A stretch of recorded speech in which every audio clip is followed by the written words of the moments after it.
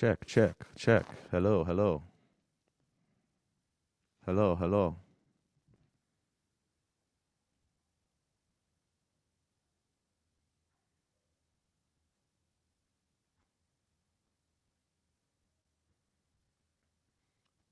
All right, I'm a panelist now. Hope you can hear me in there.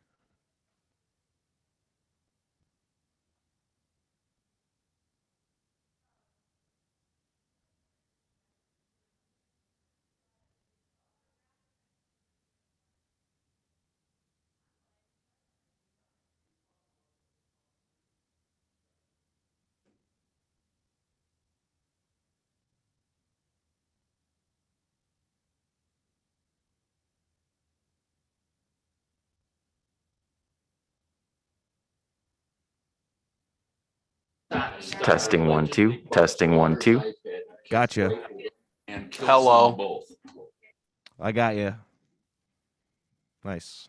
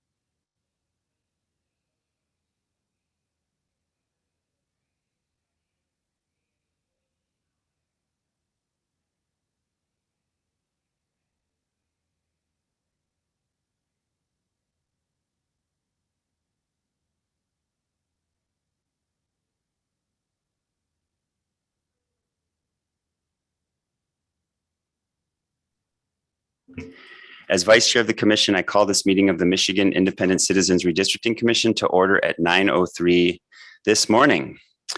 This Zoom webinar is being live streamed on YouTube on the Michigan Independent Citizens Redistricting Commission YouTube channel. For anyone in the public watching who would prefer to watch via a different platform than they are currently using, please visit our social media at Redistricting MI. Our live stream today includes closed captioning. Closed captioning, ASL interpretation, and Spanish, Arabic, and Bengali translation services will be provided for effective participation in this meeting. Email us at redistricting@michigan.gov for additional viewing options or details on accessing language translation services for this meeting. People with disabilities needing other specific accommodations should also contact redistricting@michigan.gov. This meeting is being recorded and will be available at www.michigan.gov/MICRC for viewing at a later date. This meeting is also being transcribed, and those closed caption transcripts will be made available and posted on the michigan.gov MICRC website, along with written public comment submissions. There is also a public comment portal that may be accessed by visiting michigan.gov/MICRC. This portal can be utilized to post maps and comments, which can be viewed by both the Commission and the public. Members of the media who may have questions before, during, or after the meeting should direct those questions to Edward Woods III, Communications and Outreach Director for the Commission, at woodse3@michigan.gov or 517-331-6309. For the purposes of the public watching and the public record, I will turn to Department of State staff to take note of the commissioners present. Thank you, Mr. Chair. Commissioners, please stay present when I call your name. If you're attending today's meeting remotely, please disclose during roll call that you are attending remotely, as well as where you are physically attending from. I'll start with Doug Clark. Present. Juanita Curry. Present and attending remotely from Detroit, Michigan. Anthony Eade. Brittany Kellum. Rhonda Lang. Present, attending remotely from Reed City, Michigan. Steve Lett. Cynthia Orton. Present. MC Rothhorn. Present. Rebecca Satella. Janice Follett. Present. Aaron Wagner. Present, attending remotely from Charlotte, Michigan. Richard Weiss. Present. Dustin Witches. Present. 10 commissioners are present and there is a quorum. Thank you, Ms. Reinhardt. As a reminder to the public watching, you can view the agenda at www.michigan.gov/MICRC. I would now entertain a motion to approve the meeting agenda. So moved. Motion made by Commissioner Witches, seconded by Commissioner Lett. Is there any discussion or debate on the motion? Hearing none, it is moved and seconded. All in favor, please raise your hand and say aye. Aye. All opposed, raise your hand and say nay. The ayes prevail. The motion is adopted.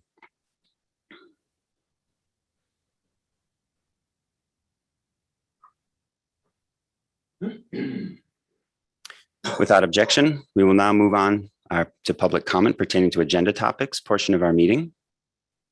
Hearing no objection, we will now proceed with public comment pertaining to agenda topics. Do we have any in-person public comment? Okay, so we will move directly to remote public comment. Individuals who have signed up and indicated they would like to provide live remote public commentary to the commission will now be allowed to do so. I will call your name and our staff will unmute you. If you are on a computer, you will be prompted by the Zoom app to unmute your microphone and speak. If you're on the phone, a voice will say that the host would like you to speak and prompt you to press *6 to unmute. I will call on you by your name or last 4 digits of your phone number. Also, please note that if you experience technical or audio issues, or we do not hear from you for 3 to 5 seconds, we will move on to the next person in line and then return to you after they are done speaking. If your audio still does not work, you can email redistricting@michigan.gov and we will help you troubleshoot so you can participate during the next public comment period at a later meeting or hearing. You will have 1 minute to address the commission. Please conclude your remarks when you hear the timer. First in line to provide public comment is Ken Wilcutt. That participant is not currently present. Excellent. Do we have number 2? All right. So number 2, Ian Robinson.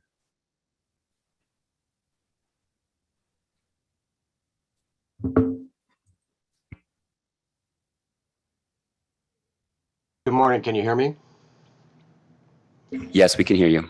Okay, thanks. Good morning. My name is Ian Robinson. As president of the Huron Valley Area Labor Federation, I speak for approximately 18,000 workers and their families in Jackson and Washtenaw counties. Please draw a state Senate map that unpacks the city of Ann Arbor and puts Western Ann Arbor with Western Washtenaw and Jackson County in a compact district that keeps our COIs together. Dozens and dozens of people have asked for this from May to October, and different versions appear in the AFL-CIO maps, the Promote the Vote maps, and many individual submissions, including P6603, which is based on your cherry map with small edits. Please make this change. It helps you on criteria 3, 4, 6, and 7 all at once. Eid and Satella's maps try to do this, but neither is perfect. Thank you. Thank you for addressing the commission. Let's move on to number 3, Jeremy Latham.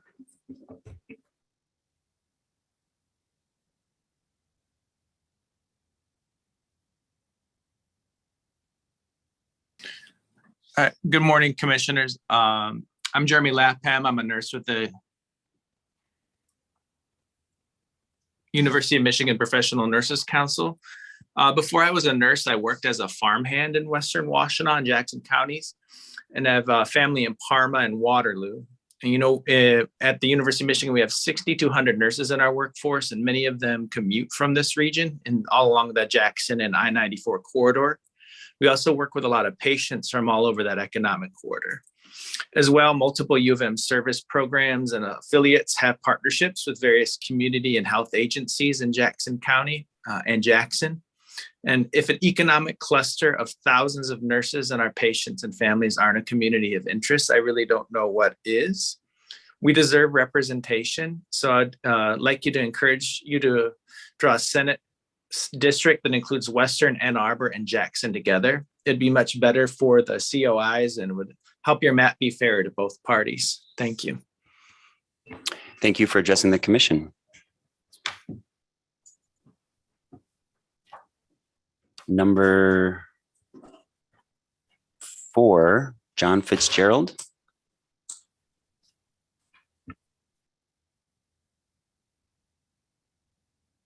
Good morning. My name is John Fitzgerald, a resident of Wyoming, Michigan, and a member of the Wyoming City Council, a nonpartisan body. I'm here today to speak in regard to the state house districting in West Michigan. In the proposed maps, Wyoming, a city of almost 77,000 persons, is split into 2 separate house districts, an unfortunate and unfair outcome for the residents of Wyoming. Wyoming deserves to be wholly captured in a single house district to provide the best possible opportunity for a representative to emerge from the city. To achieve the necessary geographic compactness, partisan fairness, and minority representation, a natural house district would include the precincts from Wyoming and Grand Rapids to include a and minority representation. A natural house district would include precincts from the city of Grand Rapids to include primarily Hispanic precincts in West Southwest Grand Rapids, along Wyoming's northern border in the Granville Avenue corridor, thus creating a strong house district with nearly minority majority representation. I encourage you to review these suggested changes, and I thank you very much for your commitment to the process. Thank you for your comments. We will move on to number 6, Micah Perkins.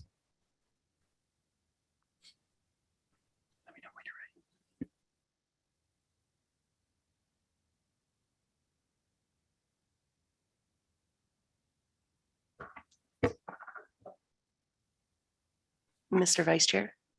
Yes, I believe I misspoke, and it's number 5, Micah Perkins. Is that correct? Prior to, go ahead, Sarah, sorry.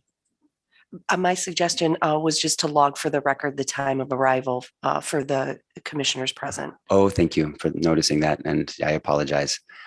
So we have 2 commissioners that have joined us, I believe, or any more, but can we, Chair Zatella and Commissioner Eid, would you each log your time? Was it 9:13? Yep. And do we need anything more? Or is it just me saying it, or do they need to say present? Okay, so we Mr. Chair, Vice Chair, just that they're noting for the record that they've joined us. Thank excellent. you. Thank you very much. Good morning. Can you? Yes, we can hear you, Micah. Okay. My name is Micah Perkins. I'm from the city of Grand Rapids in Kent County. I have some tweaks to the state house map. I urge you to create a west of the Grand River House district made up of the west side of Grand Rapids, Walker, and Granville. These areas are a clear community of interest. They are all Metro 6 cities. They share the Grand River and will want a representative who will expand Riverside parks. The West Side and Walker have a Catholic and Polish heritage and is the home of West Catholic High School. They overlap in public school districts with Southern Walker and the Granville District and parts of Grand Rapids and Northern Walker in the Kennewa Hills School District. For population reasons, you'll have to continue to add most of downtown Grand Rapids, and that makes the most sense as it would combine both downtown Grand Valley State University campuses. Thank you for your time and all your hard work. Thank you.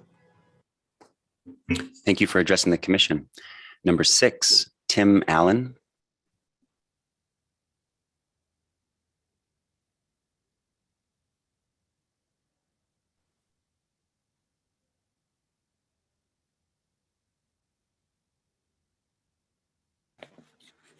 Good morning. Good morning. Thanks for letting us speak. My suggestion is that the commission should keep the state Senate districts similar to what they are right now.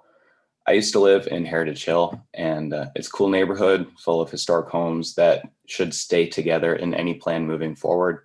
Losing all that historic architecture to a developer would be a tragedy for that area. Proposed House District 75 doesn't make a whole lot of sense to me, as you're pulling Grand Rapids Township from its Forest School District, Forest Hills School District, Maidson, Ada, and Cascade, and you're weakening that community of interest. And proposed House District 76, I would suggest, needs to keep the city of Walker with Alpine Township, as they make up the Canala Hills School District. Thank you. Thank you for addressing the commission. Number 8, James Gallant.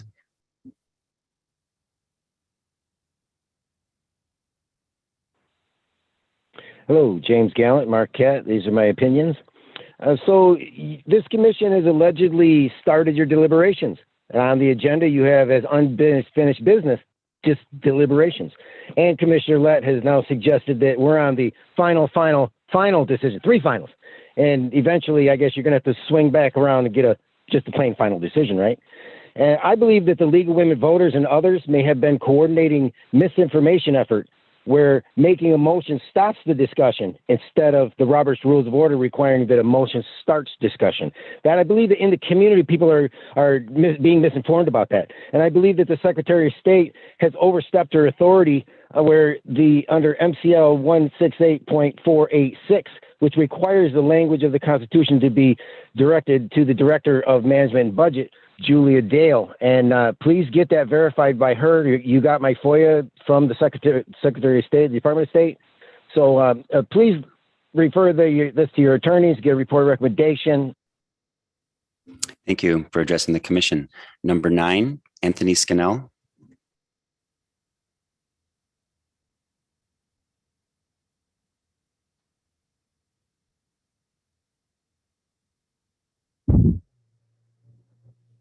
Good morning, Commission.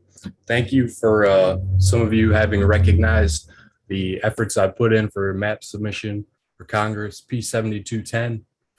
If Detroit must be split 2 ways for Congress, I think, the version I've showed you would be a little bit more consistent with the boundaries and directions of our city council districts.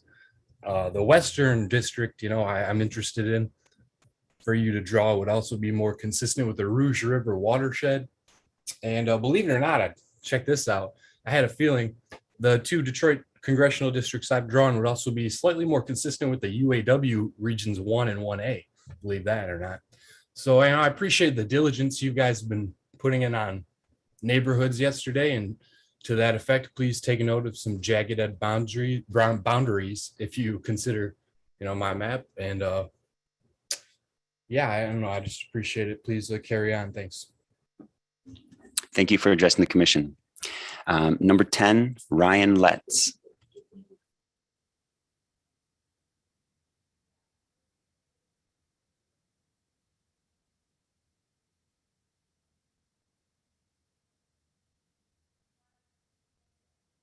Good morning, Commissioners. My name is Ryan Letts. I'm a Kent County resident for my entire life. I was born and raised in Rockford on the southeast side on a farm. I moved to the city at 18, lived in different parts of the county and the city throughout my life. I've also worked throughout my life in the county of Kent and in the city of Grand Rapids. I wanted to talk today about the state house maps in the greater Grand Rapids area. I was there July 1st at the meeting that was held in Grand Rapids. I heard a lot of comments in regards to the state house maps. I wanted to reiterate some of the things I heard at that point. One thing I was going to talk about would have been the Wyoming community. I think John Fitzgerald, speaker number 4, did a great job with that. I would urge also that East Grand Rapids, the city of Kentwood, extending out to the airport, be considered a community of interest, geographically compact, and slated for a House seat. Thank you for addressing the commission. Number 11, Karen Santelli.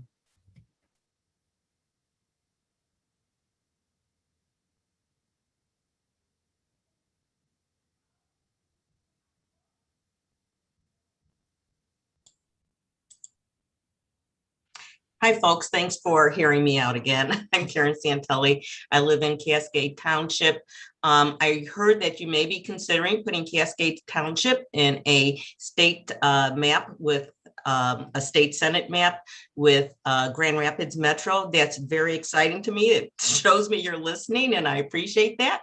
I also would like you to consider putting Cascade Township in a state house map as well, because we need representation in both the House and the Senate for the state, as all our tax dollars go to the Grand Rapids metro area. We're right next to Kentwood. We have the airport, and we all have Grand Rapids addresses. So we are a suburban urban area of Grand Rapids. So please consider us both for the state House as well as the state Senate. And thank you for listening. You're doing a great job. You're awesome. God bless. Thank you for those appreciations. Really appreciate that. Number 1 has joined us, Ken Wilcutt. We'll return to number 12 after Ken Wilcutt. Number 1, Mr. Wilcutt.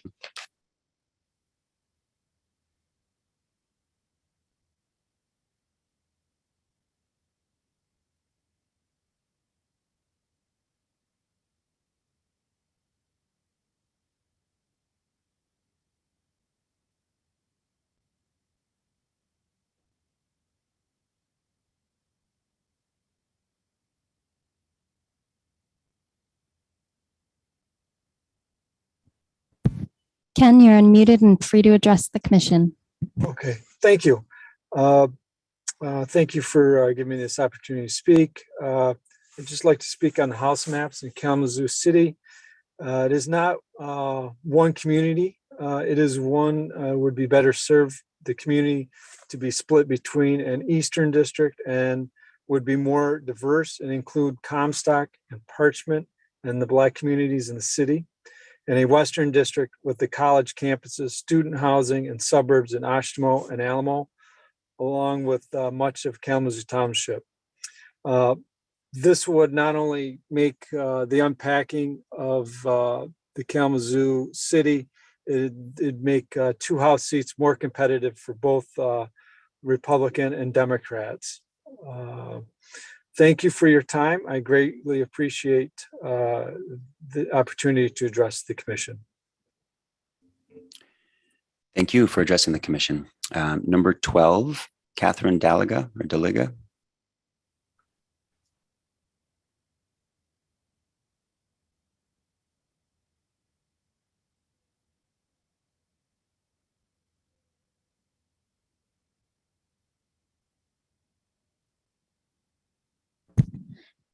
Catherine, you're unmuted and free to address the commission. Thanks. My name is Catherine Daliga. I'm a lifelong resident of Michigan and a 23-year resident of Washtenaw County, now in Ypsilanti City. I'd like you to please focus on 2 fundamentally important principles. First, partisan fairness, and second, maintaining, if not improving, on the number of majority-minority districts we now have. Please keep building on the progress you've made so far according to standard metrics.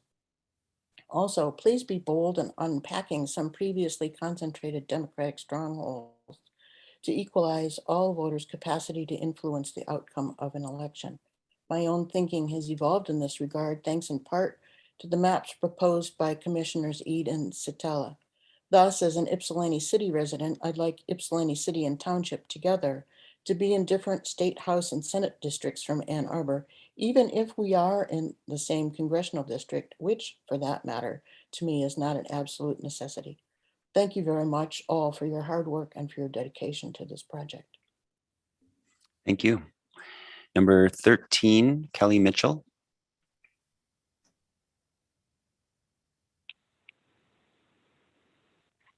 Hello, thank you. I'm proposing that you keep the state Senate district for Grand Rapids the same and not move the line from Fulton to Wealthy Street. Dividing Wealthy Street would split the neighborhood association of Heritage Hill and Easttown into 2 districts. Secondly, the House District 76 map that is being proposed that includes the city of Walker and many different neighborhoods within the city of Grand Rapids, Alpine, Center, Downtown, West Side Connection, West Grand, and Easttown. All of these neighborhoods are different from one another and don't form a community of interest. The city of Walker is drawn with Alpine Township for the current State House District.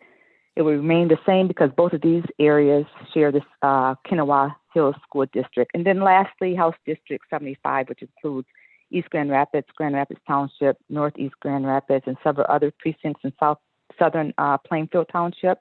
This map interferes with several communities of interest. Grand Rapids Township forms a community of interest with Ada and Cascade Townships. Thank you for addressing the commission. Chris Herwire? Hi, can you hear me? Yes, we can. Awesome. Good morning, commissioners. My name is Chris Herwire, and I am a resident of Wyoming in Kent County. We know from the testimony you all received during the public hearings last week and the week before that Kent County's state house plan still needs some work. I saw a plan that was recently submitted on the public comment portal for the Grand Rapids metro area. It's ID P7083. It fits the intentions of your original state house drafts and gets you closer to achieving partisan fairness statewide, while also keeping the 6 cities together, along with including some of the more urbanized townships to help the districts reach the target population. Specifically, this map would include Ada, Cascade, Plainfield, and Grand Rapids townships as part of the extended metro.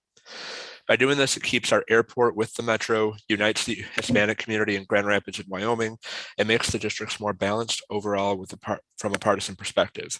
When making changes to the state house map, I would ask that you consider using map P7083. Thank you so much for your time, and I appreciate all the work that you have been doing these past several months. Thank you for addressing the commission. Curtis Fernandez.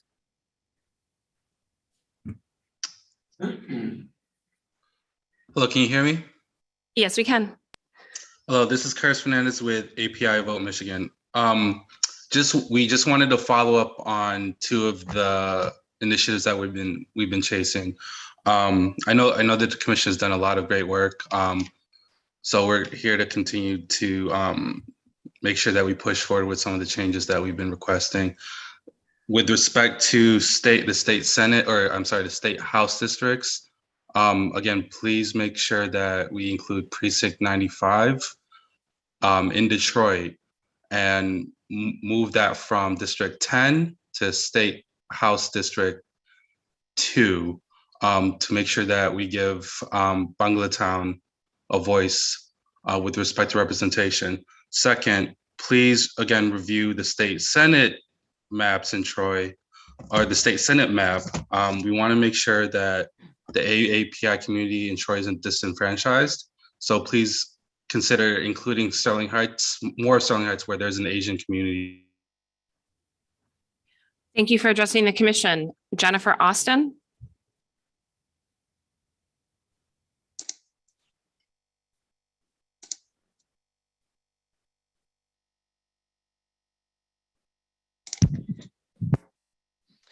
Hello, Jennifer Austin. Jennifer, Yes. can I stop you? So Sure. After you use your 1 minute, can you stay on for a second? Because I actually have a follow-up question for you. So don't Sure. just jump off at 1 minute. Thank you. Okay. Okay, so hello, Jennifer Austin, City of Midland. I just wanted to pop in today and let the commission know how much I and many people from Midland and the Tri-Cities appreciate the important work that you're doing. I truly believe that the commission has partisan fairness and the best interests of Michigan at heart. The maps are not ready yet, but I have faith in the process and also in the people who have undertaken this mission. I'm especially grateful for the Tri-City Senate District drawn from Midland Bay and Saginaw. There's only a 3 to 4% difference in the partisan lean, which in election terms is negligible. This district is winnable by any party.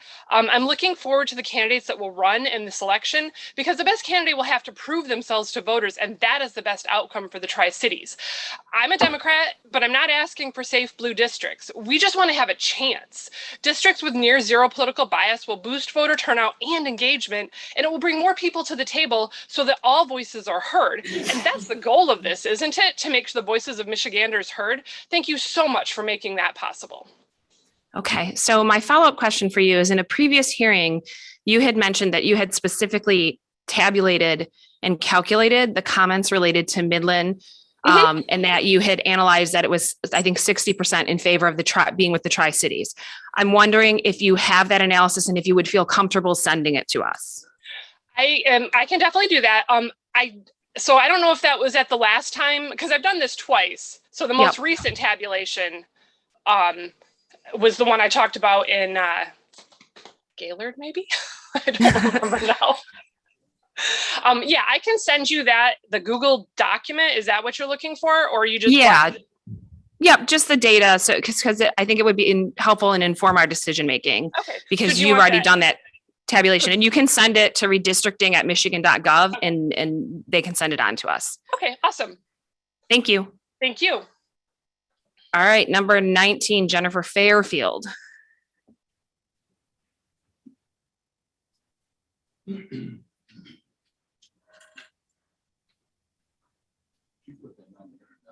Did she? Good morning. My name is Jennifer Fairfield, and I am a resident of Bridgewater Township in the far southwest corner of Washtenaw County. I want to first sincerely thank the commissioners for their work in this very tedious process. I am here today with a request with regard to the state Senate maps. I understand from your discussion yesterday that you are open to considering unpacking Washtenaw County, and I am here to encourage you to do just that.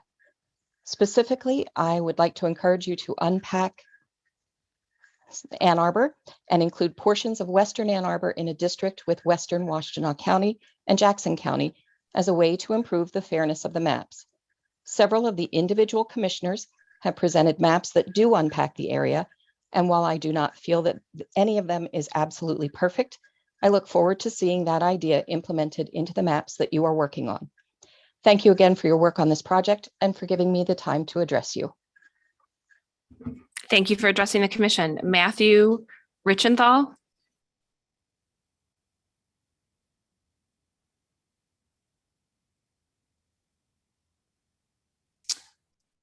Yes, hello. I'm a resident of East Grand Rapids, and as such, I've been keeping my eye on Kent County and the great work you've been doing there. The one tweak I was really hoping you consider is that right now, East Grand Rapids is with Grand Rapids. And my hope instead is that you would lump us in with Kentwood. This would create a district composed of the two Metro 6 cities that are in the southeastern and eastern part of the cities. We share transit and water and sewer, garbage services, the same form of government. We're strong supporters of public schools. And then from there, I would hope you would add Cascade Township, which includes the Ford Airport, which is vital to the metro region and its businesses, and therefore I think should be repped by someone with strong metro ties. I mean, there aren't really any farms in Cascade, not as much as it used to be, certainly anymore. So I feel like it should not be considered with rural townships. Metro Grand Rapids divided into postal service quadrants, and with Kentwood, East, and Cascade, you'd have the ideal southeast suburban city house district. Thank you.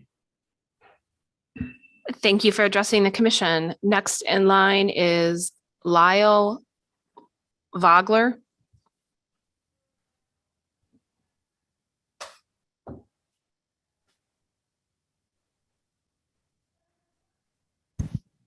Lyle, if you can unmute yourself, you're free to address the commission.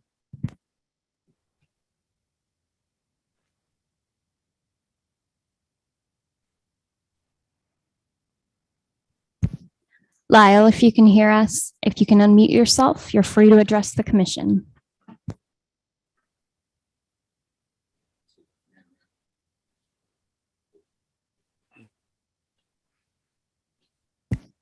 It appears Lyle may be experiencing audio difficulties. I would recommend we move on.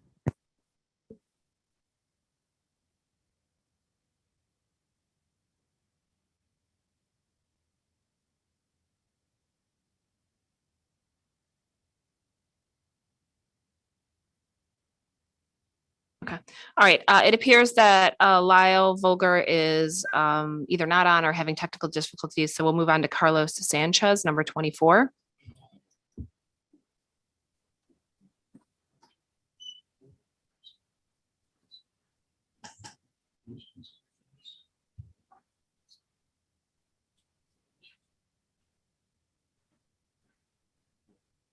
Okay. Good morning. My name is Carlos Sanchez. I am a resident of the city of Grand Rapids. I'm the director of the Latino Business and Economic Development Center, and I've been the executive director of both the Hispanic Chamber and Hispanic Center.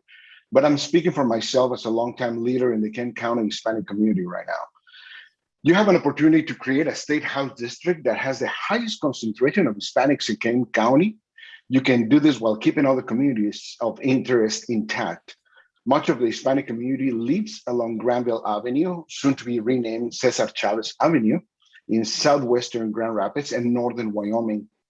Other Hispanics are spread throughout the rest of Wyoming. I ask you that to form a district made up of all of Wyoming and add the most Hispanic precincts of Grand Rapids, which are 15, 22, and 16. This district would be 30% Hispanic, so our voice will be finally heard. We make up 11% of the entire county and want a representative in Lansing who will work with. Mr. Sanchez? Oh, never mind. If you could, I wanted to ask him to repeat the street names. I didn't catch them. He had precincts 15, 20. But he said some street names first. Yeah. I got the precincts.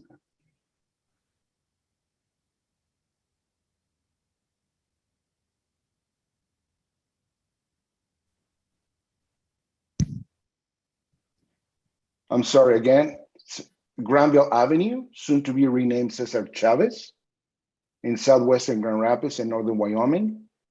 The Hispanic precincts are 15, 22, and 16. Okay. All right. Thank you very much. Thank you. All right. Number 25, Richard Williamson. Good morning. I am Richard Williamson from Granville in Kent County. Thank you for understanding and addressing six cities and our core suburban townships. Your latest Senate discussions reflect your understanding of our area, and your House maps are getting closer. I have some changes to the maps that improve our internal communities of interest. My map, Districtor 63361, fits into the greater GR border outline you have already drawn, but makes better sense for our communities. Keep most of the central, near majority African-American district in the center, and then I have 4 districts around it. In the southeast, move East Grand Rapids with Kentwood. There are the 2 eastern 6 cities. Add Cascade as a suburb and Ford Airport. In the northeast, have Ada Township replace East GR, and you've got a compact Forest Hills and Northview School District centered around GR Ward 2. In the southwest, keep Wyoming together and add a few nearby GR precincts. In the northeast, keep your West Side GR and Walker District, but add Granville. All these communities have overlapping school districts and commercial districts. Thank you again for listening. Thank you for addressing the commission. Corey King.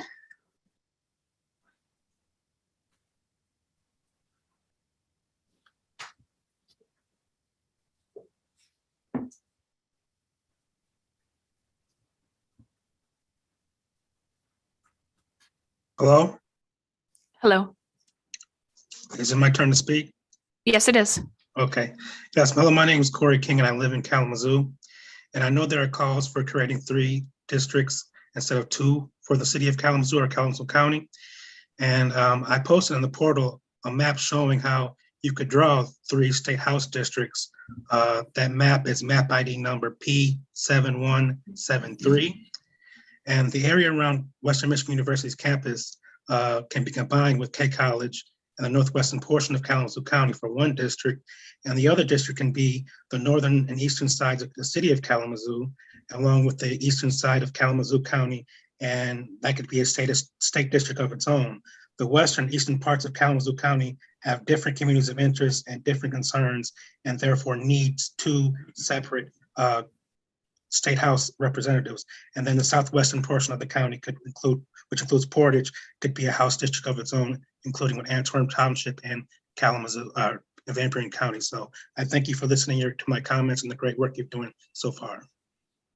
Thank you for addressing the commission. Robert York. Hi, can you hear me? Yes. Awesome. Thank you so much. My name is Robert George. I'm a Washington County Parks and Recreations Commissioner. I just wanted to speak briefly on the conversation of unpacking the County of Washtenaw. As I mentioned at the Flint hearing, the individual commissioner maps do a great job of this.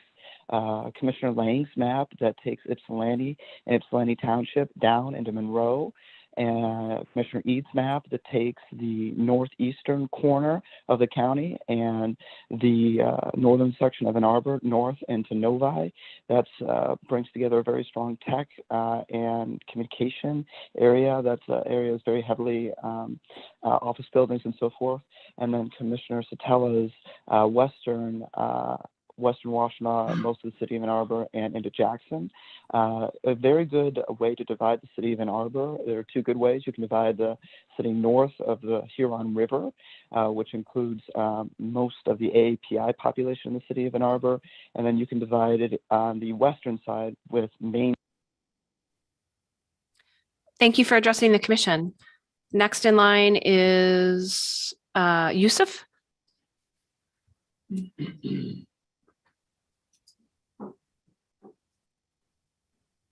Good morning, commissioners. My name is Yusuf. I'm from Troy. It is nice to be able to speak with you again. My map is P7997. I based this map on Cherry. Sterling Heights is not COI with Detroit. In my modified map, Sterling Heights, Troy, and parts of Rochester Hills are in one district, as they should be. I also took two neighborhoods, one from Troy and one from Sterling Heights, that were included in the same district as Hamtramck, and put them back with Troy and Sterling Heights. Sterling Heights is one of the most populated Chaldean communities in Michigan. Please do not disenfranchise Chaldeans living in the east side of Sterling Heights. I also heard APIA vote request more of Sterling Heights to be included with Troy. I agree with them. Map P7997 does that. Thank you for listening, and I will continue praying for each one of you, commissioners. Thank you for addressing the commission. Jason. Numbers 29 and 30 are not present. 29 and 30. Robert Dindoffer.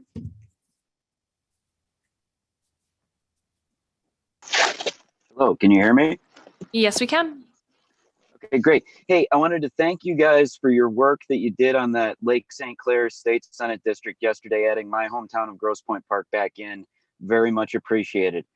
I wanted to let you know that you can complete the lakeshore by adding Ira Township and two precincts from Clay Township that are on the lake without doing anything else, because District 25 is overpopulated and District 7 is underpopulated. If you just move those, you don't have to do anything else, and you've completed the lakeshore. Second tweak I would request is the Jefferson Chalmers neighborhood in Detroit, as opposed to the Moross Meringue neighborhood in Detroit, because Jefferson Chalmers is on the riverfront and is a nautical community that fits with the rest of the district in the COI better than Moross Meringue. And the third is, if you're feeling adventurous, add the rest of Clay Township and Algonac back in and take New Haven out of the district. It'd be an even swap. Thank you for addressing the commission. Last commenter is Sharday Chambers.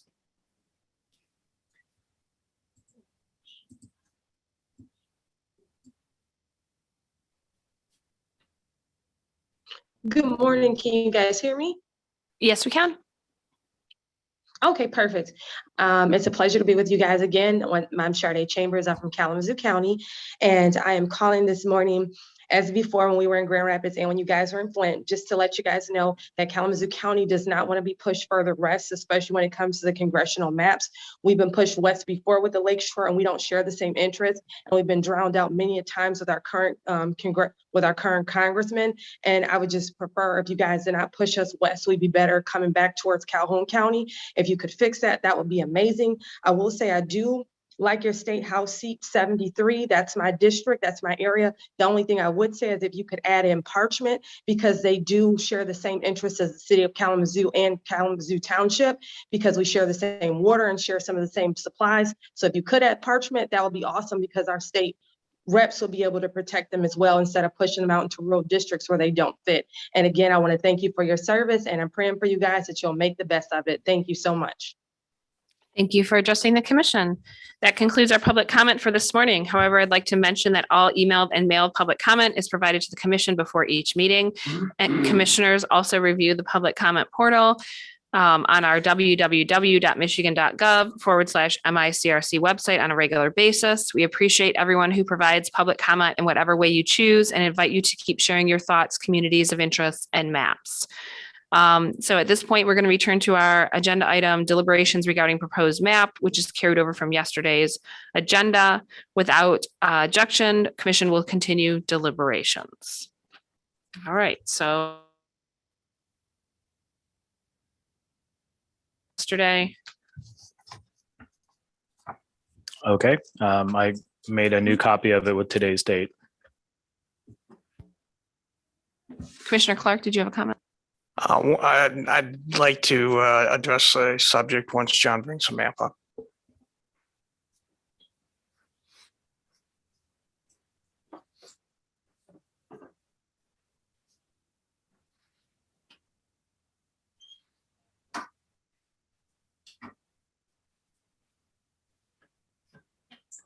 I'm sorry, Commissioner Clark, could you repeat that? I said I'd like to address the subject once John brings the map up. Oh, It's okay. up now. Okay.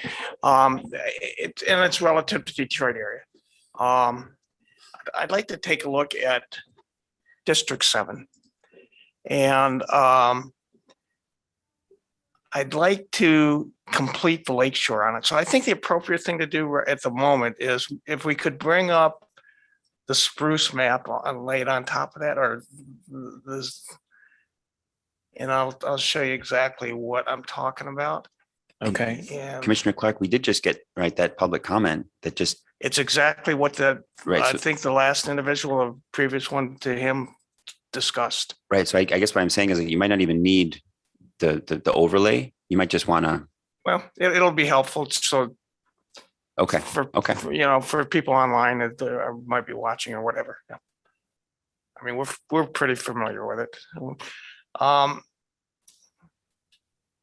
We've had some discussion on this previously. And I went back and I looked at the other Senate maps last night, and the spruce map identifies this as the approach that I feel we should take. Anthony's individual map did the same.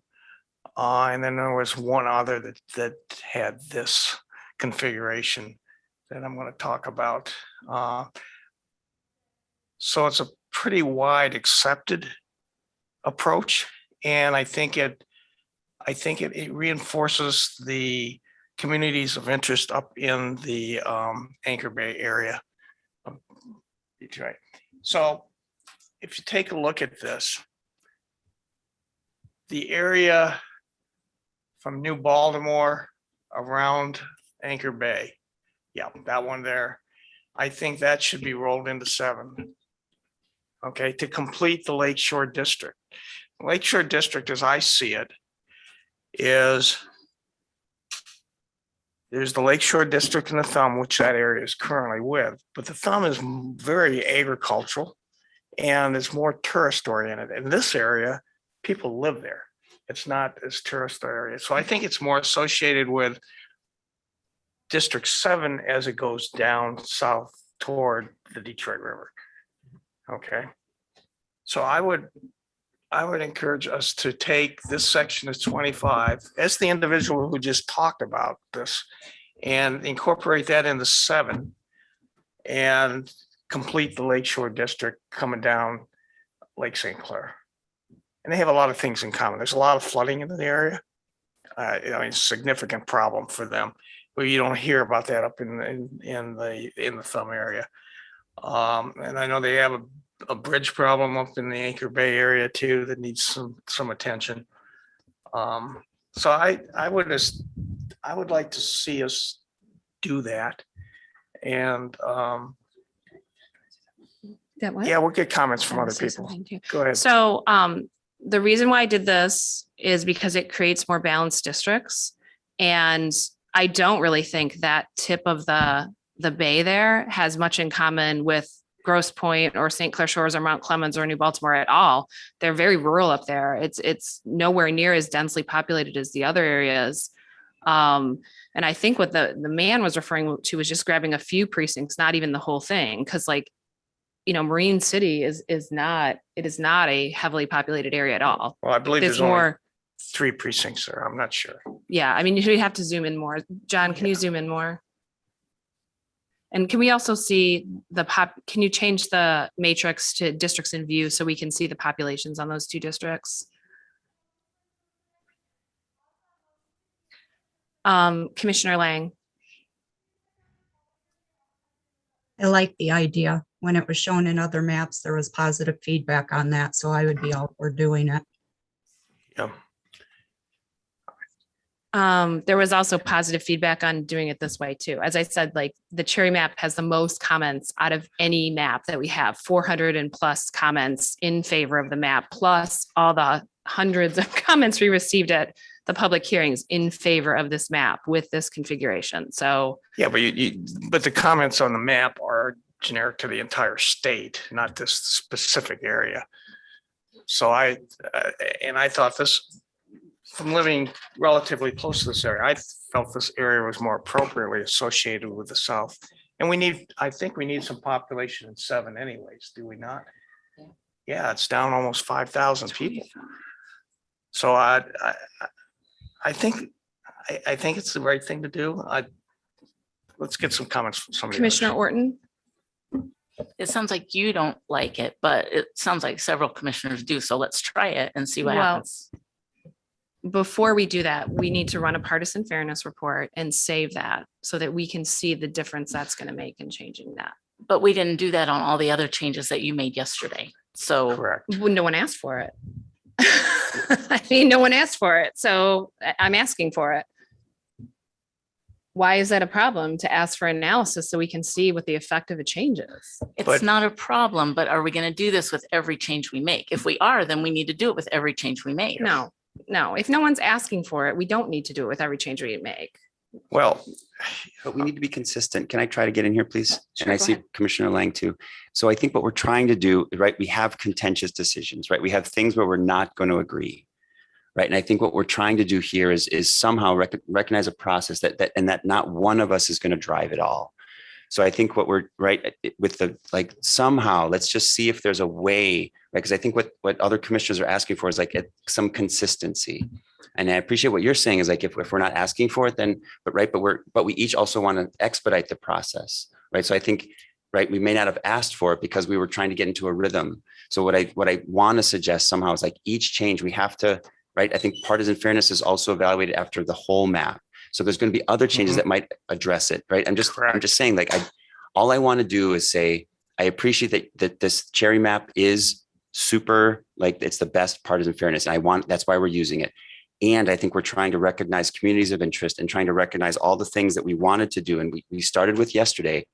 This is also a community piece, and maybe we don't need the whole thing, right? So let's talk about, I guess what I mean is there's the ideas in the map and there's ideas from the people, they're conflicting. We have to give ourselves a process. And so to have some consistency. So I'm not against having partisan fairness, but it is not consistent with what we did yesterday. And we do have to figure out how to expedite this because it's Friday, right? We've got a lot more maps to do. So I just want to acknowledge that we have to begin to trust each other a little bit more and try to understand how we're going to move forward together with these contentious decisions. And if we look at the partisan fairness numbers, and let's say they go up a little bit, okay, rather than down, which I know you're focused on driving them down. But that's okay, because when we talked to Bruce yesterday, he said, it's okay for that sort of thing to happen as long as you can document it and justify it. Well, And the justification, I think, is that this is the Lake St. Clair shoreline. It's not the Port Huron or the Huron, Lake Huron shoreline up north. So I think it's more appropriate to do it that way. so what you just said is we have to document. And so I'm asking to document, run the report, and then run a second report so we can see what the change But was. the second But you're report- saying I don't want to look at the data. But the second report's no good to you until we make all the changes in the state. No, because you can see for individual districts what the changes. We talked about not Madam Chair, doing, can we please just take a vote on whether or not the commission wants to try this change so we don't waste time debating back and forth? At this point, I think that might be the best process to take. Yeah, Anthony, did you have a comment? Yeah, couple comments. First off, while I do like this cherry map, it's not the most partisan fair one. We have two individual commissioner maps that are both much more partisan fair than this map. Interestingly, one of those commissioner maps, individual maps, does have 25 with 7, that area that Commissioner Clark's talking about. And when you take that map in the whole with all its other changes, it's a more partisan fair map than this map. But also Commissioner Zatella's map does not have that change, and it's also a more partisanly fair map than this map. I guess what I'm saying is I don't think it makes much sense to just look at one small change as far as the partisan fairness numbers go, because it's the whole map that matters. But if a commissioner wants to look at it, I think we should look at it. We just have to keep in mind that it's the whole map, because we changed 25, we're gonna have to add population in a 25. That's gonna have to go somewhere after. yeah, the population from 25 will go to 7, which is short 5,000 people. Well, I think, we may or may I think not. 25 is under, That's why we should try it and see or what happens. is it the other way around? I just wrote it down somewhere. Commissioner, or Miss Reinhardt. Just noting for the record that Commissioner Callum has joined. Commissioner Callum, could you let us know where you're attending remotely from? Absolutely. Good morning, everybody. I am attending remotely from Wayne County, Michigan. Thank you.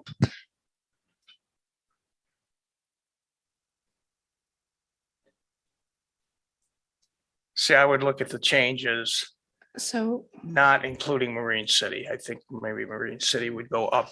It's on the St. Clair River. So it's more associated with the north, but the other, the 4967, the 8446 and the 40, I'm not sure about the 4196, but at least the 8446 and the 4967, I think would be appropriate. but that's adding 12,000 people. Mhm. So now you've got District 7, that's going to be over by 8,000 people. Well, it's down 5,000 right now. Right, but you're adding 12. Actually, you're adding almost 13. Yeah, but we'll have to figure out where to take it from. And I think this is where we want to recognize the costs of making the changes. I think that's what I'm hearing, right? And that's right. That's right. There's ways to do it. So maybe we take less, right? We try to do the best we can, preserving communities, but also understanding that we are right. There's no one right way to do it, but the process we take to do it together feels like the part that I feel like we need to focus on, like how we do this together. So we feel like, okay, right. We're not, yeah. Commissioner Orton. Why don't we just try it? We can undo what we do, but let's try it. And let's just try with the precincts. Someone else worked it out for us. We just try the precincts. We don't have to take that whole section. Like he said, we don't want Marine City in there. So what are the let's just try it. precincts? Well, 4967 and 8446. But that's too much. True. That's what I'm saying. That's too much. So just do Anchorville and Fairhaven. Could we try it? Well, you can try it, but you're going to be, you're It's not gonna going be to too change the hard. math on it. Well, then maybe we go back down south. What- Let's try it, John. Let's see what it looks like. Then we can always go back down south and look at the Grosse Pointe area and maybe move that back into Detroit too.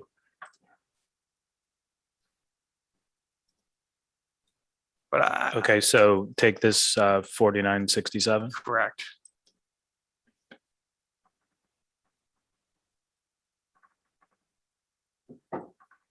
And then the 8646. Correct. But, well, we have to take that, don't we? Yeah, and Yeah. you would No, look at well, making no, something. we don't have to. Okay. Yeah, go to the block level and let's eliminate some of that, because what I want to do is keep the communities that are on Lake St. Clair, an anchor-based part of Lake St. Clair, associated with those that are to the south. So I took that precinct out. Does that accomplish what you wanted? Okay, so where are we? We're over 6,000, which is 2.3%. Yeah, we're still within what we need to be within.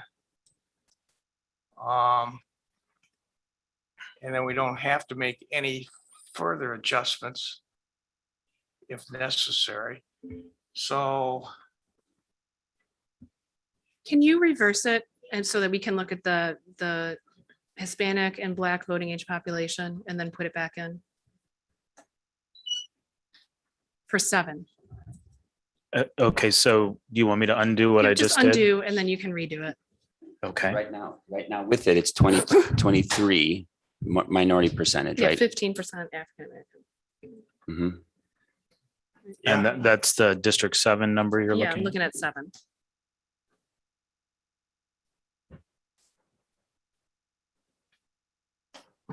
Chair Zatella, I have a question. Sure, go ahead, Commissioner Conlon. Just can someone quickly state, since I'm just now joining, what this kind of back and forth is?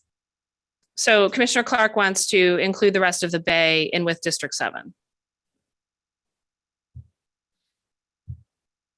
Okay.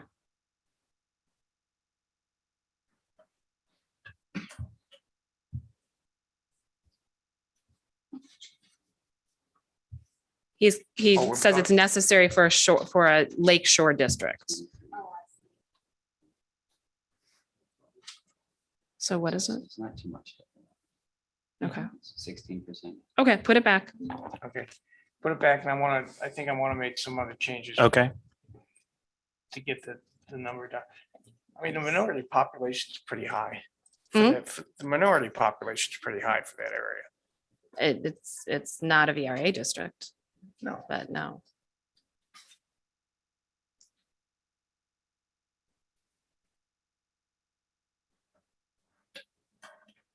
Okay, that one. And the next one down. Okay, now what I want to do is where that city is, 4190, Yeah. just above that, Yeah. I want to change that to green.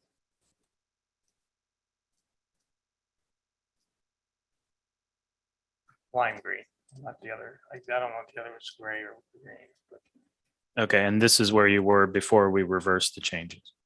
correct, I believe so. Yeah, around 6,000. Yeah.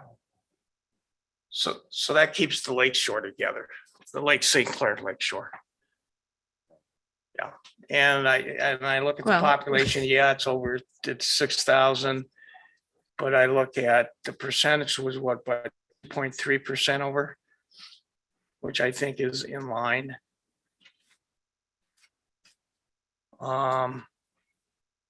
Yeah, that's what I want to propose, and I think we should do. I think it keeps the community of interest of Lake St. Clair issues together, all the way down to the Detroit River. And there's some significant issues that they all have to deal with.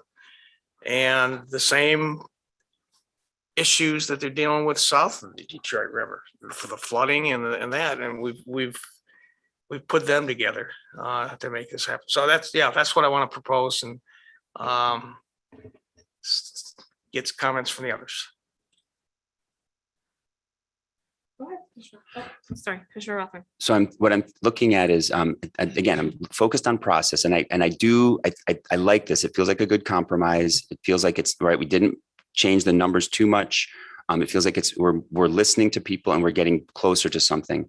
What I'm looking at though is also like the 25 is now our largest population deviation. And so what I'm thinking about, again, in terms of process, whenever we make a change like this, let's just note if that county, and I'm looking up in the right hand corner, the orange block. So what I'm thinking is now that 25 is out of whack, it's also the one that's going to make our plan deviation, right? We're going to remediate it the most. So if we can, because we've adjusted 7, let's also just try to say, okay, how are we going to fix 25 while we're here, right? Because we've just changed it. Again, I'm thinking about process. Whenever we do this, we did this yesterday too. It's just looking at if we make a change and one of the districts around it pops up and we can affect our plan deviation, let's address it. The second thing I'd like to do is just suggest somehow, because we do need to look at partisan fairness, because we didn't look at it yesterday and we're trying to talk about how we do that today. Let's just make let's just say when do we look at it? How are we going to monitor ourselves, right? And recognize that somehow we need to be aware of it as we make changes, right? If we make too many changes all at once, we won't be able to really understand if we're going forward, or how do we do it? Commissioner Orton. Well, And then Commissioner Kellum, sorry. 2 things. Right where John's cursor is, actually, right where the screen is. District 2 is low by about the same amount that District 25 is high. So, or the other way around. Oh no, District 2 is low. Oh, okay. Okay, sorry. It's hard to see the negative on here, but okay, so that doesn't solve that problem. But I thought that I don't know if we said this out loud, but I thought what we were doing yesterday was making all these little changes that people saw, and then looking at partisan fairness, because what the changes that we're making are mostly for population, VRA, if it's included, and communities of interest. And then we look at partisan fairness, and if we have to make some tweaks, we do, but without messing up the things that are higher than partisan fairness.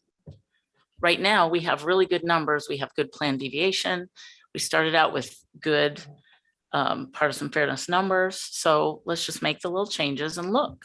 Well, I think that when you don't have a baseline, looking is it's a false exercise, because if you don't know how what you did change something, how can you evaluate whether it affected it? I mean, it's just sort of like, oh, well, look, but you can't say it was that change that made the difference. So whatever. We know it's what done map, now, Mr. Adelson. We know what map we started with, and we know what the numbers But were. nobody ran partisan fairness on this yesterday.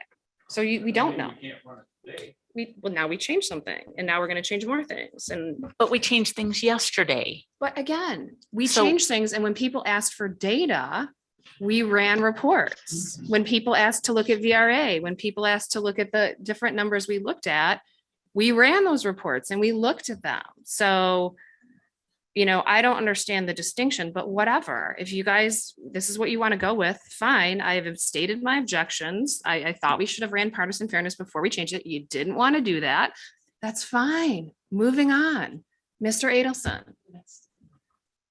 Thank you, Madam Chair. I just wanted to make a quick comment about deviations. With the deviations with 6,000 over in 7, and just as an example, 3488 under in 6. Please keep in mind the overall deviation, which is still under 5. So that, yes, the District 7 is 6,200 over, but that really didn't affect the overall deviation. And I would suggest that just in moving forward, you always keep your eye on that overall deviation. And if that is not changing dramatically, then whether something is 62 over or 3,500 under for the time being really doesn't affect the overall deviation. You're well within what the Supreme Court has decided about one person, one vote. So I just wanted to mention that. Yeah, I was going to say, as long as it's below 2.5 one way or the other, it's not increasing us above the point where it's unacceptable. And it's currently at 2.35. So it's fine. It's within deviation. General Counsel, do you have a comment? I have a very brief comment. Thank you, Madam Chair, and good morning to the commission. I just wanted to again highlight in the mapping process document, starting on page 14, under number 5 for draft proposed map adjustments, there is a process set forth that, again, I know that both myself and other staff have highlighted in MDOS as well, that the commission is free to modify as it sees fit, but there is that guiding document that may also assist the commission in these efforts. Commissioner Lott. We're spending too much time arguing about whether or not we ought to do a partisan fairness. So here's what I'm moving. I'm moving, we do a partisan fairness right now. That will set a baseline right now today. And as we make changes, I'm going to move to check the partisan fairness on the whole state each time we do it. So I'm moving for partisan fairness check on the state now.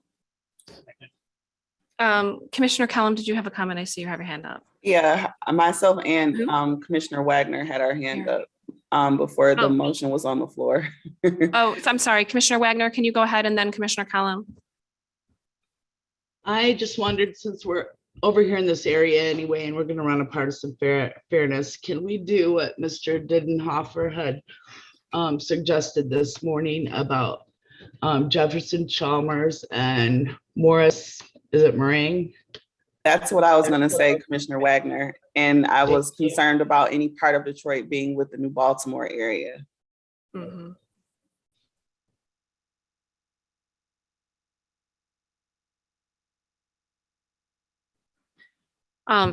Brittany Kellum, did you have additional comment about the motion, or was it just about? It was literally what Commissioner Wagner said. I was going to suggest that swap. And thank you for using my first and last name, because I love that combo. So, General Counsel, we have a motion and second on the floor. Do we need to resolve that before we look at this other issue that's been brought up?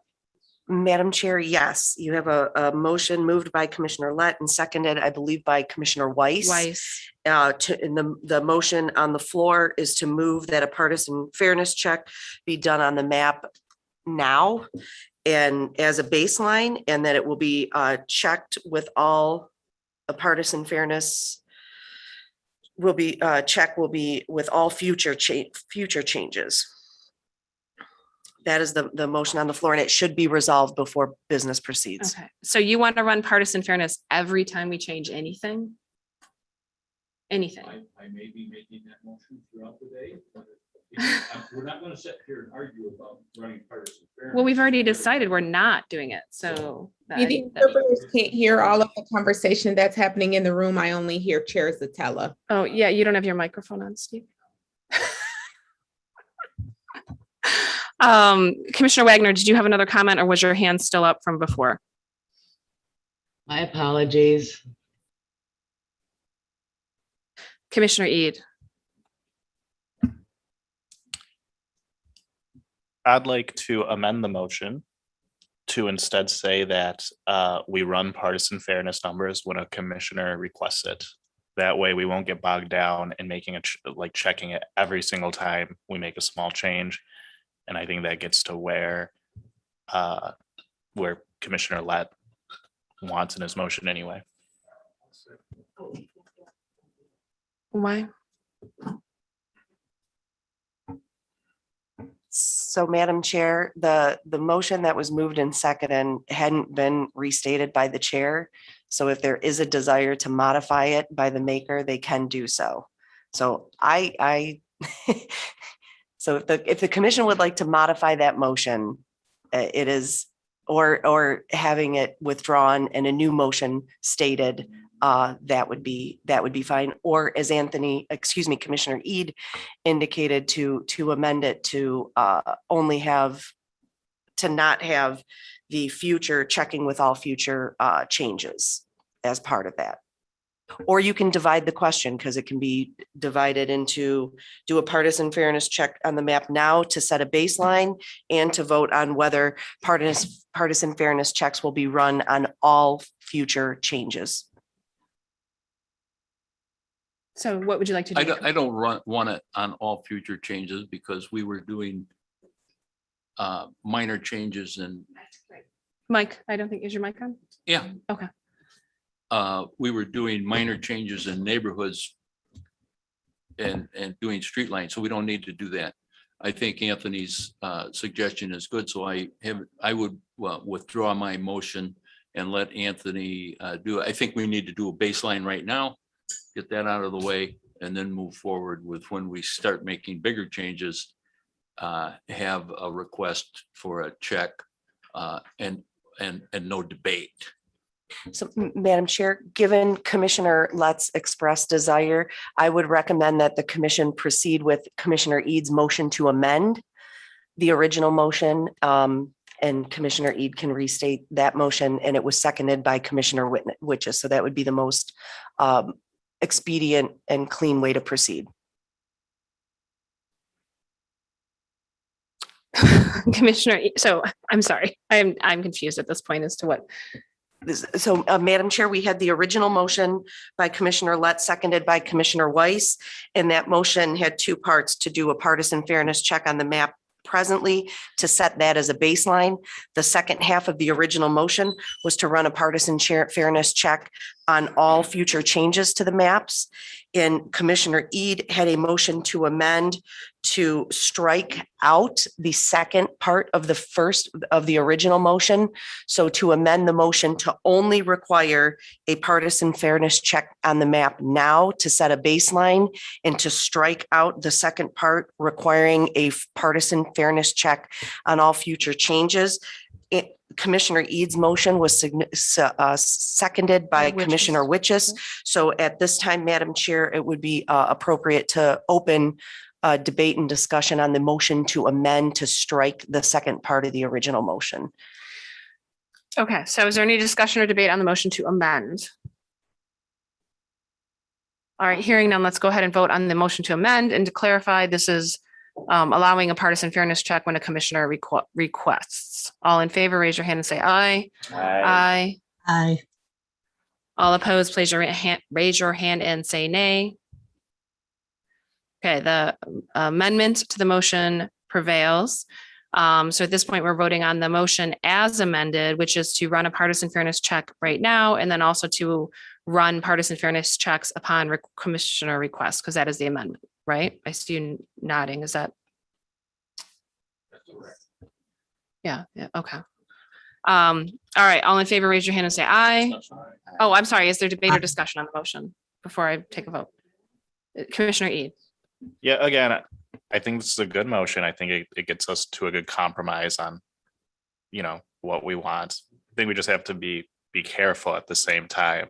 Because again, for this, the reason I don't have a big stake in this area in particular is because we've already demonstrated we have two individual maps that have the different configurations for this area that both support communities of interest and do a better job of getting us partisan fairness. So there are a lot of things to keep in mind when running the data.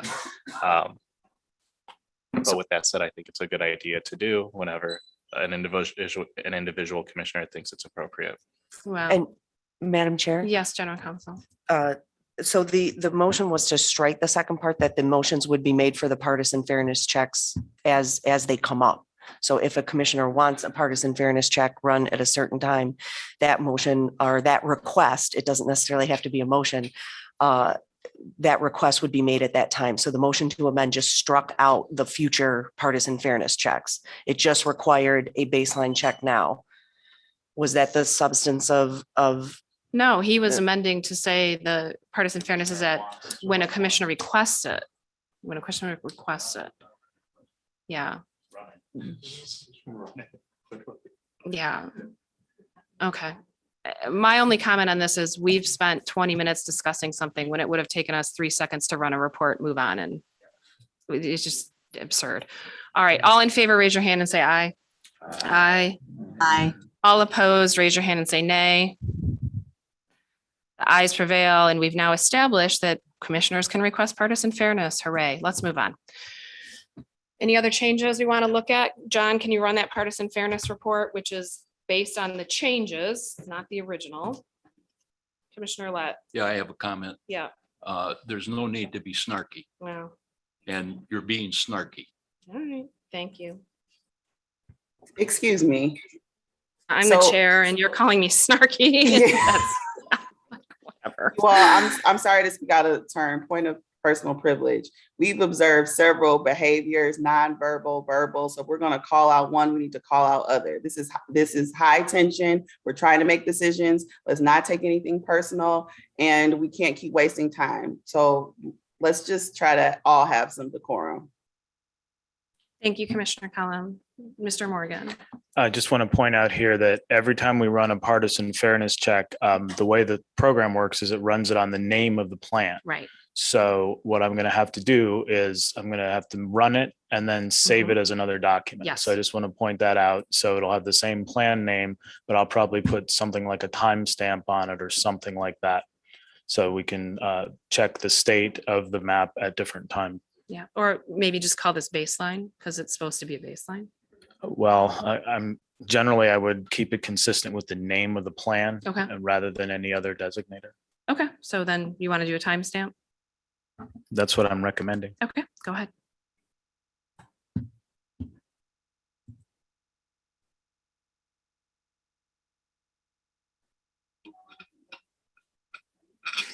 No.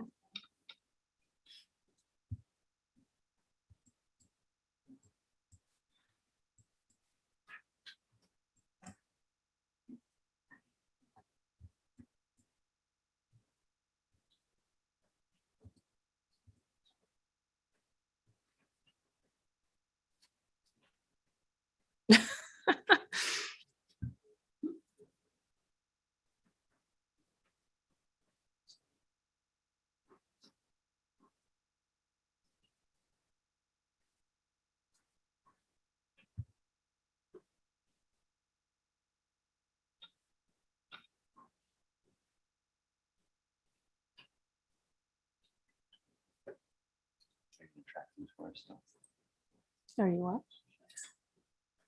But this is not a legitimate baseline because it's not from me.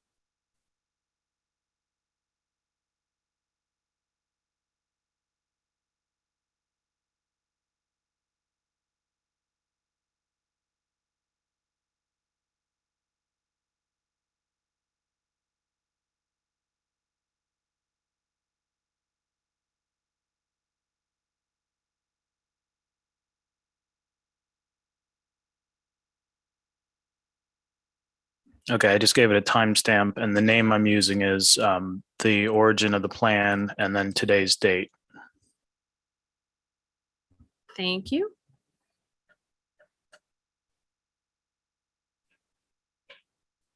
All right.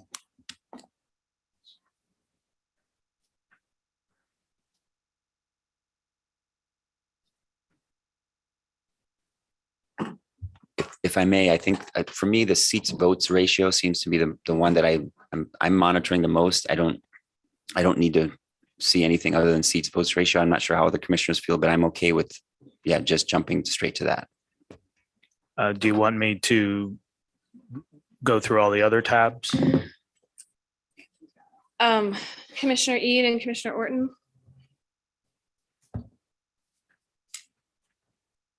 Yeah, I mean, they all go together. So I think we should look at the seats to votes ratio changes as the efficiency gap changes, and they all kind of change as the efficiency gap changes. It gets lower, the seats to votes ratio changes. Mm-hmm. So let's look at all of them. Originally, the map as we had it come out of the second round of public hearings before we made the changes yesterday, it was at 4.5% lopsided margin, 2.2% on the mean median difference, 3.4% on the efficiency gap. And the seats to votes ratio was 20 Democratic to 18 Republican with a 0.3% bias.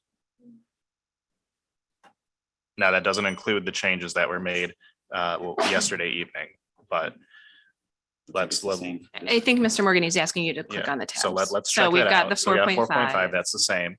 Okay, so this is the lopsided margin. Yep. Okay, this is the mean median. Okay, 2.2, also the same. This is the efficiency gap. 3.2.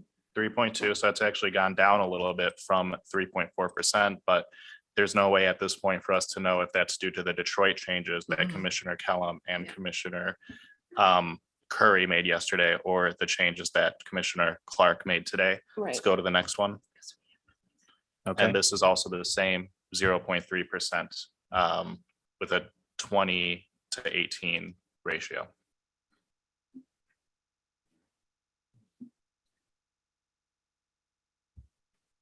Commissioner Clark.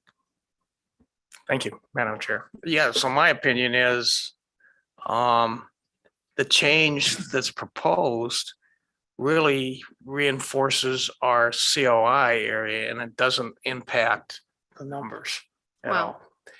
Factoring in also what Again, what happened yesterday. We didn't do what I asked, so I don't know that that's true or not. So if you're trying to reassure me in some way, I'm not. I'm mean, making a comment to the to me, public like, and to the if you guys commission. don't want to look at partisan fairness, let's not. I mean, No, what I was asked for, we didn't do.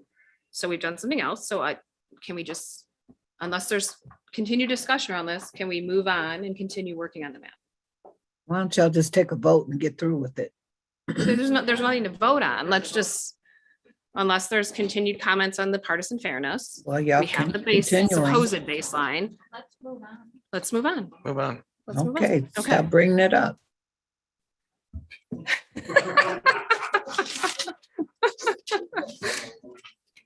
All right.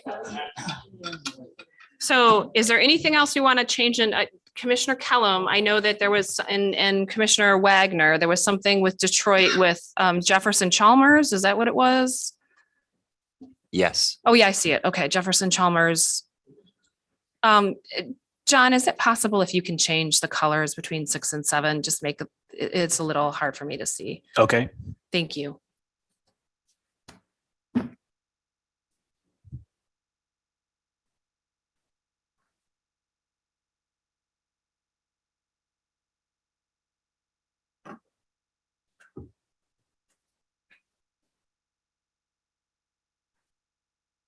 Holy neighborhoods.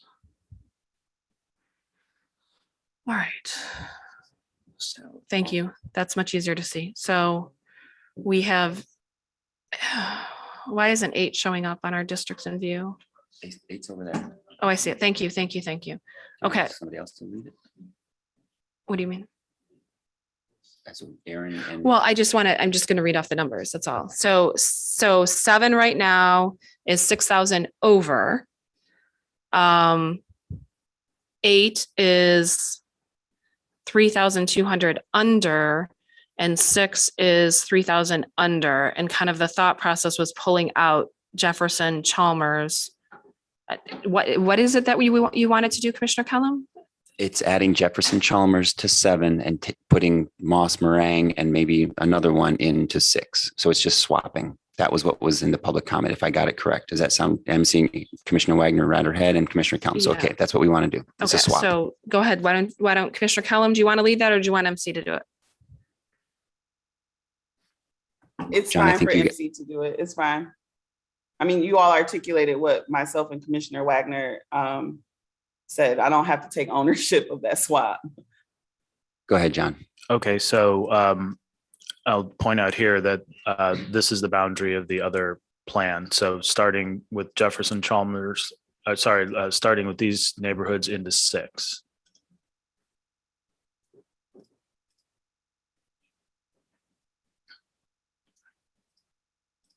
I'm just curious, what was the rationale that the person gave for wanting to make this change? The Jefferson Chalmers area was more of a, Grosse I think coastal, I think you said a coastal It community. is. That's a part of the Gold Coast.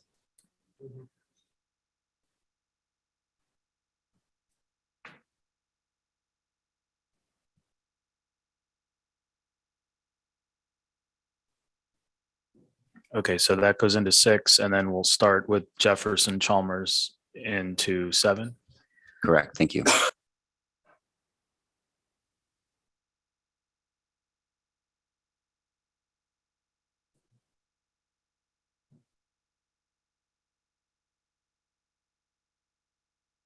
Okay, that reflects the change you requested. And I think we're all set. Thank you. And I'm wondering, so if that's it, and we're still within deviation, one of my memories is that we haven't quite finished that, what, Mr. Stegall highlighted for us yesterday, right? That idea that, Highland Park, right? The actual municipal boundary actually divides houses. And so we may want to look at that before we leave the Detroit area, and other things that we may have forgotten. Honestly, for that one, that's the municipal boundary. That's Yes, where I it was gonna is. say that's the real boundary. They are well accustomed in that area, the precinct clerks, as to what houses in what area. It's not going to be a point of confusion because Highland Park is a separate municipality from Detroit. So I don't think that's a change we need to dig into. And I would agree. It's the city inside of the city. So Yep. It's just not needed. Okay. It's weird, but it's not needed. I'm okay with that. Thank you. All right. Are we anything else in the Detroit proper area? Is there anything else on the list from yesterday? We have more stuff for Metro Detroit, but I'm just Detroit itself. So on the list from yesterday, we have API concerns around Novi, which I'm not sure affect the Senate map or not. And then also, and there was a comment today that lifted this up again, Troy, Rochester Hills, API as well. So we have kind of those two areas to look at Metro Detroit from an API perspective. So if we can kind of go out to Novi first and take a look, because I'm not sure if it's this map or the house. I feel like it might be the house map that they were talking about for that particular area. So can we, if you go to the left outside of Livonia West, that's where we're going to get to Novi. Okay, so Novi is together on this map. So that is not the concern on this map. So that's a house map concern. House map. All right, so can we go up to Troy, which is currently in blue, number 16, Commissioner Eid? Well, I think what we're gonna have to decide, because the changes are going to meld into Oakland County, especially Novi, is what are we gonna do with Ann Arbor? Right, because if we change Ann Arbor, it's probably, Ann Arbor and Novi are close to each other. We've seen two configurations, one that brings Novi into it, the other that does your north and south split, which I think also works and doesn't bring Novi into it. So do we want to do that now because it's going to affect Novi, or do we want to just do this and then go to there? I was going to come down to Ann Arbor last.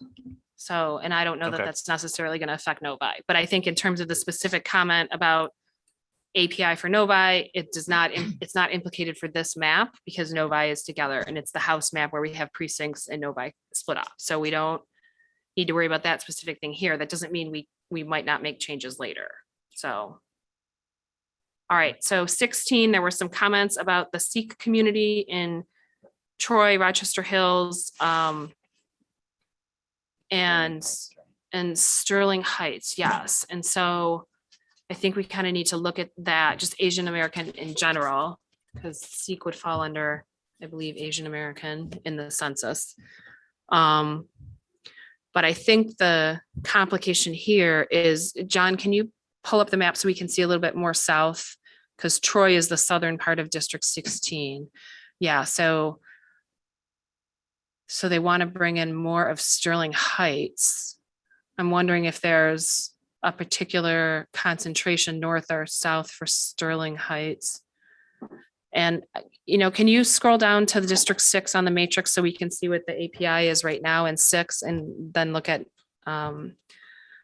so in 6, the API is 3.65, 6 API, 3.95, sorry, misreading. And then 16, it is 15, wow, quite a difference. 15.87. And then 8 is Banglatown, and that's 9.64. Okay, so can we zoom in to the border between Sterling Heights and Troy and put on the thematic dots for Asian and see if we can see if maybe there's a different way to draw that line to keep communities together?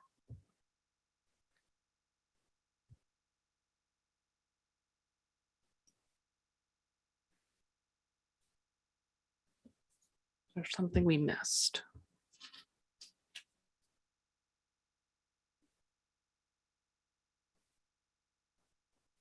So just that little precinct there. And what are the percentages you have it set at right now?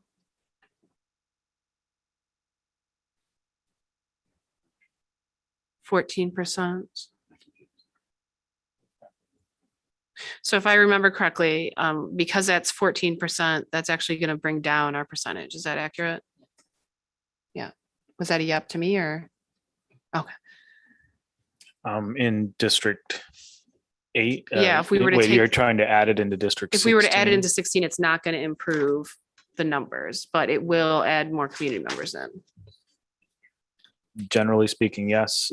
You could trade out other population to change the numbers. Commissioner Eid. Just a suggestion.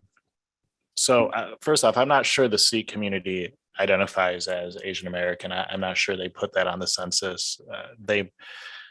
The Sikh community isn't too different from the Chaldean community, and actually it matches, the areas match up pretty well with being, Troy, Rochester Hills, Sterling Heights, West Bloomfield, Farmington Hills.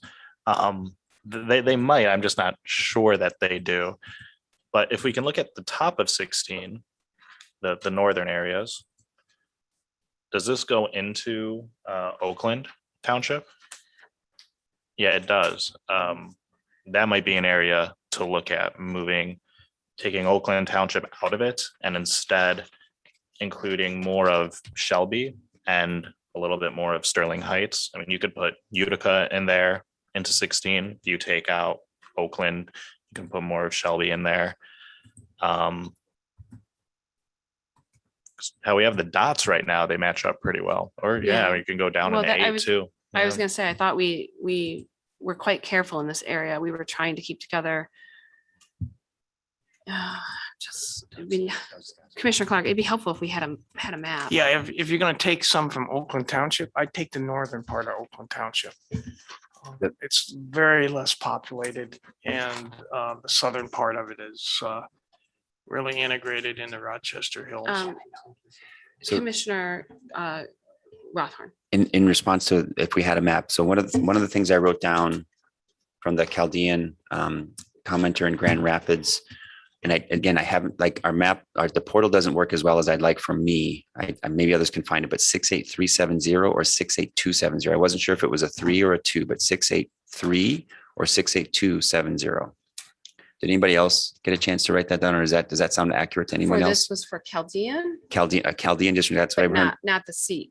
For what Commissioner Eid was saying, yeah, the Sikh representative in Detroit did not give us a map. And so because you were asking for a map and because of Commissioner Ead's comments, that's why I'm sharing that, because there was a reference to a plan For Chaldean. for though, Chaldean, correct? Not Sikh. Correct. And I don't know if it's House or Senate.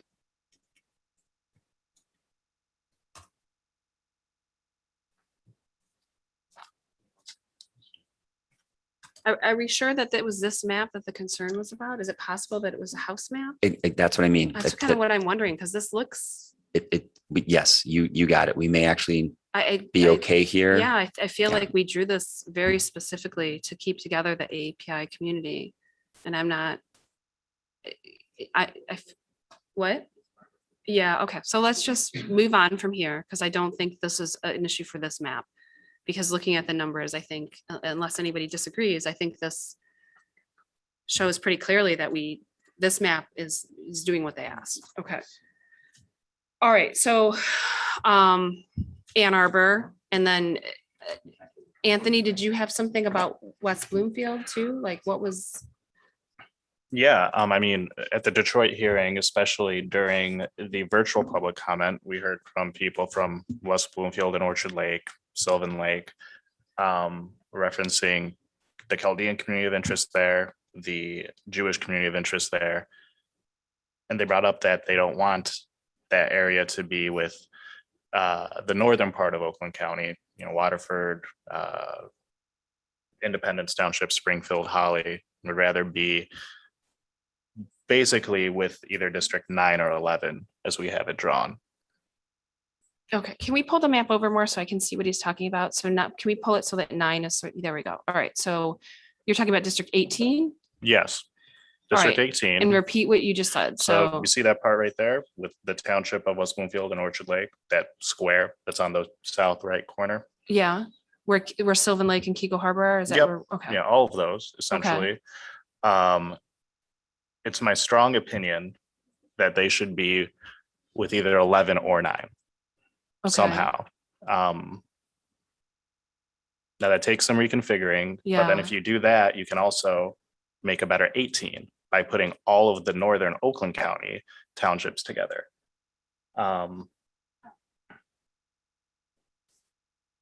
So any thoughts on that? I know Janice is from the area as well. So It's a bigger change than what we were yeah, I'm doing, just, but so you want to put Orchard Lake, West Bloomfield down with Novi-ish, Farmington-ish. And then do what with the rest of 18? well, then you move up on 18. You include the rest of Oakland County with Okay. 18. And why, but why would you want to push that down? I'm just Orchard Lake, West Bloomfield. Yeah, Oh, because those cultural communities don't extend out into northern Oakland County. They're situated in Orchard Lake, West Bloomfield, Farmington Hills, Novi, Wad Lake, Commerce, but they don't go up into Independence or Highland or White Lake or Waterford. okay. And I'll say, I feel that that's what, that was honestly the main, along with splitting up Ann Arbor on my individual map, it has that change. And it is one that I feel very strongly about. In fact, I feel so strongly about it that if we make that change on this collaborative map, it is likely that I would retract my individual map. So I hope we take that into account. We can pull up the shape overlay perhaps and look at it if that's what the commission chooses. But again, it goes back to Ann Arbor, because if we split Ann Arbor, there's probably a way to do it where it brings in all of these Oakland County townships as well. Commissioner Villette. I agree with Commissioner Eid. I think that those upper northern communities would be better with the other ones. I agree with what he's saying. Commissioner Orton, or I'm sorry, Commissioner Kellerman, then Commissioner Orton. And Anthony, Commissioner Eid, excuse me, can you just clarify what change you're suggesting again? I just repeat it quickly.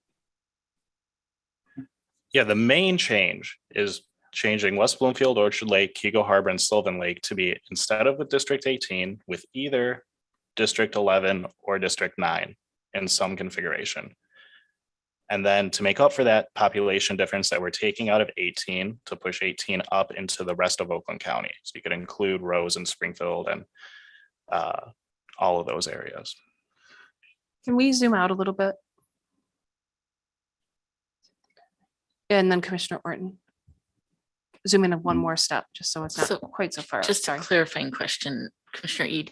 So are you saying that the Orchard Lake Bloomfield Hills associates more with those to the west or south of it rather than with Bloomfield Hills to the east of it? I'm saying it associates more with the southern portion and 11 or 9. I don't think we can really go into Bloomfield Hills because we have that wall district of 14 that includes Southfield up to Pontiac, and I don't think we should change that. I think that works out pretty well. But the reason why we put West Bloomfield and Orchard Lake there in 18 in the beginning was because of that change in 14 that we made. And it kind of just got thrown into 18 because of that. So I think, again, would be better somehow with either 11 or 9. And I'm hearing Commissioner Villette say that's also a good idea. Okay. Commissioner Clark. Yeah, is it possible that we could map that out and so we can visually take a look at what you're talking about? I got the gist of it, but not. Well, I think what he's saying is if we put his map on as a shape layer, we can see it, right? Is that what you're saying? Yeah, we do it that way. Yeah, that's fine. So my only concern with that is I wouldn't want to put that into 9. Because if you put it into 9, we're taking a VRA district and we're going to probably make it not a VRA district. But then if you put it into 11, then you're going to have to push 11 up farther to go into 18. And then how far down does 11 go? Yeah.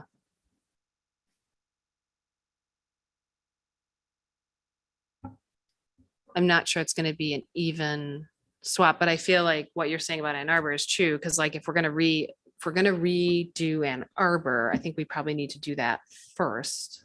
And then, cause what I'm thinking with Ann Arbor and how, if we split that, how we would make changes, we probably do need to do that first. Commissioner Orton.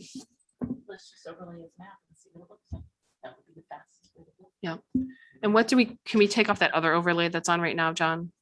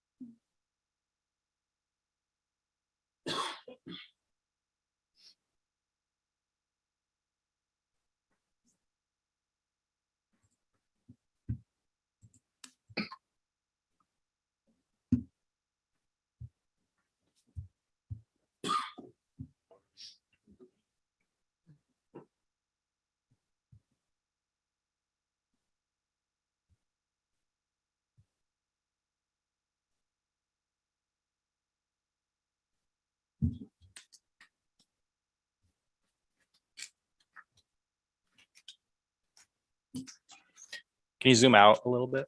Is that the whole overlay in the green outline? Yeah, I put it in a green outline. Yeah, so it looks like what I did was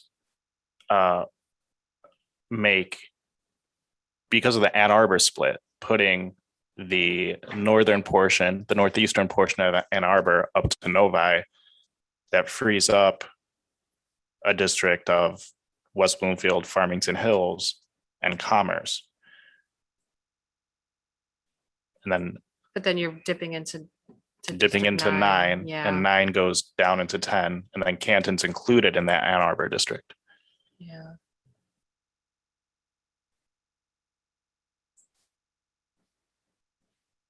I personally think the better way would be to put it into 11 like you propose. Mhm. Make a northern Ann Arbor district coming up and grabbing Superior, and I don't know that we would need that South Lyon, but that part of Brighton that was talked about in public hearings. And then that would allow you to not have to dip into District 9. That's fine. Right. Yeah, I don't have a preference there. Yeah. You what? That's fine. Commissioner Orton? Brighton does not want to be with Ann Arbor. No. But again, COIs are who you want to be with, not who you don't want to be in it with. And we did have that guy come and speak multiple times. People in Ann Arbor asking to be split up. And we have had people come and say, yes, Ann Arbor Brighton does make sense because of the connect. Because if you remember, he was talking about how many people who work in Ann Arbor live in Brighton because of the cost of living in Brighton. And then also the freeway was expanded specifically to allow that commute. We have that flex lane in that area for that reason, because there is so much traffic back and forth. Go ahead, Commissioner Witches. If you were to bring Livingston County down south into Washtenaw, I would not go much more than the first 4 townships. No, I agree. I would, That's it. I wouldn't go into the city. no, that's what I think you do. You bring in the townships around Brighton, pull them down, leave the rest of Livingston alone. No. Well, no, I'm saying if you need to expand Livingston County into Washtenaw County, I would grab the top 4 townships of Washtenaw County and do it that way. That'd be the only way to really do it, because that's going to be the more rural area of Washtenaw County. I would not include Brighton with Ann Arbor City. Yeah, I think that's what's there. If you look at 31, it goes down into just the top part of 29. Well, you have all of Livingston County though, but yeah. You have all of Livingston County whole there in 31. Yeah. 31 doesn't go down into 29. No, it does if you follow the green outline. Oh, Yeah, but it does. I'm sorry. I was looking at, I'm Yeah. sorry. Yeah. That would be okay. That would be fine.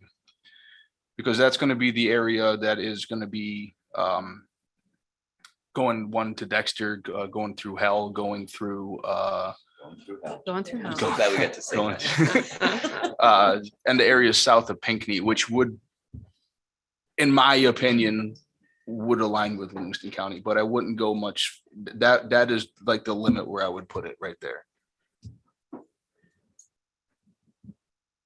I don't like the fact that it's going down into Washtenaw County at all, but if you had to do it, that would be a fair compromise for it.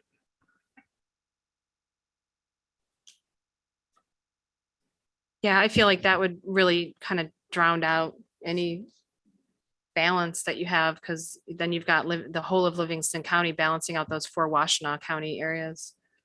Like, I would not want to do that, because then it's just, there's no point, because you're not accomplishing this split of Ann Arbor. That is kind of the goal. Well, What is the numbers goal? added up. The efficiency gap was 1%. Yeah.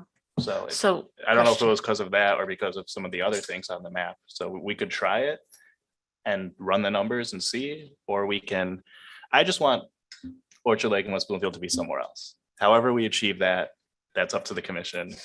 But that is my strong opinion, that it needs to be somehow either with Farmington Hills, Novi, Commerce. And that way we can, as Commissioner Vallette said as well, we can then have the northern Oakland County townships be together as well. I have a question. Go ahead, Commissioner. So lots of commissioners seem to be good with this configuration, but you said it doesn't accomplish the goal. What is the goal? To divide Ann Arbor. It divides Ann Arbor. But look at all the other changes you have to make, and then it's putting, again, West Bloomfield with 9. So that, I mean, that configuration isn't going to work. Because of, and then, so the goal then, I think what is the goal here? Like, what I'm hearing is like To divide up Ann Arbor. with, while preserving other communities of interest, While or? preserving other communities of interest and not breaking into that VRA district. Okay. So if you have to break into that VRA district, then that's creating a whole host of other changes, because we'd have to reposition all of that. Like, I don't think moving West Bloomfield down into 11 is bad. But it's, yeah, it just,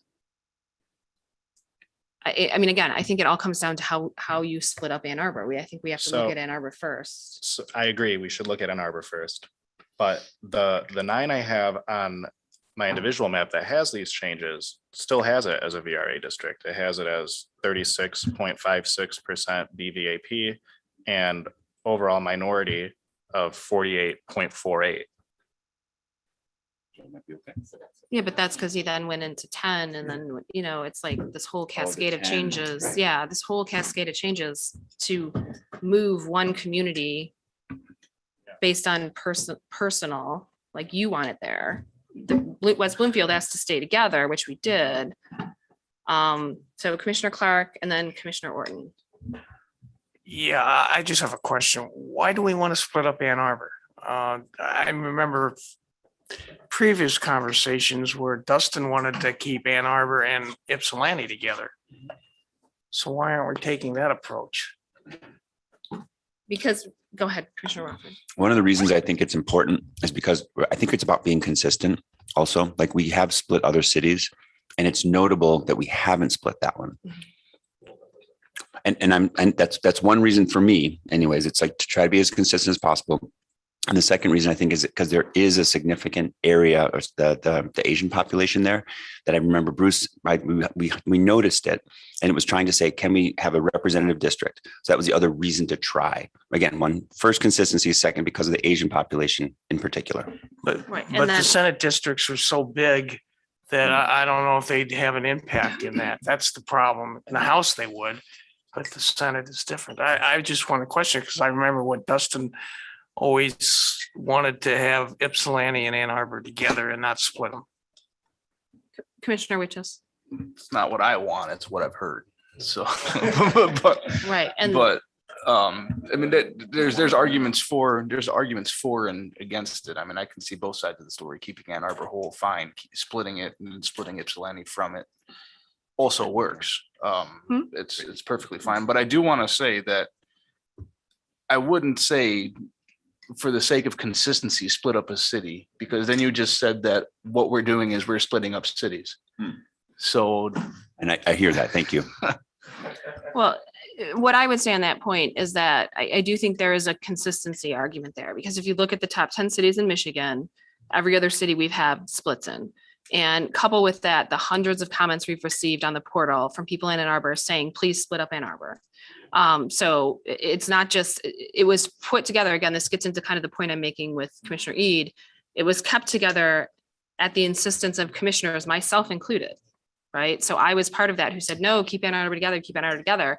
And so I was questioning myself as to, is that fair? And are we treating everyone equitably when we're taking that position? Because there's really no reason to keep Ann Arbor together. And there's lots of reasons to split it, including the fact that Ypsilanti and the southern parts of Ann Arbor have a higher African-American community who we can maybe create an opportunity to elect district if we have them separated off from the rest of Ann Arbor. And then we also have the Asian population in North Ann Arbor as well, which we can pull up into another district and maybe create opportunity there. So there's lots of reasons to split it up. And then, lots of comments asking us to do that. Lots of comments from Jackson and Western Ann Arbor wanting to be together. And we can sort of accomplish all of those goals if we look at splitting up Ann Arbor. Be ready. Yeah, Commissioner Kellum. And then Commissioner Villette.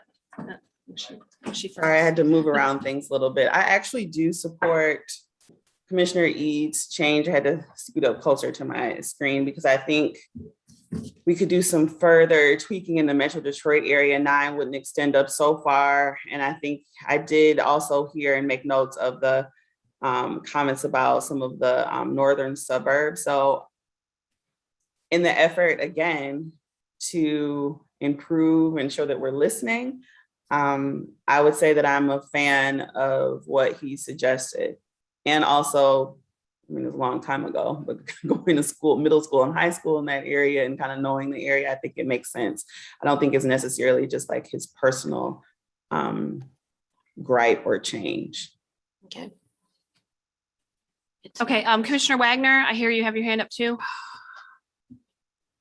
Yes, thank you, Madam Chair. I was just going to say, even this morning, we heard public testimony about putting Western Ann Arbor with Jackson County and Washtenaw in the Senate district. So that would be something we may want to look at right now. Thank you.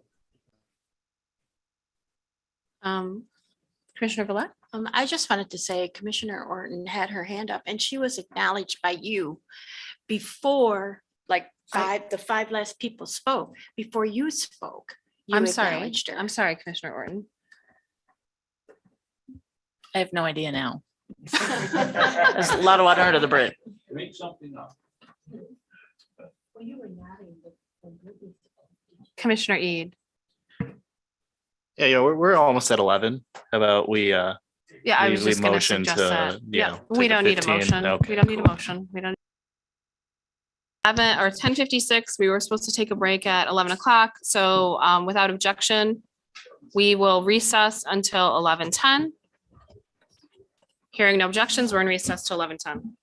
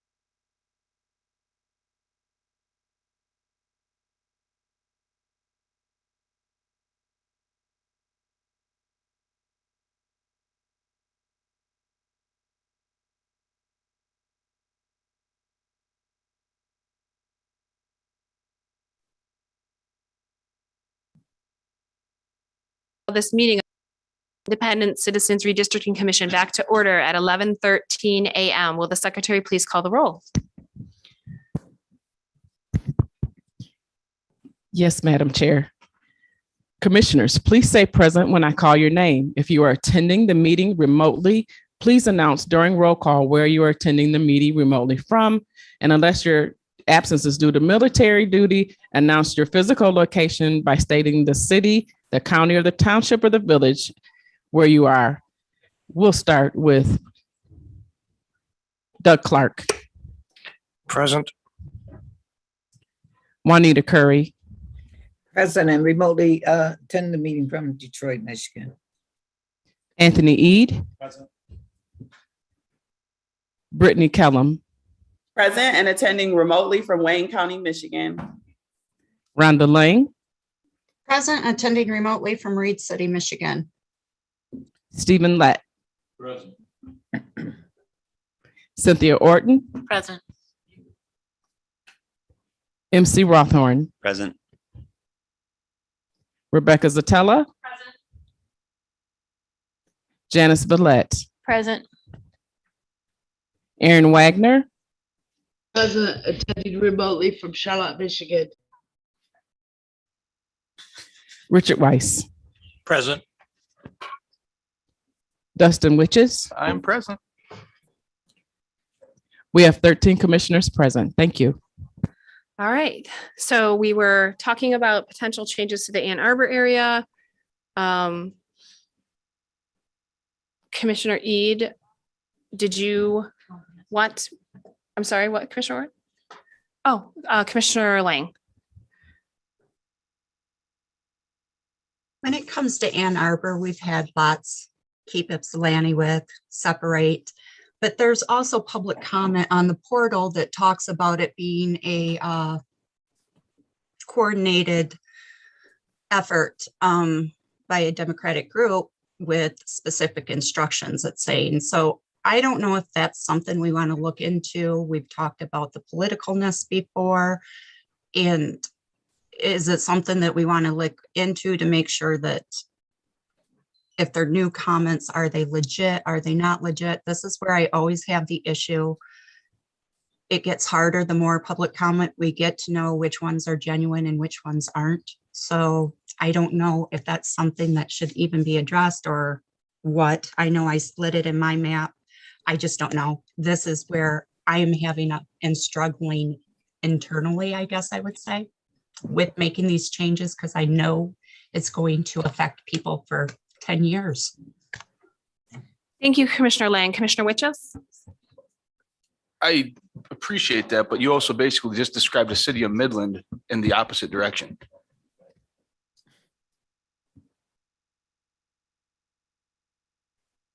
Could you clarify a little bit more, Commissioner Witches? Well, you say the split of Midland has political gaining on the Democratic side, and one can make the argument that keeping Midland with Midland County and everything north is a Republican thing that they're doing. So that's all. We have to take the comments into consideration, no matter where they come from. Context. And it's all in context. Thank you, Commissioner. Witches, Commissioner Clark? Yeah, I mean, it'd be useful information, but I don't see where we could even determine that or how we could even determine the influence by others. Mhm. So I think it's subject we should move on from. Yeah.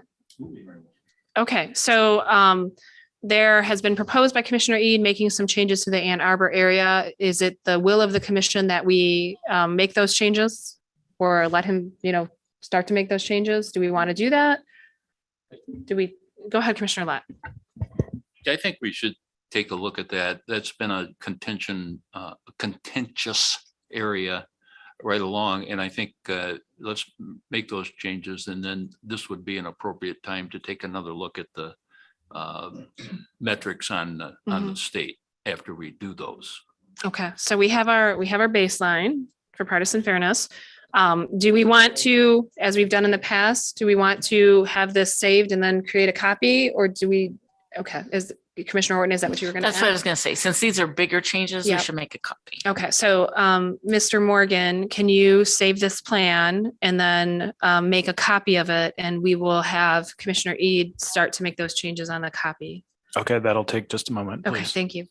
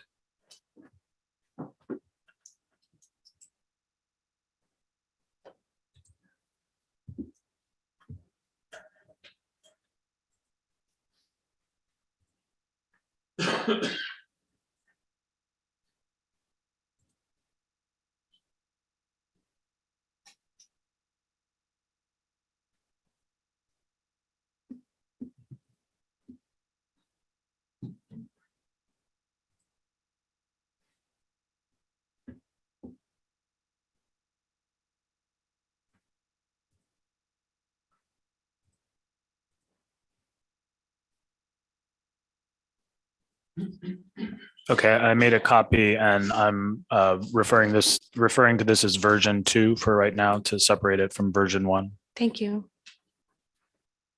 And we're not seeing your screen, so you might have to share it.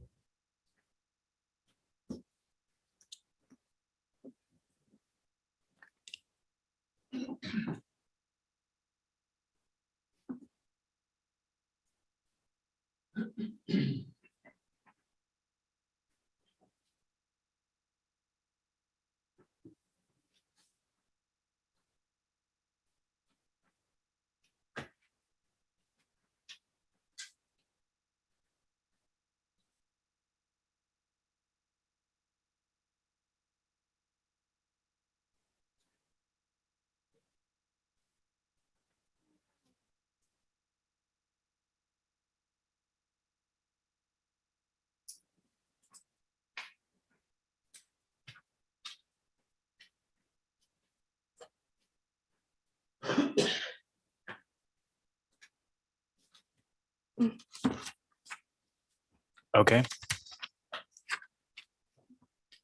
Okay, so let's go to the Ann Arbor Z area. And so are there any preferences on how this gets split up? There are two versions that have it split, and I think both do a good job. And we heard some public comment this morning. Commissioner Rothorn.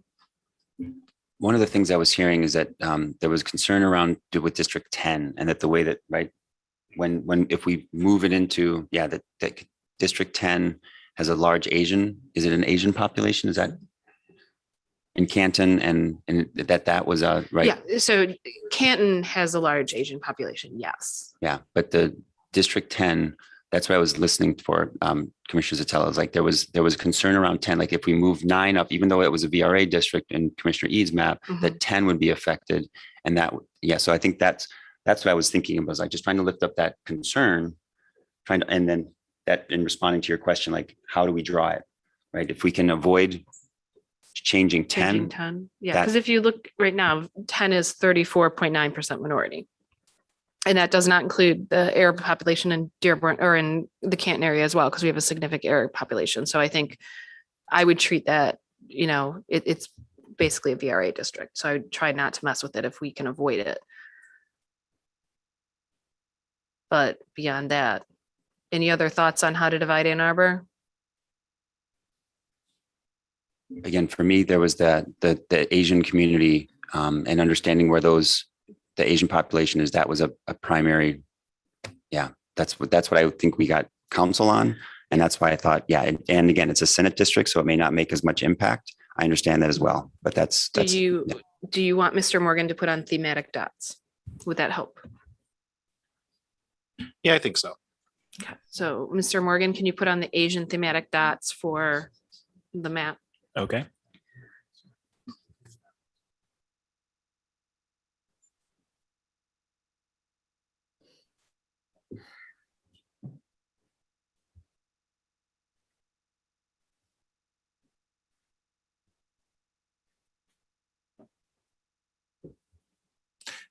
What on 12 right now, what is the minority population?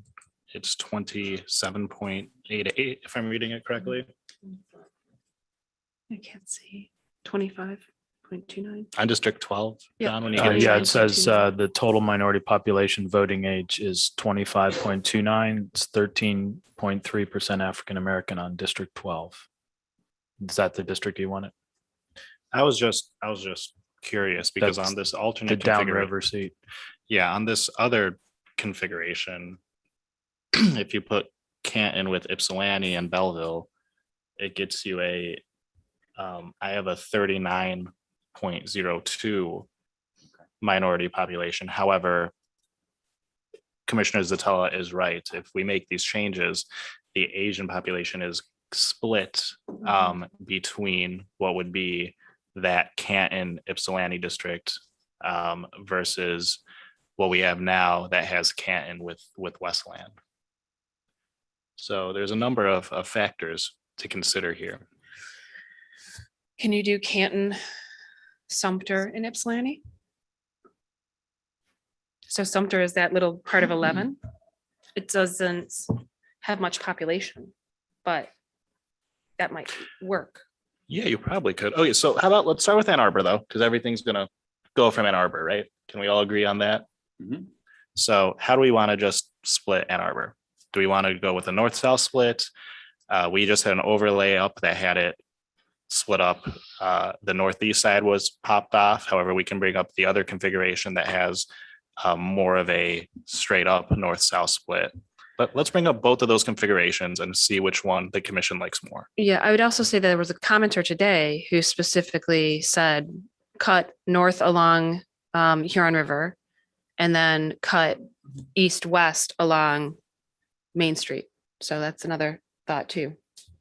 Is that what the individual submission? I don't know. It was just very specific comment today saying cut north along Huron River. That way you keep the Asian population and then otherwise split east-west. Yeah. Yeah, we're seeing the dots though, and it seems like the Asian population is quite spread out. Mm-hmm. But the biggest dot is north, right? We can see that. Yeah. All right, let's try that. So we have District 27 here. Okay, I'm sorry, you asked me to load some overlays. Which specific plans did you want to overlay? Can we just have loaded for now the two individual submission overlays? Okay.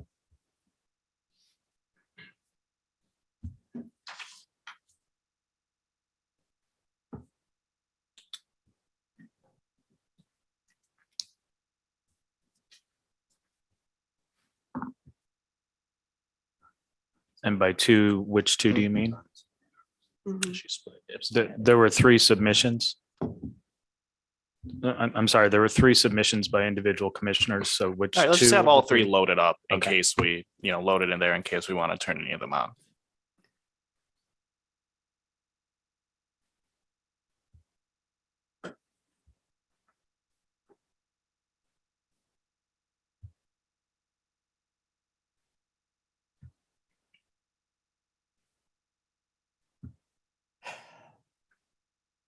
Oh, boy. So they all split it up a little differently, but they all split it up. So that's a similarity. So that's good. Let's turn those off for now, and we can refer to them when when the commission chooses. Okay, I'm gonna change the coloration on them so we can Okay. distinguish them. Wonderful.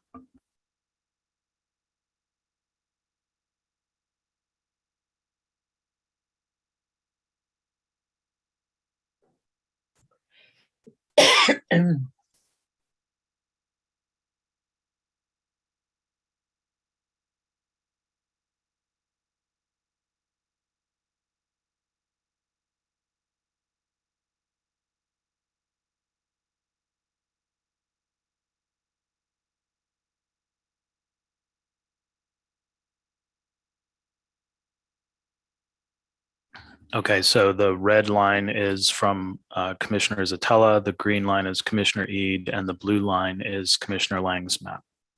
Okay, and can we find the Huron River? I think it most closely aligns with the green line here.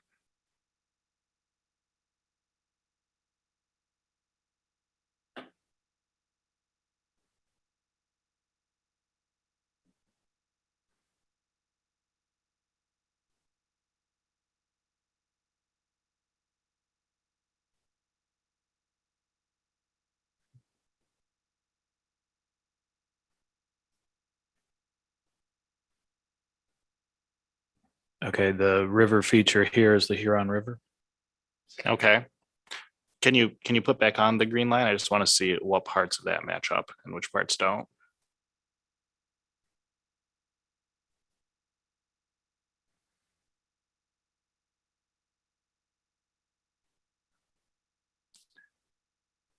Okay, so it looks like that halfway follows it, and then it goes into the city. Okay. So where do we want to put the top half of Ann Arbor? Do we want to put it into 11, into 10, into, because we have 10, 29, 11, 27, and 31 above it, I believe. Yeah, 31's up there. So we're trying to break up this Z. May I make a suggestion? Please do. So since you wanted to put that area of 18 into 11, why don't you put that into 11? And then you can see how much extra space you have in 11. And that might guide some of your decision making.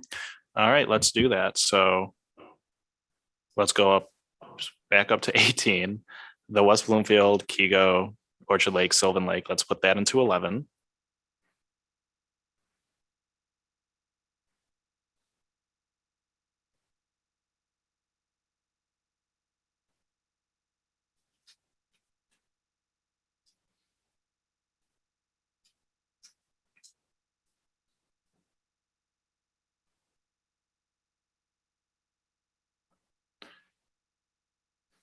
So all of West Bloomfield, Orchard Lake, Kego Harbor, Yep, those four. Sylvan Lake.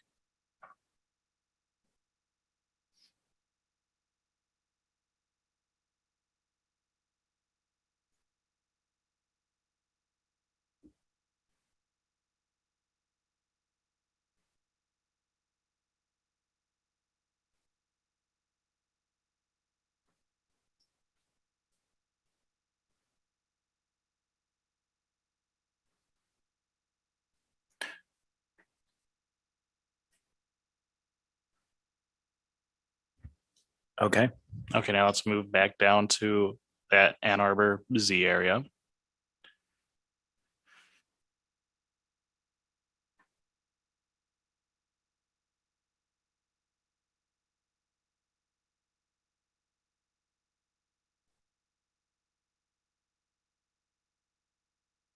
Okay, so we're gonna use 29 that we currently have as the total of, 29 right there. So we're gonna use that to try to get in SIO. You see, this is hard because unless you adopt like all of the configurational changes, because splitting up Ann Arbor is a pretty big change. we essentially have to make a new district here in this area somewhere, whether that be 11 or, and I'm trying not to mess with 10 or 9 because of the population concerns that we addressed there.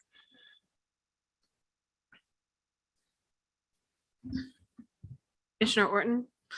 Well, yeah, I mean, this is always the problem, but you just have to go in a circle.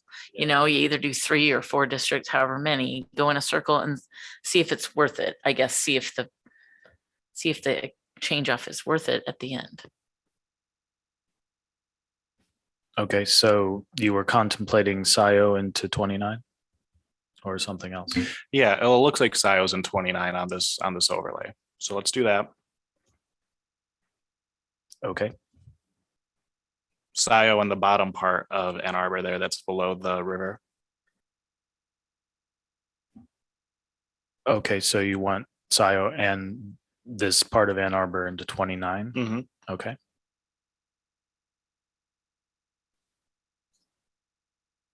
Including the township down here?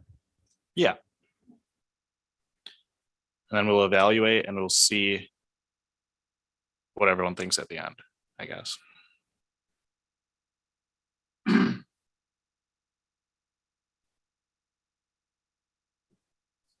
Saline as well?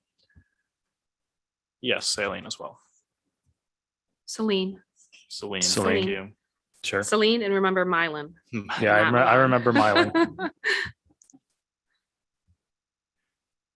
We like to be fancy with our names in Michigan. Oh, yeah.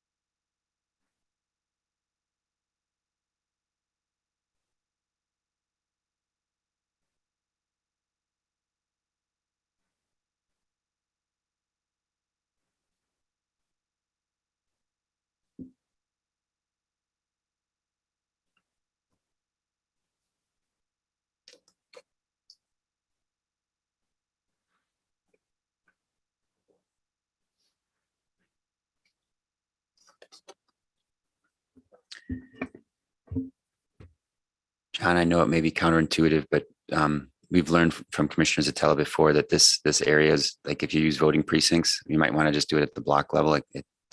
Yeah, but you're doing it great so far. So don't listen to me. Never mind.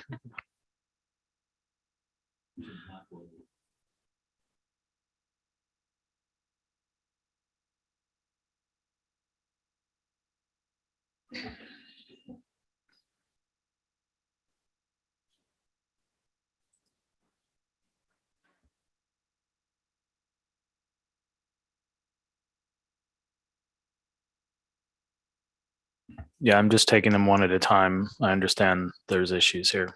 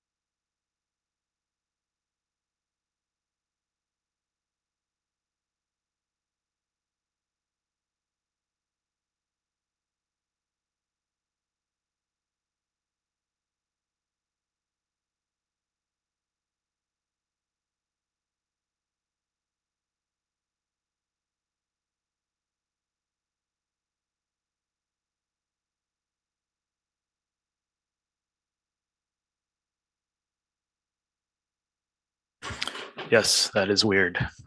So I would suggest that we save and re-open the program. Commissioner Clark? Yeah, I just want to make a comment. We've heard a number of comments throughout the last year relative to keeping colleges together.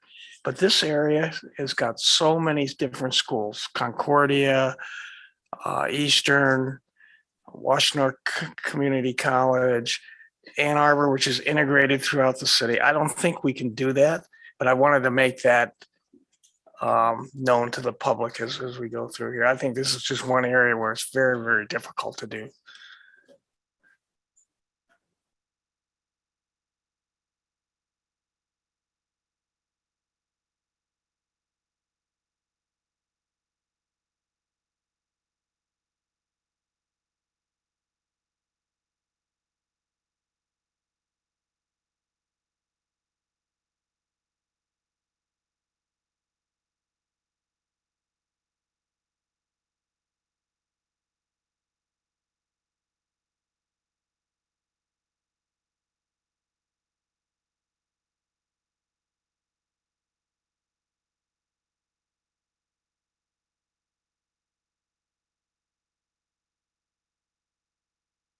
Commissioner Kellum, did you have a comment?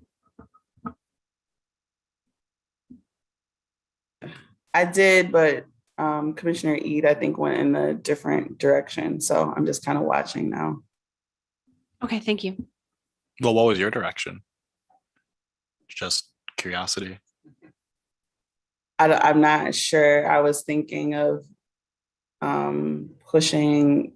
I mean, so it's happening now. That just let me wait and see if I have a thought, because I don't know. But I was thinking of going into District 31 and making it kind of like a little more of a Lego strip, but then including Scioto Township. So just wait. I'll wait to see what you're crafting.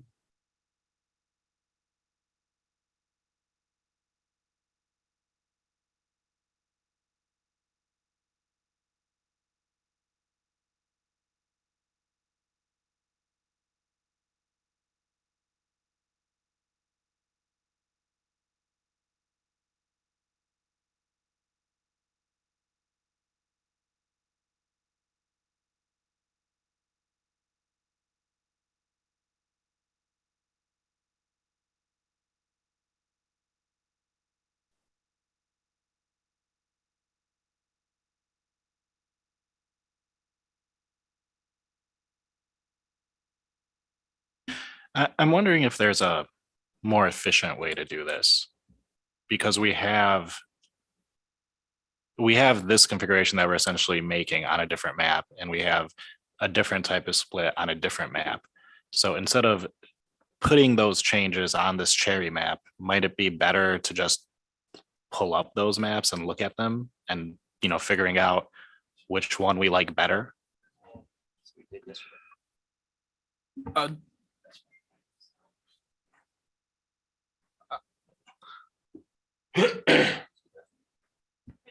Commissioner Witcher? I mean, I would say no, because I see what you're saying. Yes, you take the map and look at it that way, but it's not going to take into account the changes that we made already today.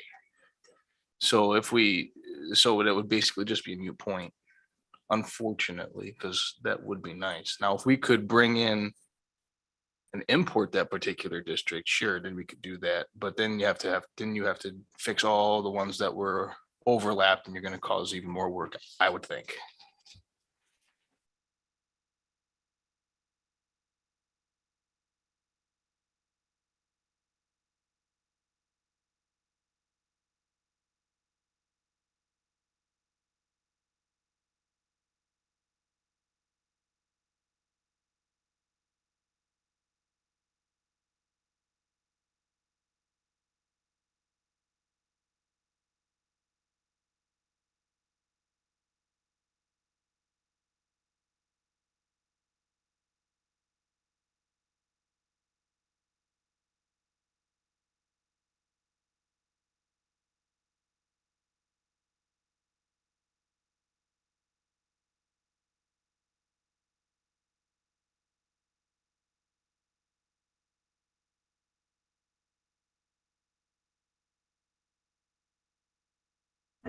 what I'm going to try to do is get most of the line in that you want, and then I'm going to export this as a shape file so that I can bring it in as a new plan and see if it resolves these potential discrepancies.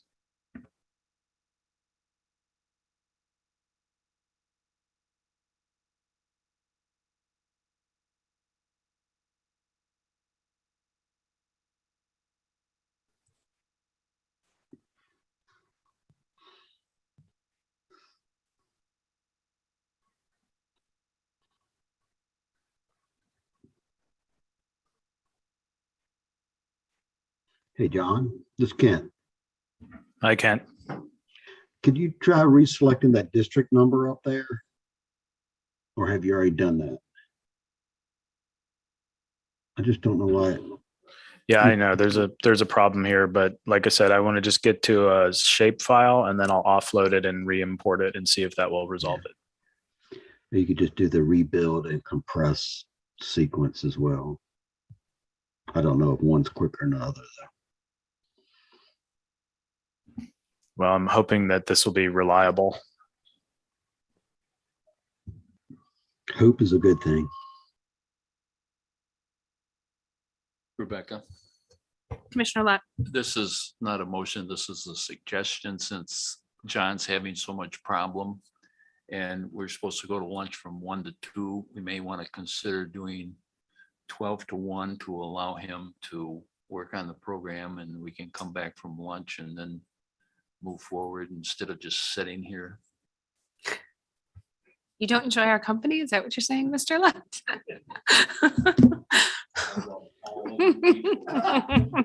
Commissioner Lett, I think John needs to eat as well. Just a minute. Thanks, Ken. I will find time for food. Just throwing it out cold there. pizza. So do we want to do that? Do we want to take a break or is there? Yeah. Any discussion or objections on that? All right, so it's 10 to, I'm sorry, Mr. Morgan. Just to clarify, would you like me to continue working as suggested to finish out that line and then stop? Yes. Yes. Okay, thank you. I think that's what the commission would desire. So did you have a comment, Mr. Rothbard? Just that I want to take care of your needs too, John. So, yeah. Hey, John, I'm thinking that Commissioner Eads may have wanted to use the center line of that river all the way rather than that rule. I understand, but I'll do as directed first and then make changes. Yeah. All right, without objection, it is currently 11:50. We are going to recess until 1 o'clock. Hearing no objections, we are in recess until 1 o'clock. Thank you.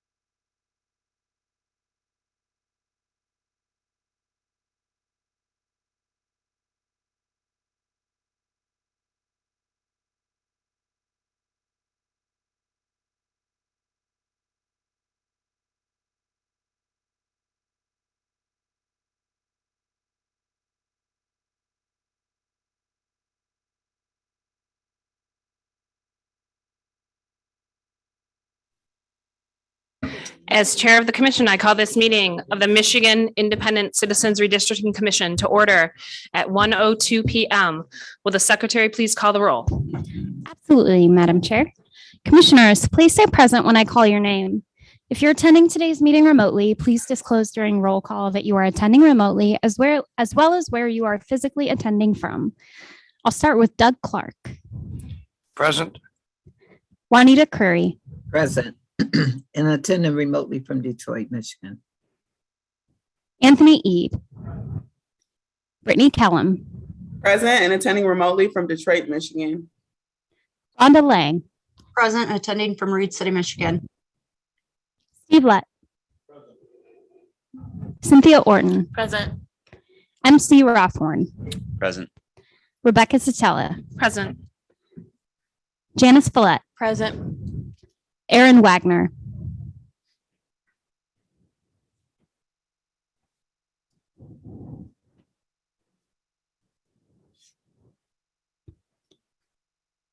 Richard Weiss. Present. Dustin Witches. Present. 12 commissioners are present and there is a quorum. Thank you, Ms. Reinhardt. Okay, we before we get back to where we were, we did have some discussion earlier in the week about the hearing or the schedule for next week. And so specifically about the start time. So if everybody has their agenda from a prior day, we had commission meetings Monday, November 1 from 10 to 7, Tuesday, November 2 from 9 to 7, Wednesday, November 3 from 10 to 7, Thursday, November 4 from 9 to 7, and then Friday, November 5th from 9 to 7. So we actually haven't approved that yet. So if that schedule is acceptable, I think we need a motion to approve that so that our staff can actually start making reservations related to that. I move to approve this schedule. Motion made by Commissioner Orton, seconded by Commissioner Clark. Too late, MC. Okay. All in favor of approving the schedule for next week? Oh, wait, I'm sorry. Discussion or debate on the motion? Go ahead, Commissioner. I just want to get a feel of how everyone feels about something here before, or even if I need to make an amendment. Based on the speed that we're going through this yesterday and today, is 7 p.m. too short? Or is that not late enough to potentially go? Because I'm wondering if we need to extend that more, either to 8 or 9 potentially. Because what I don't want to have happen is us getting to Friday and saying, oh, we still have more to do, or even Thursday, or technically even Wednesday, saying that we're not going to be able to get everything done that we want. I just want to get people's thoughts and opinions. Commissioner Orton and then Commissioner Lett. Well, how late can we stay in the room, and can we just work later, or does it have to be noticed for the hours and then we can finish earlier? We can go till 9. And it would have to be noticed, I believe, right? Part of the scheduling as well is to make sure that our closed captioning and interpreters. We can't hear you for some reason. Man. Part of the scheduling as well is to make sure that our closed captioning and interpreters are also available to make sure that the meeting is accessible. So when we have a end time, we usually let our interpreters know plus about 30 minutes in case we go over a little bit. But if we were to go beyond that, then we wouldn't have that accessibility.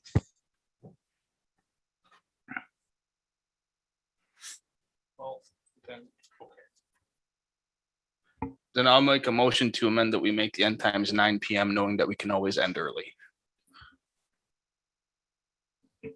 I'll second that. Okay, so a motion made by Commissioner Witches to amend the end times to, I'm sorry, you said 9 p.m. Seconded by Commissioner Rothorn. Is there any discussion or debate on the motion? Yes. Commissioner Lett. I oppose that. And the reason I oppose it is if we have a 7 p.m. stop time, that puts a time limit on us and gives us some incentive to do a little bit quicker work than what we've been doing. Mm-hmm. You're here. And so I would oppose that.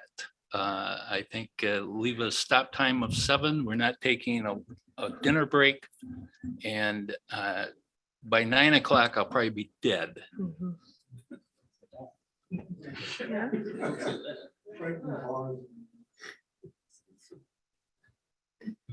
Sue? Well, I don't want to kill any commissioners, that's for sure. We appreciate you and all your work. But if you go till 9 o'clock at night, then you probably will have to take an hour dinner break out of there, which you only get an hour more. And you've already decided to forego an earlier dinner and work till 7. So just so you know, I mean, we'd have to do that in the schedule. Any other comments on the amendment? I personally would not be able to stay till 9. I would have to leave. So you would lose at least one person. All right, all in favor of Commissioner Witches's amendment to the primary motion, which is to extend the end time until 9 p.m., seconded by Commissioner Rothorn. If you're in favor, please raise your hand and say aye. Are you an aye? Okay, you didn't raise your hand. I didn't see online. All opposed, raise your hand and say nay. Nay. Nay. I believe the nays, the nays prevail, so the amendment does not carry. So going back to the primary motion, which is Monday, let me make this easier, Monday and Wednesday from 10 to 7, Tuesday, Thursday, Friday from 9 to 7. Any additional discussion or debate on that primary motion? Why the 10 on, Setup time? why the 10 on Wednesday? I understand on Monday. I thought we were changing rooms. Aren't we changing rooms? Yeah. Okay.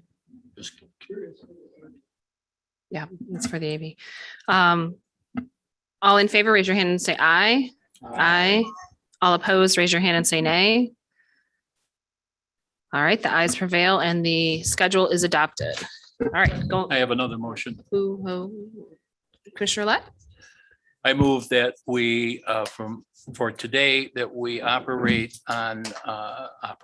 we consider Ann Arbor from 1:10 to 2:10. Then we move to Midland from 2:10 to 3:10. Then we move to Grand Rapids from 3:10 to 4:10.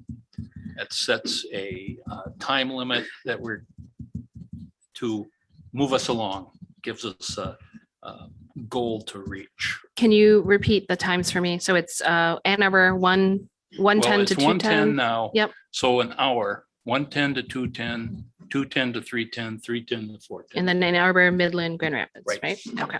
All right. Do we have a second? Second by Commissioner Eid. So we have a motion by Commissioner Lett to basically put some benchmarks around our working time for particular areas, one hour per section, Ann Arbor, Midland, and Grand Rapids, starting at 1:10 to 2:10 for Ann Arbor, 2:10 to 3:10 for Midland, 3:10 to 4:10 for Grand Rapids. Is there any discussion or debate on the motion? All right, anyone online? Because I cannot see Commissioner Lang and Commissioner Wagner. Any comments there?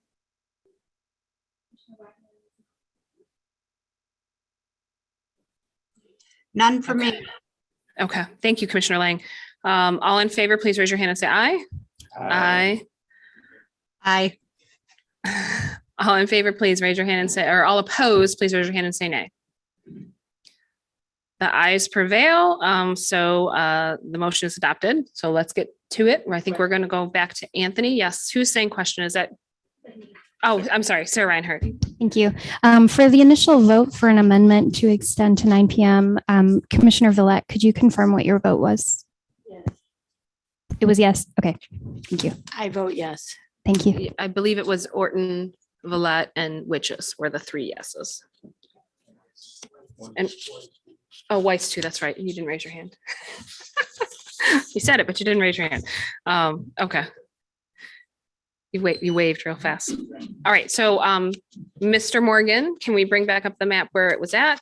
Mr. Eid, you were proceeding through the Ann Arbor area, trying to make some changes there. So please continue to direct Mr. Morgan.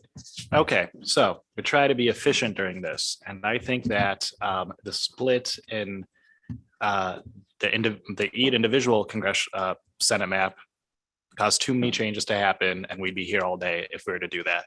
So instead, I think I was able to figure out a way that met all of the goals that we're trying to accomplish, but using the split that's on Commissioner Zatella's map. So let's pull back for a second, pull up the cherry map that we saved before we started making those changes with the green line. You want Okay. version 1? Yes. I'm going to rename this as version 3. Sure. That should work. All right. Yeah, makes sense.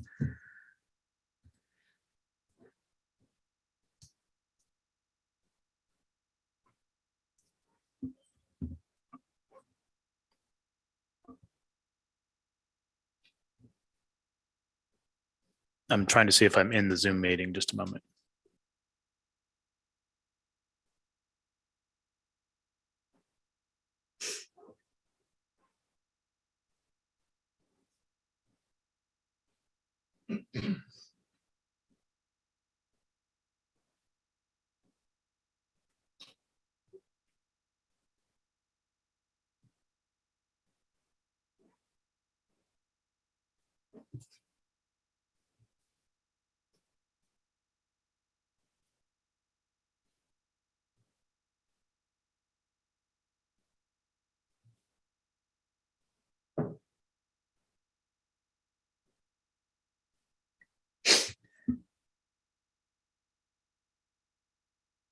Okay, so this is a copy of the version 1. I renamed it version 3, and then you want me to bring up the Zatella Shapefile, yeah, the overlay.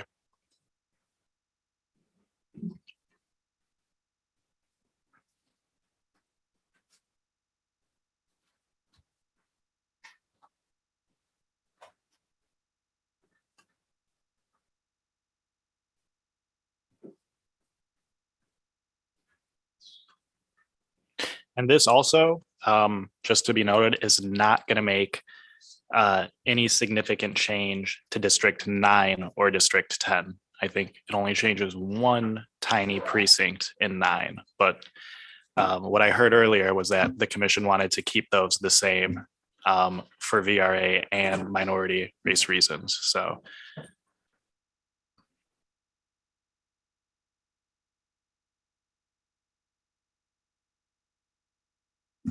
Okay, this is the layer for Commissioner Zatella's plan. okay, so let's make those changes to districts 27 and 29 that follow the outline of that layer. We're gonna have one, probably that's 27 be the northern portion and 29 be the southern portion.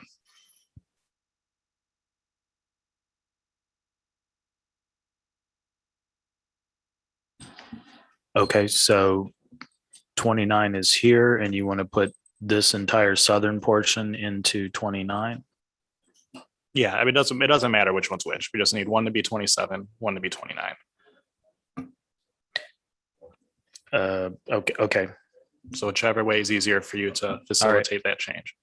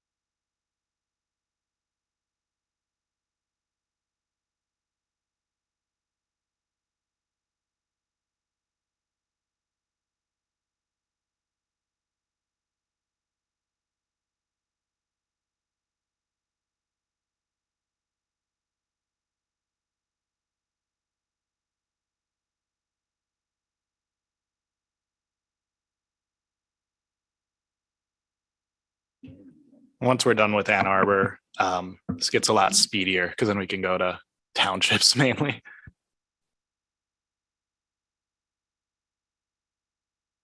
Yeah, and there's geography issues here, so I'm taking my time with it, but working quickly.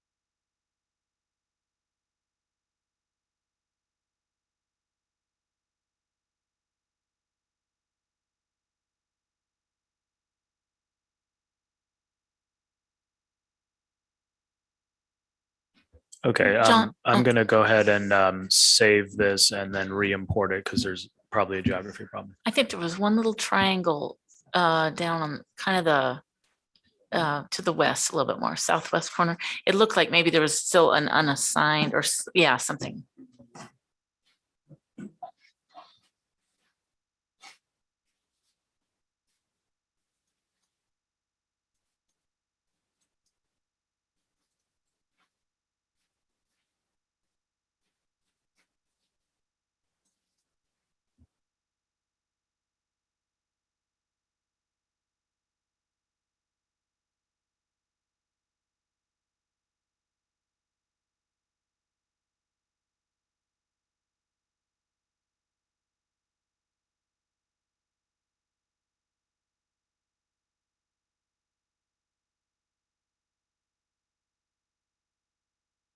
Just move the decimal point, that's all. Mhm. And it's 4.6, we'd be fine.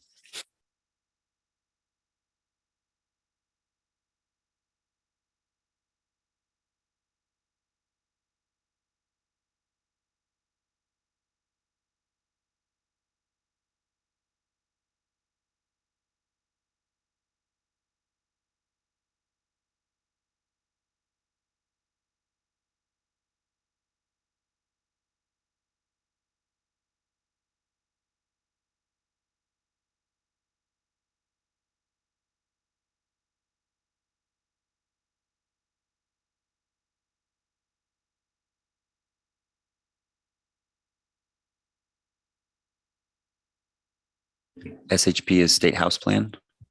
Shapefile. Shapefile, thank you.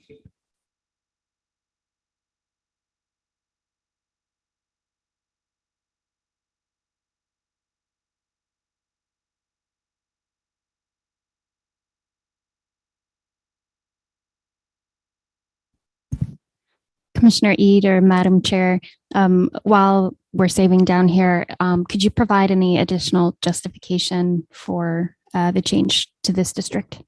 So we're making a few changes here. These changes are for the following reasons. We're making 2 districts out of Ann Arbor. Part of that is for community of interest reasons. We've heard communities of interest ranging from Jackson to Ann Arbor. And we've also heard people that saying they want Ann Arbor to be split in order to have more representation. And what this will end up doing is also having a better configuration for Oakland County.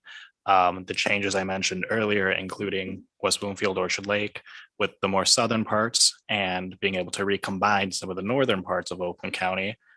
It does that while also bringing down the partisan fairness numbers to be closer to 0. So it supports both criteria 3 and criteria 4, and probably criteria 6 as well, as far as maintaining municipality and county lines.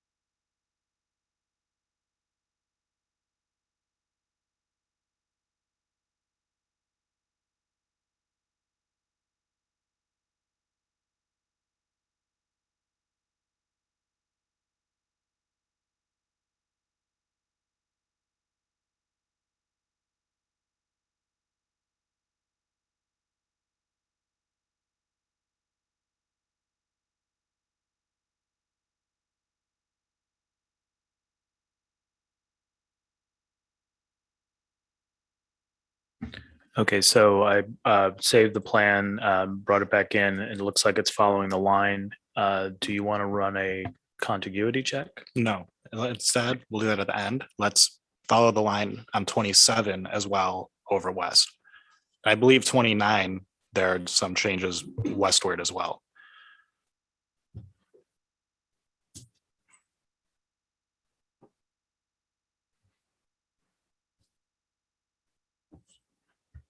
Okay, so you want these townships of Washtenaw County into 27? That's correct.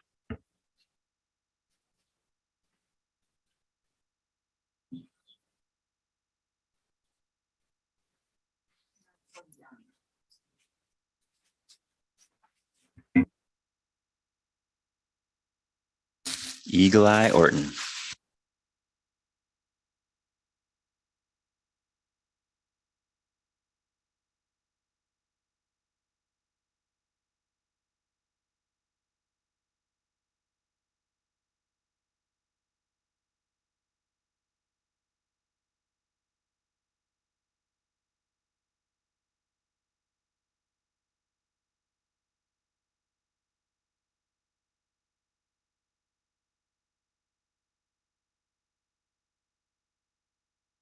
So continuing all the townships? Exactly.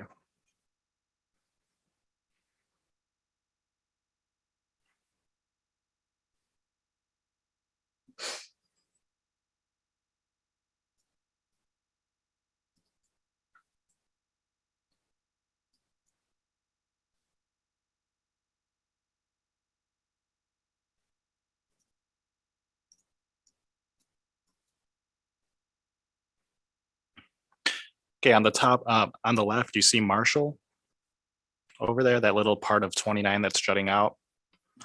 Okay. Okay, let's put that into 3.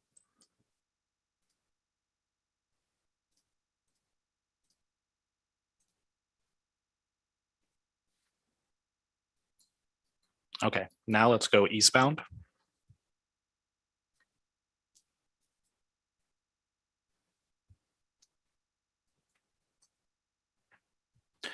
Do you see that one township that's in red in District 30? Yep, let's put that into 29.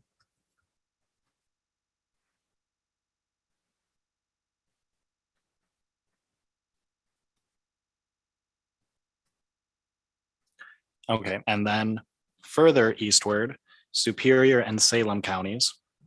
Oh. Yeah, townships, thank you. Not counties.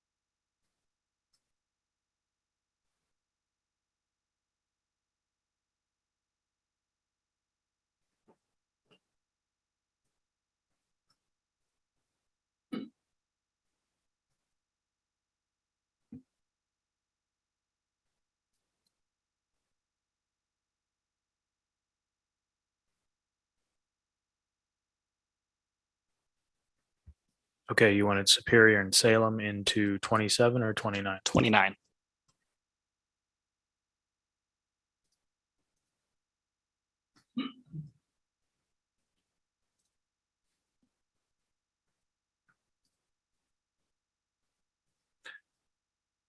Okay, let's move up to 18.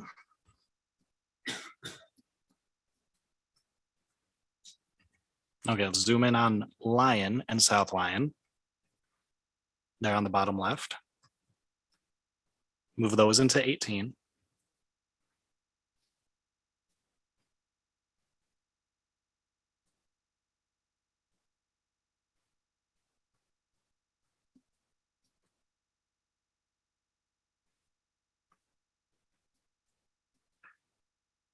And then West Bloomfield, Orchard Lake, Kego Harbor, Sylvan Lake into 11.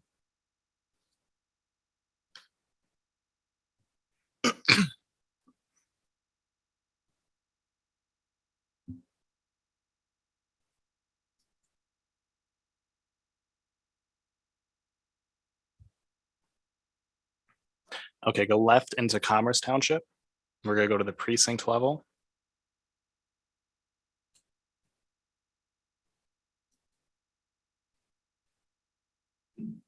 The right side of it, the eastward side, that's, yep, so the northern part of it, those right precincts, let's add those to 11. The population 3107. About north of that. Okay, so That's adding currently to, in adding to 18, 11. Okay. adding those to 11. At 2696. Let me get my population numbers up.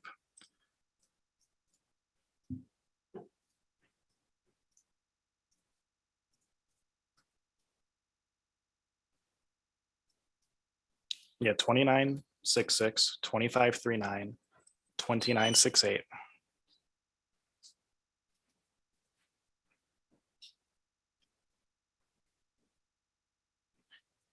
Okay, and then Wixom, let's assign that to 18.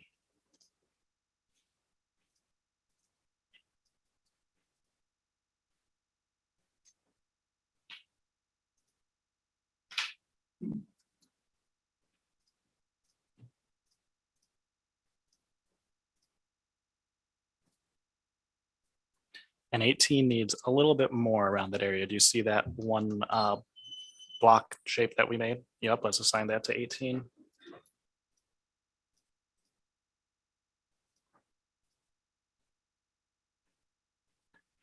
And then 2169. Oh no, you were right. You had the right view.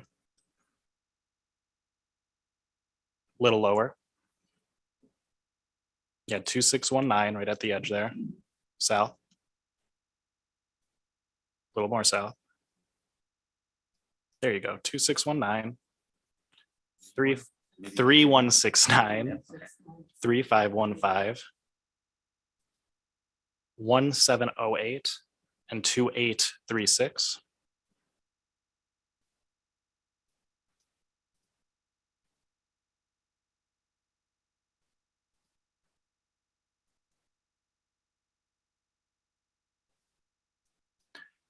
Okay, let's zoom out a little bit. we're gonna go a little bit north, north of Highland. So you see Rose and Springfield. So assign those to 18.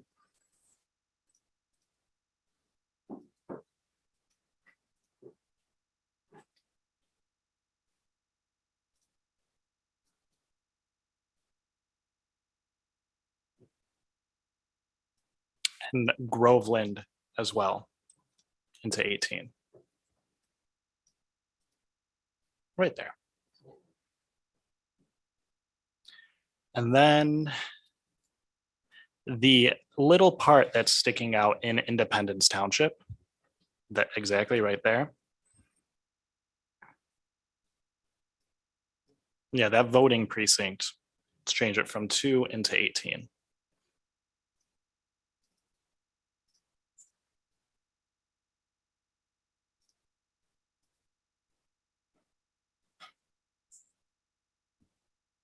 Okay, can you move south slightly? A little bit more into Farmington Hills.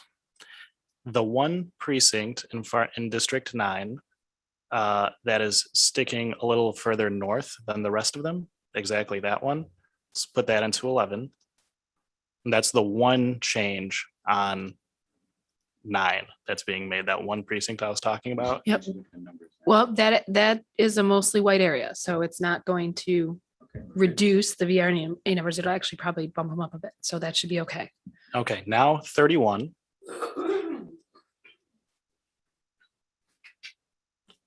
We're gonna add Dexter, Webster, and Northfield into 31.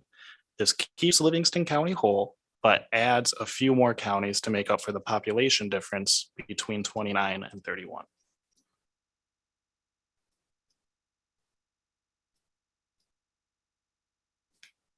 You said And Dexter, Commission- Webster, and Northfield?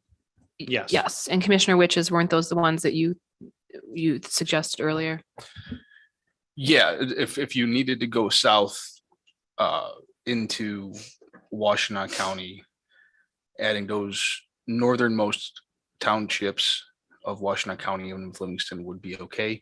The other configuration that I could potentially see, which we can look at later if you choose to, would be to take the 3 that basically form the triangle there. So the 3 townships that are to the west. So that would be the one that's at the corner of District 30, the one directly south of that, and then the one that moves over to the east instead of those 3, or the Northfield Township in lieu of Northfield Township, since that one's going to have the most population, and then those 3 would potentially add it up to make it better. But that would be an okay configuration as it stands. We don't want to make Livingston County too upset. Right? No. So, so this is the general gist of it. Now I know the population deviation I was just gonna went ask you. higher. We can figure out a way to fix that. I didn't have enough time on lunch quite to do that, but I believe we can just by messing with a couple of the districts in 18. But I think now with this type of configuration, with Ann Arbor split and the Oakland County area, I think being much preferable to what we had before, I think this would be a good time to run the partisan fairness numbers and see if we're on the right track. before you do that, I'm wondering if you see that, I think it's that one area of Novi that's currently so 11 is over. I'm just wondering if we can make Novi whole, or that's not Novi though, isn't that? That's Wixom. That's Wixom. Okay, That's Wixom correct. comes down. Okay. Yeah, Novi is whole on here, being with West Bloomfield, Orchard Lake, Sylvan Lake, Northville, and Plymouth. And how much is your population over in 18? I'm looking here, 8,000. So you need to take off 2,000 approximately to bring it down below 2.5. You could probably go into District 2 and figure something out with District 2, I Where is believe. 2? Oh, it's all the way over. Oh, yeah. Okay. What about that area of Holly, where the Holly recreation area is? How much is there? That upper yellow one.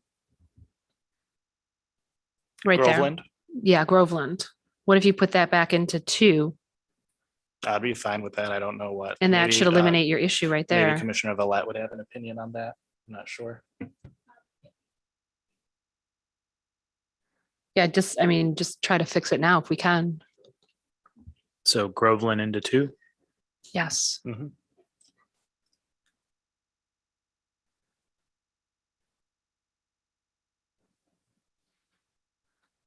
Still a little high, but not horrible.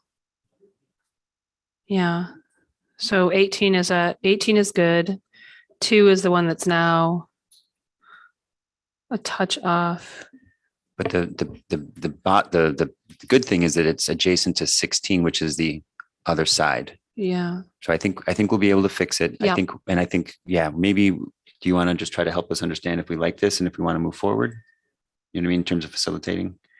Yeah, I just wondering, like, can we look at 16 really quick and see if maybe there's a tweak we can make there to get the plan deviation back down? Can we do something with that border right there?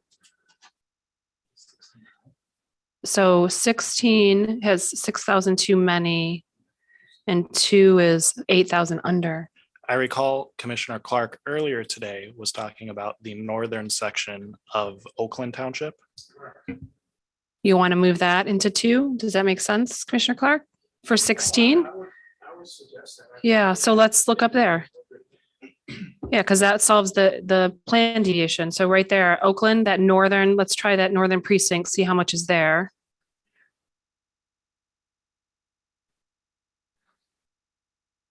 Yeah, move that up to 2 and we'll see what that does. Yeah, I'd even go lower if I. You if might be able want. to, yeah. I'm trying to look at the street names. So that gets our plan deviation back to where it should be. So that's good. Would you do more? I think we can. I'm trying to see where Lakeville is. So 16 is currently 3,000 over. And 2 is, well, now it's 5,000 under. So you can't add too much more to it. When you said Lakeville, Commissioner Clark, what was that, a street or what do you It's in mean? Oakland Township. Is it a township though, or what It's do you a want lake. from It's John? an actual lake. That's what I would use as the border. So that's where I see the significant difference between urban and rural type of things. So.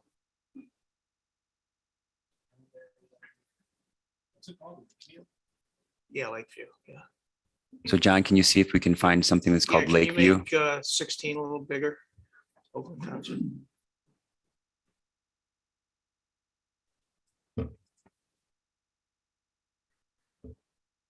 Yeah, drop down a spec if you could.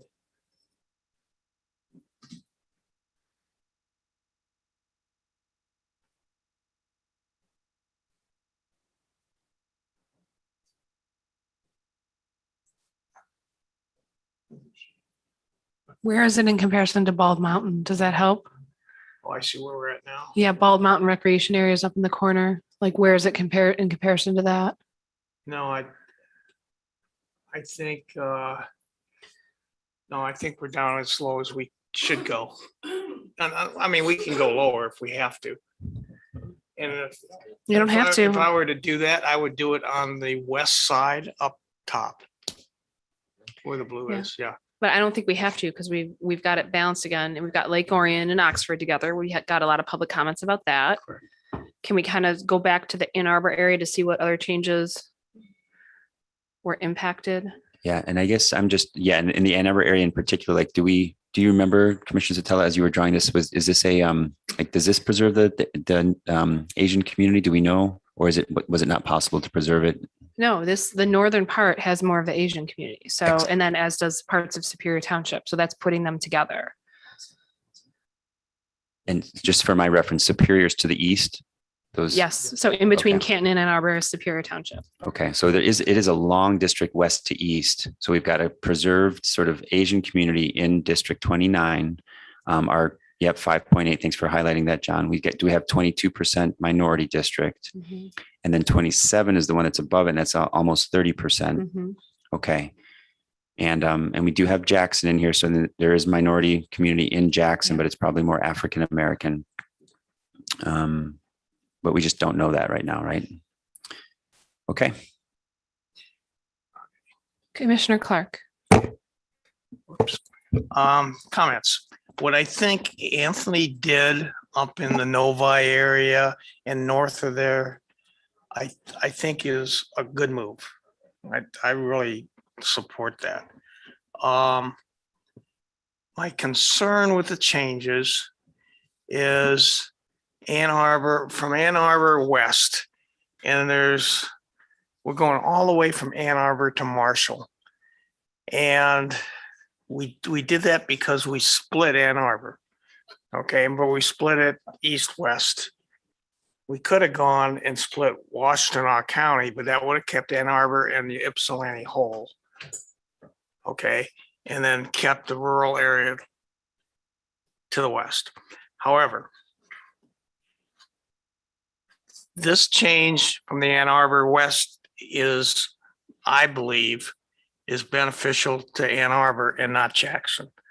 I think Jackson's points of view is, even from the initial hearing, is, yeah, we'll go into Washtenaw County and we associate with them, but only the western part.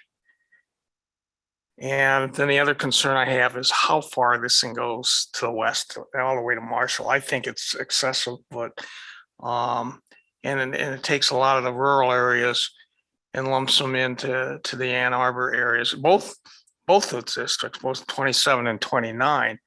And so that was a concern to me. If we could cut it off at the somehow, like where the Washtenaw County line is, and I'd be happy with it, because I think Jackson and Marshall and those areas are much, much different than Ann Arbor.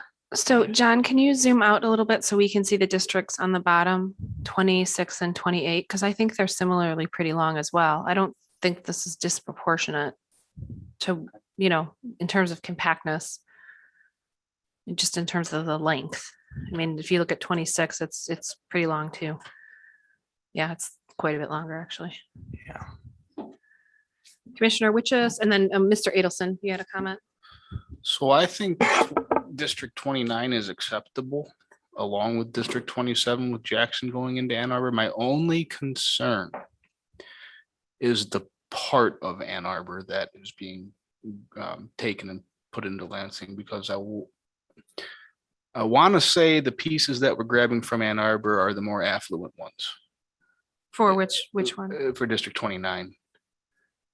Like that's going to be the Barton Hills area and so on and so forth. So I don't know if that, well, frankly, monetary status to me means nothing, but when it comes to this, but exactly, because I have none. I knew someone but that we may want to look at that and see if we either don't go as far over on the northern side of Ann Arbor or try to grab like a moon-shaped crescent kind of a thing. Commissioner Lott, Can we look at the metrics and the partisan fairness? Oh, I'm sorry, Mr. Adelson wanted to talk. I'll defer to. I'll go next. I'll let Johnson go on. Thank you. I just wanted to point out that John, could we see the demographics for 27 and 29, please? In the previous configuration or this configuration? It's just moving down the chart.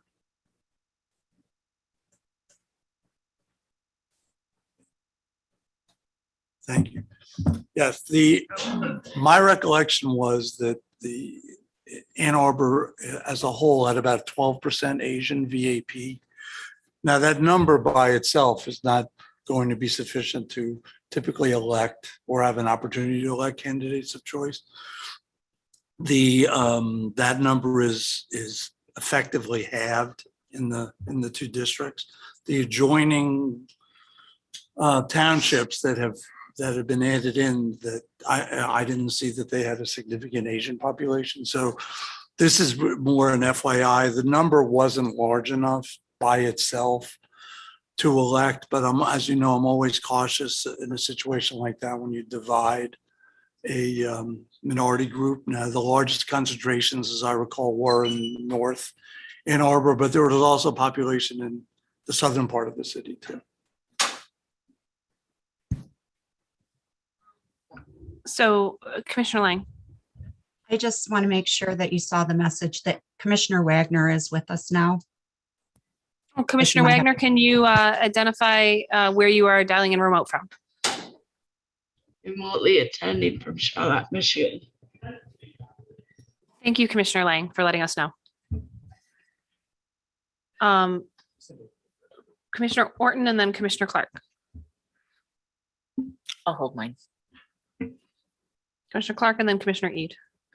Yeah, I'd like to go back to a comment that I made before, earlier today, relative to splitting Ann Arbor. And I know some of the people have indicated that they want it split for two districts. But if we did instead of doing this, we did a north-south split in Washtenaw County and kept Ann Arbor and Ypsilanti together, then we could keep the urban rural separated. Okay, but that's contrary to what your objective was coming into this and splitting Ann Arbor. But I just offer that as another solution to this. I just don't feel comfortable with that whole Jackson and Marshall area being rural. Well, Jackson, the city is not, but and I don't see where it really fits in with the interests of Ann Arbor. So Commissioner Eid, and then I have a thought. Well, we're deliberating on this change without knowing the numbers. So Yeah, first thing, we need to run the numbers. Run the numbers. Second thing, I just have a question for our VRA expert. Because 27 and 29 did not have that population needed, as you indicated, would that be preferable than what I had started to originally do in splitting up 9 and 10? Because the reason I took this type of configuration because I didn't want to touch 9 or 10 due to those minority considerations, because 9 and 10 do have that population. You see what I'm saying? Commissioner, that's a great question. Each one has its own challenges and its own, I guess, do's and don'ts in a way. I mean, that's correct that the Black population in 9 is higher than the Asian population was in the original configuration. And Dr. Hanley's analysis addresses Black voting power, ability to elect in Wayne County and not Asian voting strength in the Ann Arbor area. So there are several considerations, and with the Asian community, even though their population wasn't high enough to control an election to be a majority or even a plurality, the potential may be to have an influence district where you can have some influence on the outcome of an election. I can't speak to the electoral patterns in Ann Arbor. So at 12%, arguably you have more influence than at 5%, but I couldn't tell you based on data who votes for whom. That's different in Wayne County because we have the data for that. So that to me is the distinction. And also with 9, you have an ability to opportunity to elect clear district based on analysis. Ann Arbor, as it was originally configured, would be at best an influence district. But then I also raised the point too, when you do divide a minority community, that's always something to be alert to in the decision making. Thank you. Okay, can you go ahead and run that for us, Mr. Morgan?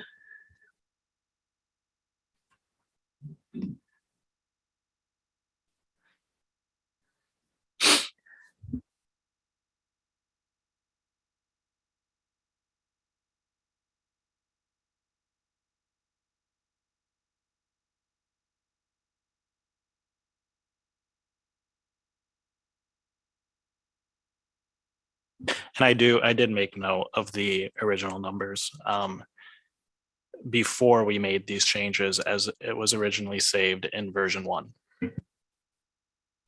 It was 4.5 for lopsided margin test, 2.2 for mean median difference, 3.2 for efficiency gap, and a seats to votes ratio of 20 to 18 with a bias of 0.3%. In favor of Democrats, but the rest are Republican lean. Is that right? That is correct. So lopsided margin, 4.5 Republican, 2.2 Republican, 3.2 for the efficiency gap leans Republican. Yes, that is what we have. Could you scroll down so we can see 28, 20? Was it 28, 29? This is the interpreter speaking. Can we turn on our microphone? Thank you. I'm sorry, I don't have my mic on. I'm sorry. Oh, I'm sorry. I thought it was 27 and 29. Yeah. So 68 and 57. Okay, so let's go through these numbers. Yeah. So lopsided margin test. Was, I'm sorry, what I was didn't it? see I that didn't one. see it. What was it? 3.4. So 3.4. So it's gone from 4.5 to 3.4, favoring Republicans. Still Republican, yeah. Mean median difference. It's gone from 2.2 to 1.1 in favor of Republicans.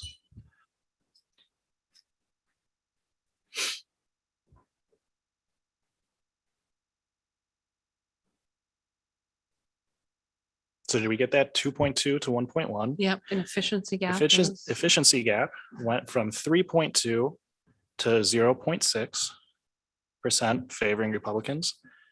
And the last one.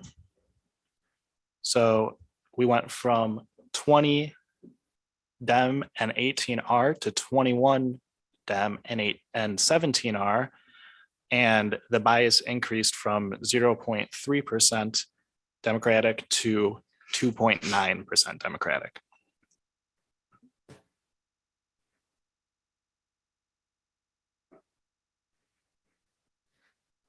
Okay, I want to look at the swing on that too. So can we close that out? Because I'm going to have you rerun it. Okay, just a second. Yep.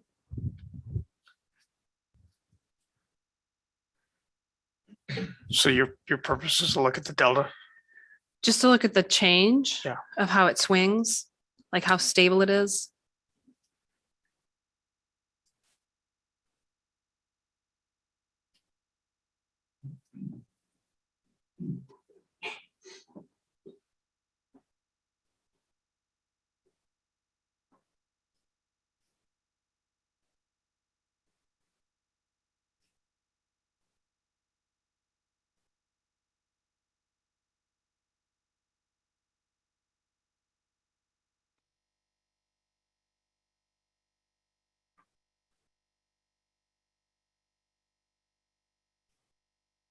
Okay, what did you want me to run now? So I want you to close that because we're going to rerun the report, but we're going to run it for the 2020 presidential, and then we're going to run it for the 2016 presidential and just see what happens with the numbers when we look at those two presidential elections. Like, how much does it swing? And we can do 2012 too.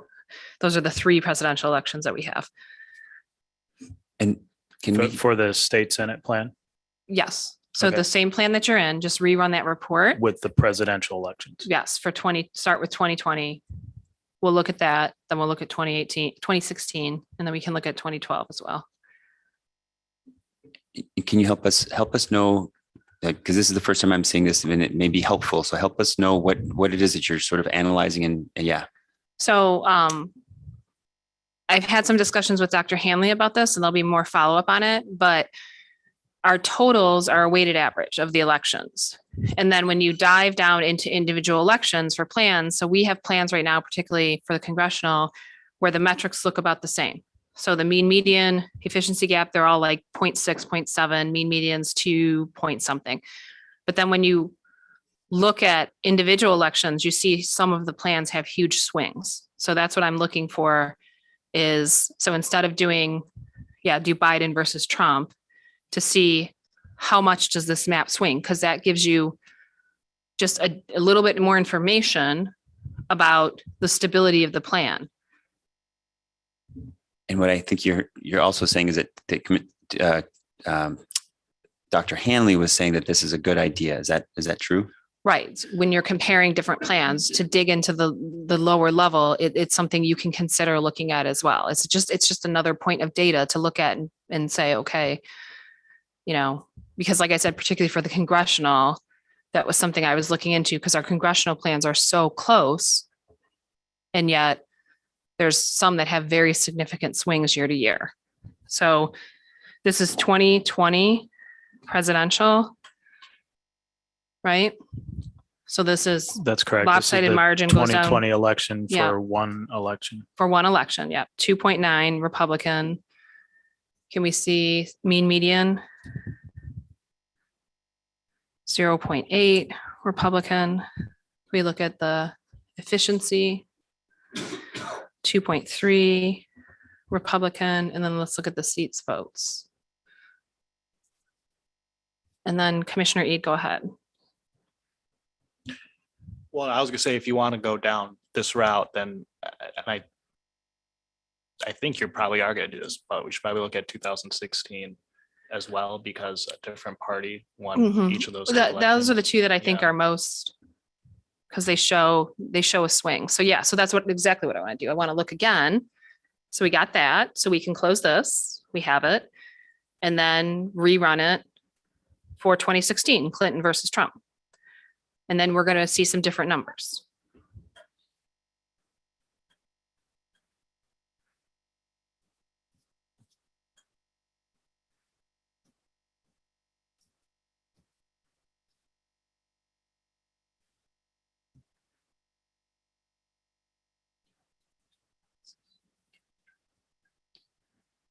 Yeah, I mean, Bruce, do you have any thoughts on looking into the election years versus just going with the composite? I think to your point, Commissioner, if you're, excuse me, looking at one election with a Democratic nominee won and another election with a Republican nominee won, you could get that comparative sense of difference and then compare that to the overall analysis that Dr. Handley did using all of the elections. So I think using two elections like that is you get a much more accurate sample than just picking one election with one outcome. Two elections with different outcomes, I think it's better. Commissioner Rothorn? And what I think Commissioner Zattella is trying to help us understand is that there's a stability that we have because we have 10 years of election data. And so we have a stable, but when we look into the individual, more than one individual race, right, we see swings. And so I'm just trying to understand like the stability factor and why don't we just look at the one all 10 years, right? And understand, okay, we're good. We have to look at the other ones to understand if there's more of a swing with more current numbers and help me unpack this. I think to me, it's the current numbers, but it's more that you're picking two elections with different outcomes. Mm-hmm. I know that I heard comments at some of the public hearings about, well, just pick one election, pick like 2020. Well, 2020, the Democrat won. So you're already going to have some degree of bias. But then if you're looking at two elections where one, the Republican nominee won, one, the Democratic nominee won, that's much more efficient, I think, as Dr. Hanley explained, than just taking one at a time, because that's something I think we've been consistent about too. That shows bias that is in isolation. Using her approach of looking at all the elections, then picking two where the outcomes were different, that just gives you potentially additional information. And it sounds like the swing that you're looking for, right, is if it's a large swing, then we see instability that we don't see with a very stable 10 years of election. Is that right? So we're getting more data, right? So the swing is what we're looking for, right? To make sure that we get a more stable district. Well, I think between those two elections that there is that potential, but I think for us, it's fairer in that you're not just skewing it by picking one election with one outcome. You're picking two elections with different outcomes, one for each party. and the district that we've drawn, or the whole state map that we've drawn, we might see, okay, and this helps you understand like the variance or the swings that we see. Right. Helps So- us choose a more stable set of maps, Right. set of districts. So how I think of it is, I used to teach college classes. And so, think of it from being back in school and how your grades work, right? So maybe you've got 4 students who have Bs. But when you dig into that and you look and you've got one student who's consistently a B student, one who's got A's and C's, one who has almost all A's and then has one terrible grade because maybe they got in a car accident and missed a test. And then you have one who's a little bit an A, a B, and a C. So like, you can't judge a map just by looking at a single number. But when you look at other numbers, you can sort of evaluate, okay, especially when we're trying to compare maps, how do these maps compare?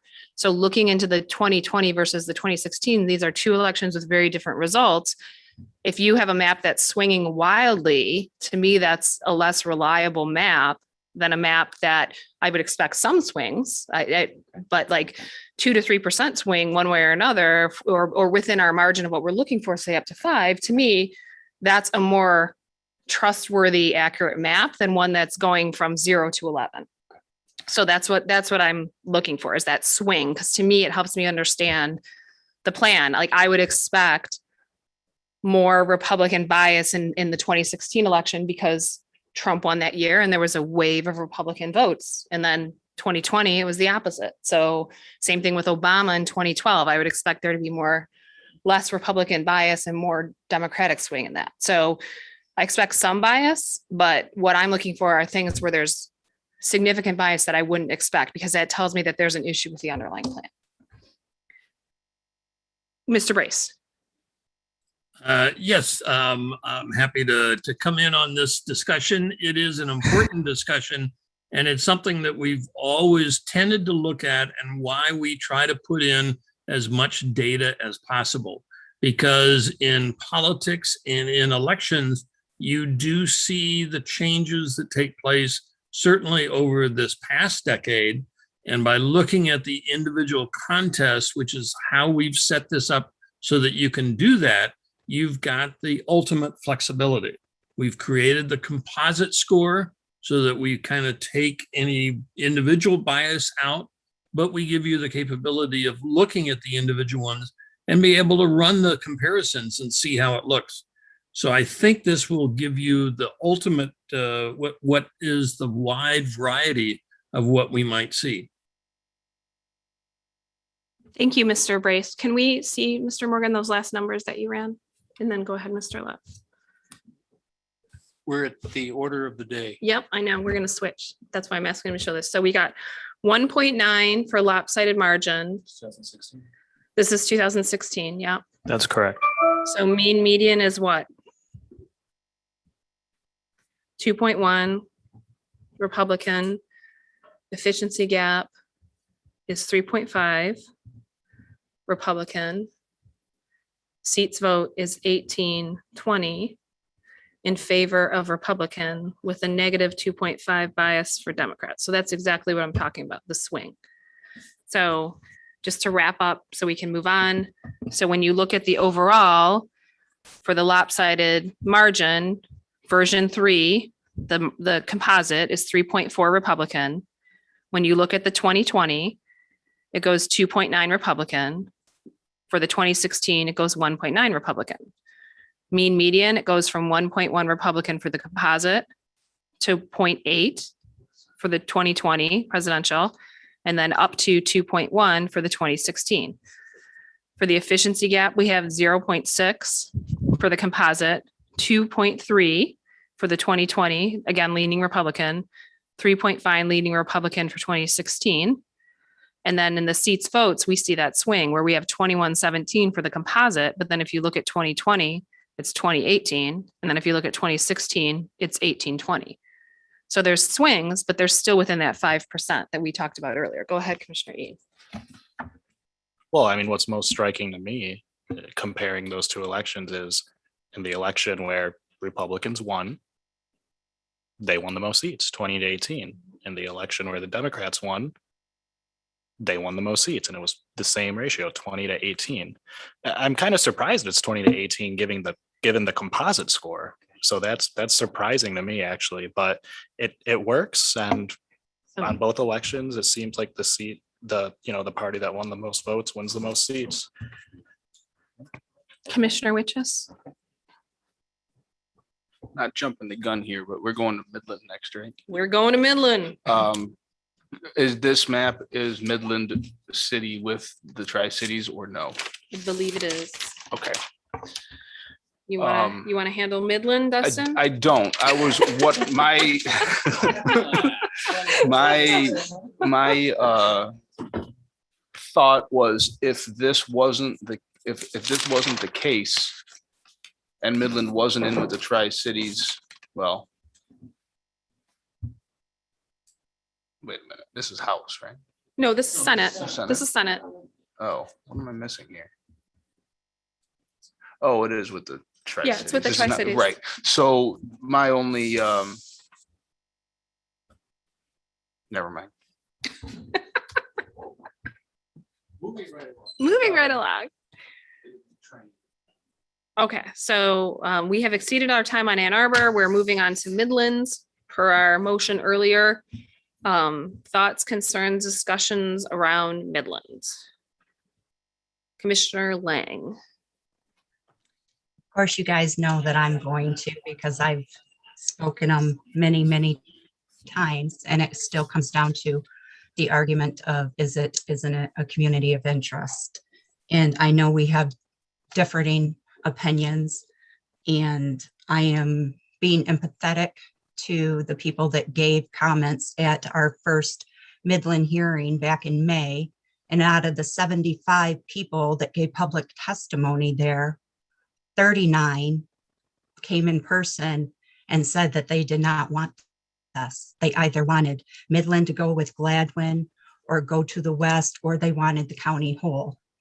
And there's been a lot of discussion about whether or not that particular arrangement is political or not.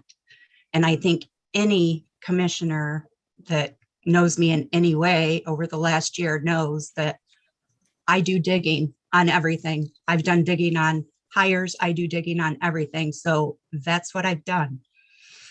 And I can tell you, I went to the Midland Republicans Facebook, Twitter, and did a little digging there. And while they did put out a call to action against Bruce Adelson, sorry, Bruce, I didn't see any for giving comments about the maps. It was actually quite quiet, other than there was a post agreeing with something that was said at one of the hearings. I did the same because I'm trying to look at it from all sides. I did the same for the Midland Democratic Party. And it was not the same. And actually, I was surprised to find out that Ms. Austin, that you asked for the information from today, is actually the chair of the Democratic Midland Party, which I did not know. She did say she was a Democrat, and she was very honest about that.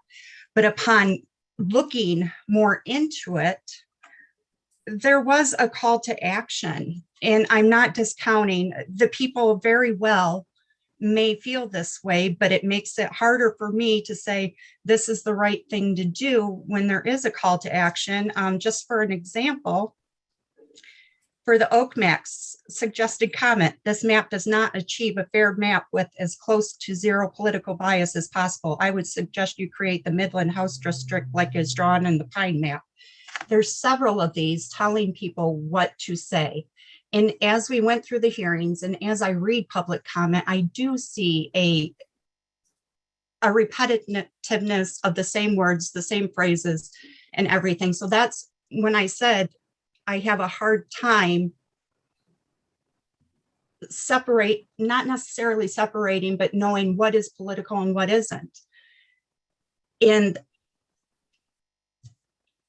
my opinion, I'm just going to leave it at that.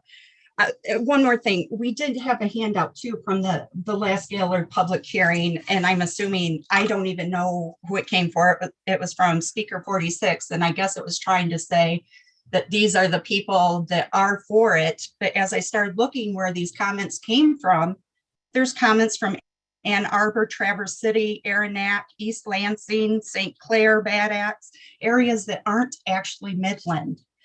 So here's my concern. I want to do what's right for Midland and in a true community of interest. And I feel for the people. And yes, they had Bill Schuette speak to, a former politician, 3 years out of office. But I also don't think that Bill Schuette has staff members. So I know that was said. I could be wrong. I don't know Bill Schuette. But what I'm saying is, I'm going to stress it again. When the people stood in front of us at that first public hearing, and actually some of the ones after that, and some of them, again, with tears in their eyes, I find it hard to believe. I'm not going to cry over politics. I don't care really at this point. They're horrible on both sides half the time. But if I've experienced something serious, and if I am trying to do what I feel is going to be in my best interest in my communities, I'm going to feel that in my heart and I'm going to speak from it. And that's what I felt about the people, especially the first hearing. I feel like these people came at that first hearing in May. This was new. This was in the majority of them, like I said, out of the 75. And some of the other ones, there were ones from Saginaw that said they did not want to be with Midland. At that very same hearing, there was one that said the Bay City was their community of interest for the watershed. And Commissioner Zatella, I apologize because I had read that one. And then I said, you said the other day, and I got it mixed up. I apologized the other day, but let me apologize for that again too, for misspeaking. So I just want to put that out there in that I am not okay with this configuration, and I think we should adjust it. That's all I've got. So Commissioner Witches, and then Commissioner Clark, did you also have your hand up at some point, or were you just? So I hear that too. But here's one thing that I've been struggling with when it comes to how to handle Midland. We've heard all throughout Michigan, wherever we were, rural, urban, keep separate.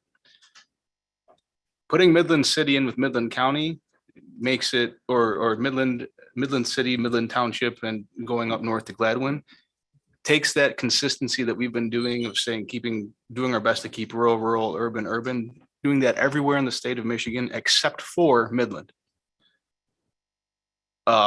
So that's one thing that I'm having a real hard time dealing with. And then when it comes down to flooding and all that, and yeah, I feel for the individuals, but where do the rivers end up?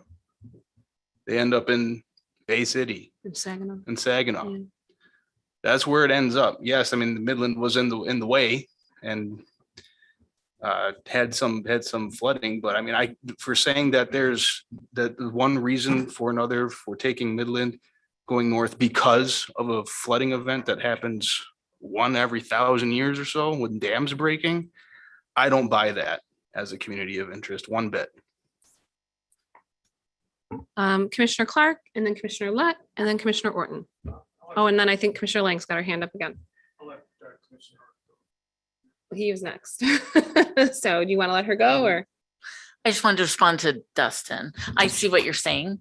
But I do think that's what we just did with Ann Arbor and Jackson, put them with the, urban and rural together. We stretched it out so that it encompasses both. So we have done both ways. So I think in order to solve this problem that there's been so much input on both sides, we can go back to the idea of we give different things in different maps. This is the Senate map. What are we going to do in the Senate map? Doug, did you have a comment still?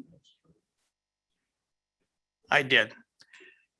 This is the most controversial area that we're going to deal with. Even the public, well, we'll say that when we get to Grand Rapids. Okay. Public comment seems to be split. Okay, I mean, there's an analysis that Jennifer gave us or sent to us today, and that supports the Tri-City type of map. And we get a lot of input from the Midland people, and it supports the combination of the two. So I think we need to come to a compromise on how we're going to deal with it in a Senate perspective, and then maybe even a House perspective. So maybe the solution is keep the Senate map like this, and the House map, we take the approach that Midland and Midland Township are together. That's a compromise. It's what between both houses of the legislature. And I mean, we'll sit here and talk about this for another 50 minutes, and we're going to be at the same place we're at today because of this. So I would suggest we discuss that type of approach. Who's next? I'm next. Steve is Steve, Rhonda, you, and then I have a comment too. Well, number one, I think that this configuration with Midland, Saginaw, basically the Tri-Cities, I mean, I've been a resident of Michigan for 74 years. And it's always been Midland, Saginaw, Bay City. It's always been that. Now, I don't live there. I'll grant you that. So there are certainly smarter people up there. There are smarter people in this room than me. But the people that have spoken, and I'm looking at the compilation that we've gotten in on the portal that was provided to us by supposedly the chair of the Democratic Party. If that's correct, she has every right to do that. Bill Schuette has every right to come in 2 or 3 times and pitch his story. A call to action, I believe I've heard somewhere that deserves no less weight than anybody else's comments. So we have here the fact that we as a commission have asked for input in personal hearings that we had. We had 16 to start with, and then 5 more. And we got a number of comments from there. But we've got many more comments on the portal, and we pushed it. We have asked repeatedly every meeting that we have, we ask for comments on the portal. And so that's got to be worth something. The statistics that I guess her name is Jennifer came up with is there's 80% positive for the Tri-Cities. And she breaks it down. And I went back and looked at how they came in, and they come in all the way from back in May to up to date.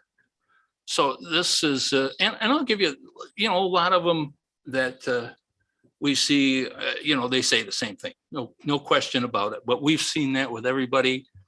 And so my point being, we need to give credence to the people that take the time, whether it's cut and paste or whether it's come out with Bill Schuette and his group or Jennifer and her group. I mean, we had 30 Indians show up at 2 of our meetings. Doesn't mean they deserve any less weight than anybody else. Same thing here.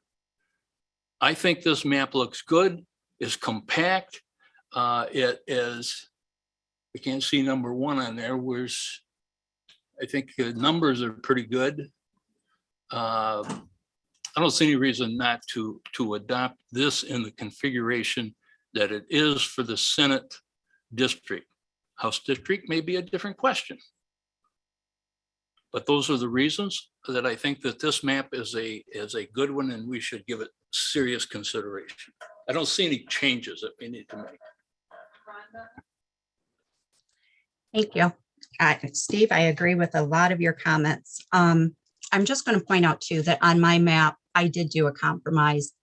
because we've had a lot of comment from Saginaw too, saying that Saginaw wanted to be kept whole and by themselves. So my compromise was to give a little bit to each district. While I did not go completely to the west as some of the Midland ones wanted, I did join them with Bay City, while also taking into consideration comment from Aranac that said that they wanted to be included with Bay City. So when we, if there's a discussion about compromise, I think that the map that I drew for that area actually is a compromise. And I want to go back to another one of our criteria. Again, even though it's lower on our levels that we have to do, we do have the criteria of taking into account municipalities, townships, counties, city, etc. And we're breaking up 3 counties when we could technically have Saginaw whole. They get their own representation. We could have Aranac whole, Bay City and Midland, and Gladwin, I believe was the configuration in mind where they're basically kept whole, which I think would make a lot of them happy not to be split up. And I think that was another big concern. You're taking Midland out, the county seat out of the county when you're doing this. And that was another concern. So I'm opposed to this one. But again, I'll be quiet now. Thank you, Commissioner Lang. Commissioner Riches. So a couple of things, I'm just going to do it in the reverse order here. So when it comes to the county seats and in the counties, we're not changing local politics. So the county seat is still going to be the county seat in the county for local government. So that's not going to change. Midland and Midland Township, I think, are the ones that I'm most concerned with going in with the Tri-City area. The rest of Midland County can go north. So then, but I do like Commissioner Clark's idea and statement stating that when it comes to congressional and Senate, the Tri-Cities, in my opinion, should be together. But House, since the districts are smaller, we can send those further north into the floodplains so that the individuals in the Midland area have more representation in that particular area. I don't see how having 2 or maybe even 3 representatives that could be going into that county would do any harm. I think it would be doing good. And then if we have to split up a county to do that 3 ways so that there are 3 representatives on the House level for the Midland Gladwin area, that's, in my opinion, that's a good thing. And that's how I would prefer to see it go. All right, so my thoughts are, I like this map too. I agree with everything Steve said. I particularly like this because it takes a little bit more of the townships around Midland City and puts them together, which was we had received some feedback on that particular point for this particular map, that they wanted to see the townships. And then I totally agree with Commissioner Clark's suggestion that we address this in the House map and we put Midland and Midland Township together in the House map. And, that will give them one option where they're together. And then in this one, they're with the Tri-Cities. I think that makes a lot of sense. And I think it's a good idea. Commissioner Clark. Yeah, I think it's a good compromise. As long as we guarantee that to happen, I'm fine with it. I think it's important, like Dustin said, that we're gonna get more representation in that area where the floodplain starts. And that's where the root cause of this whole thing is. So we need the representation to get that stopped. And yeah, Bay City and Saginaw, they take the brunt of it, but nobody likes it on the floodplain. So I would propose that we compromise that way. Yeah. Midland Township and Midland on the House is together, and this map gets taken care of, and we beat it by 40 minutes. Yeah. Well, Commissioner East has a comment, so he could just throw a monkey in the whole situation. Commissioner Eid.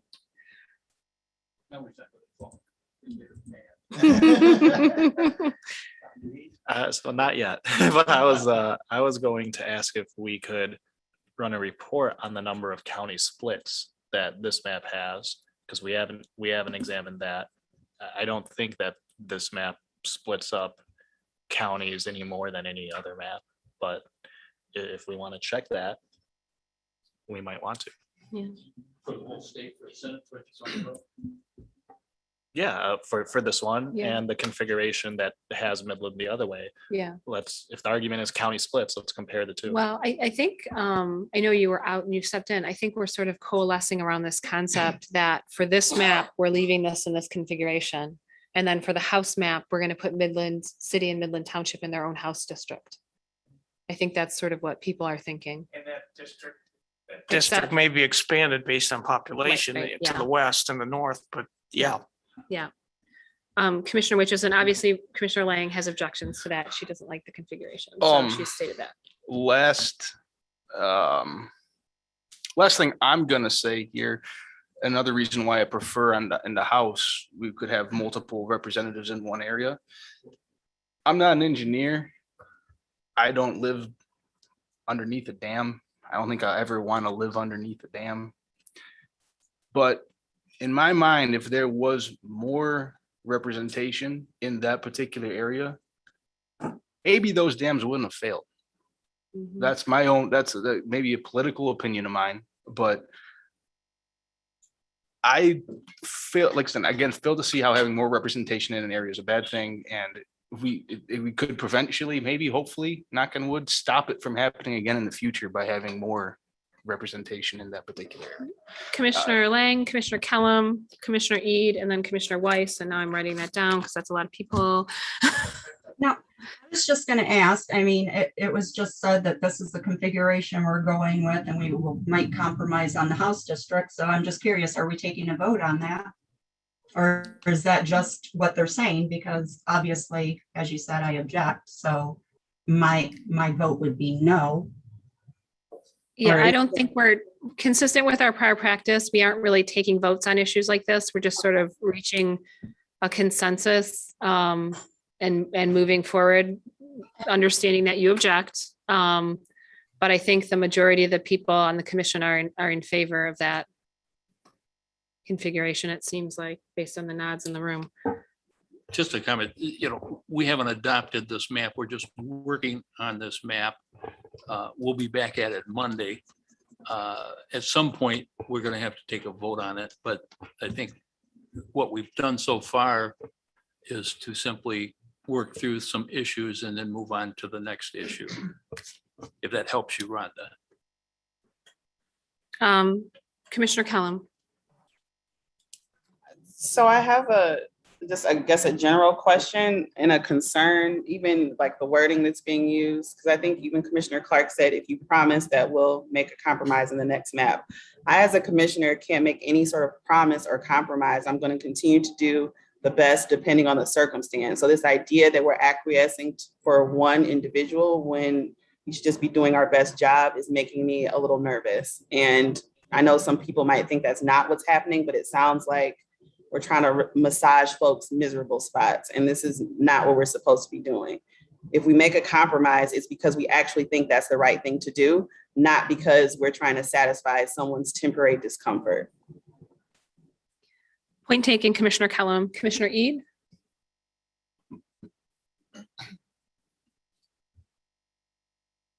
I yield. And then Commissioner Weiss, who's been very quiet this entire conversation, even though he's from the Saginaw area, has a comment. Everybody listen. All right. I've listened to all your talk. I find it very interesting. Yes, I am from Saginaw, but I do not just represent Saginaw. I'm supposed to represent the whole state. So I do have some comments. I believe Commissioner Clark made a very good point on this map, and then spreading in the House map, break it down that way. I've never, all the years I've lived there, it's always been Tri-Cities. And I've got pretty close to the same amount of time as Commissioner Letts. So, Oh, you're older. shh, don't tell everybody. So I guess my opinion would be, I like the Tri-City thing, leave it that way. But if we're going to go with this map, I think it works, and a congressional. I do like the idea of taking the house map and then setting it up that way. That gives it, and Commissioner, which is your idea? To me, more representation is better. We had to shoot for 4, maybe. I don't know. Okay, thank you. All right, thank you, Commissioner Weiss. General Counsel, did you have a comment? Thank you, Madam Chair. And certainly I acknowledge your statement about the consistency and how the commission has been proceeding. And just for clarification, that this in the prior mapping sessions, when this sort of situation arose, the process document spoke to creating alternative drafts or alternate drafts, excuse me. And so the mapping process document, again, at page 14, if consensus can't be reached during this stage, a vote can be taken, or again, the commission, while we don't have alternate maps at this stage, the commission does have the ability to put forward more than one proposed map per district. So that could also be an option. But I did want to highlight both the language in the process document for your benefit and to also bring up the option that the commission also has to put forward a number of proposals if it so chooses. Thank you. Thank you, General Counsel. Commissioner Eid. What I was going to say a second ago is I also agree with Commissioner Clark. I think there is a way to compromise on this Midland issue with the House districts and still, on top of that, still make that map more fair. It would involve probably looking at Lansing or somewhere else, but there is a way to do that. We just have to come up with it like how we did for the Ann Arbor area now. But I would agree. I think that could be a way going forward. And, based on what General Counsel just said, we have a little bit more time in this area assigned to us. If Commissioner Lang would like to make a clone and, reconfigure it and check the numbers, we can examine that. But I agree. I like this map quite a bit, how it's currently configured. This is the same one we ran the numbers on before I left, right? Okay, thank you.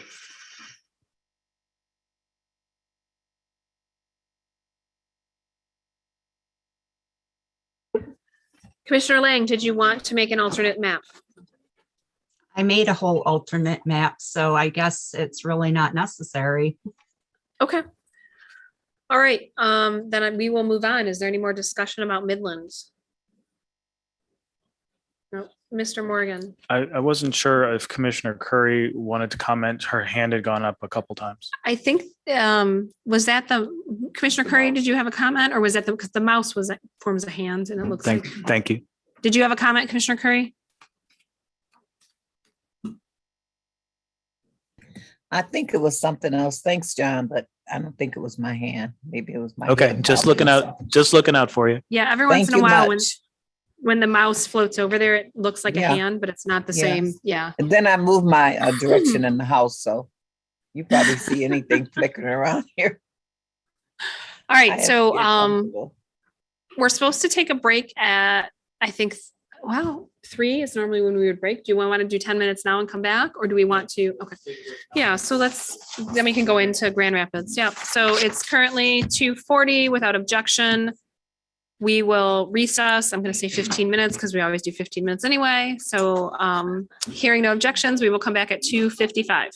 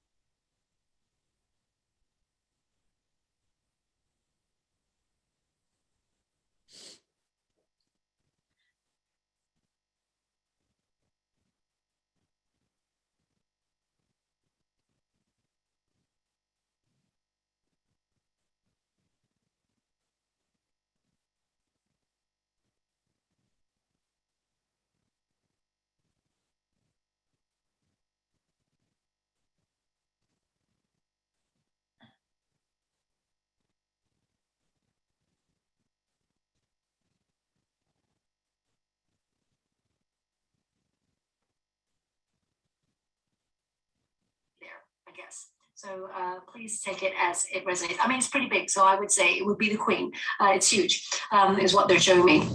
So cute. I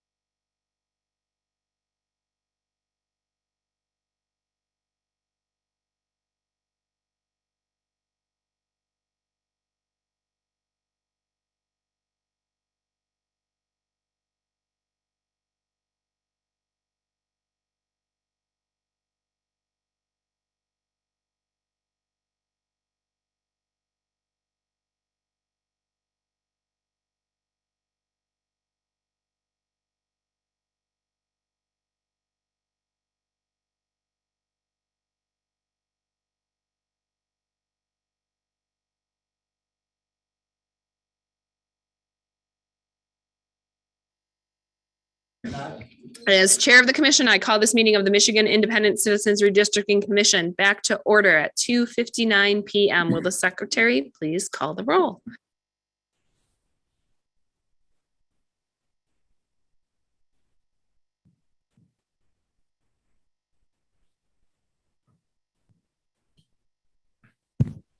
Absolutely, Madam Chair.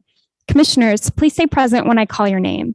If you're attending today's meeting remotely, please announce during roll call that you are attending remotely, as well as where you are physically attending from. I'll start with Doug Clark, Present. Juanita Curry, Present and attending remotely from Detroit, Michigan. Anthony Eade, Brittany Kellum, Present and attending remotely from Wayne County, Michigan. Rhonda Lang, Present, attending remotely from Reed City, Michigan. Steve Lett, Cynthia Orton, Present. MC Rothhorn, Present. Rebecca Satella, Present. Janice Follett, Present. Aaron Wagner, Present, attending remotely from Charlotte, Michigan. Richard Weiss, Present. Dustin Witches. Present. 12 commissioners are present and there is a quorum. Thank you, Ms. Reinhardt. All right, we are continuing on our work through the maps, and we are shifting over to the Grand Rapids area. So if we can shift over to Grand Rapids, and who would like to lead this? Commissioner Orton?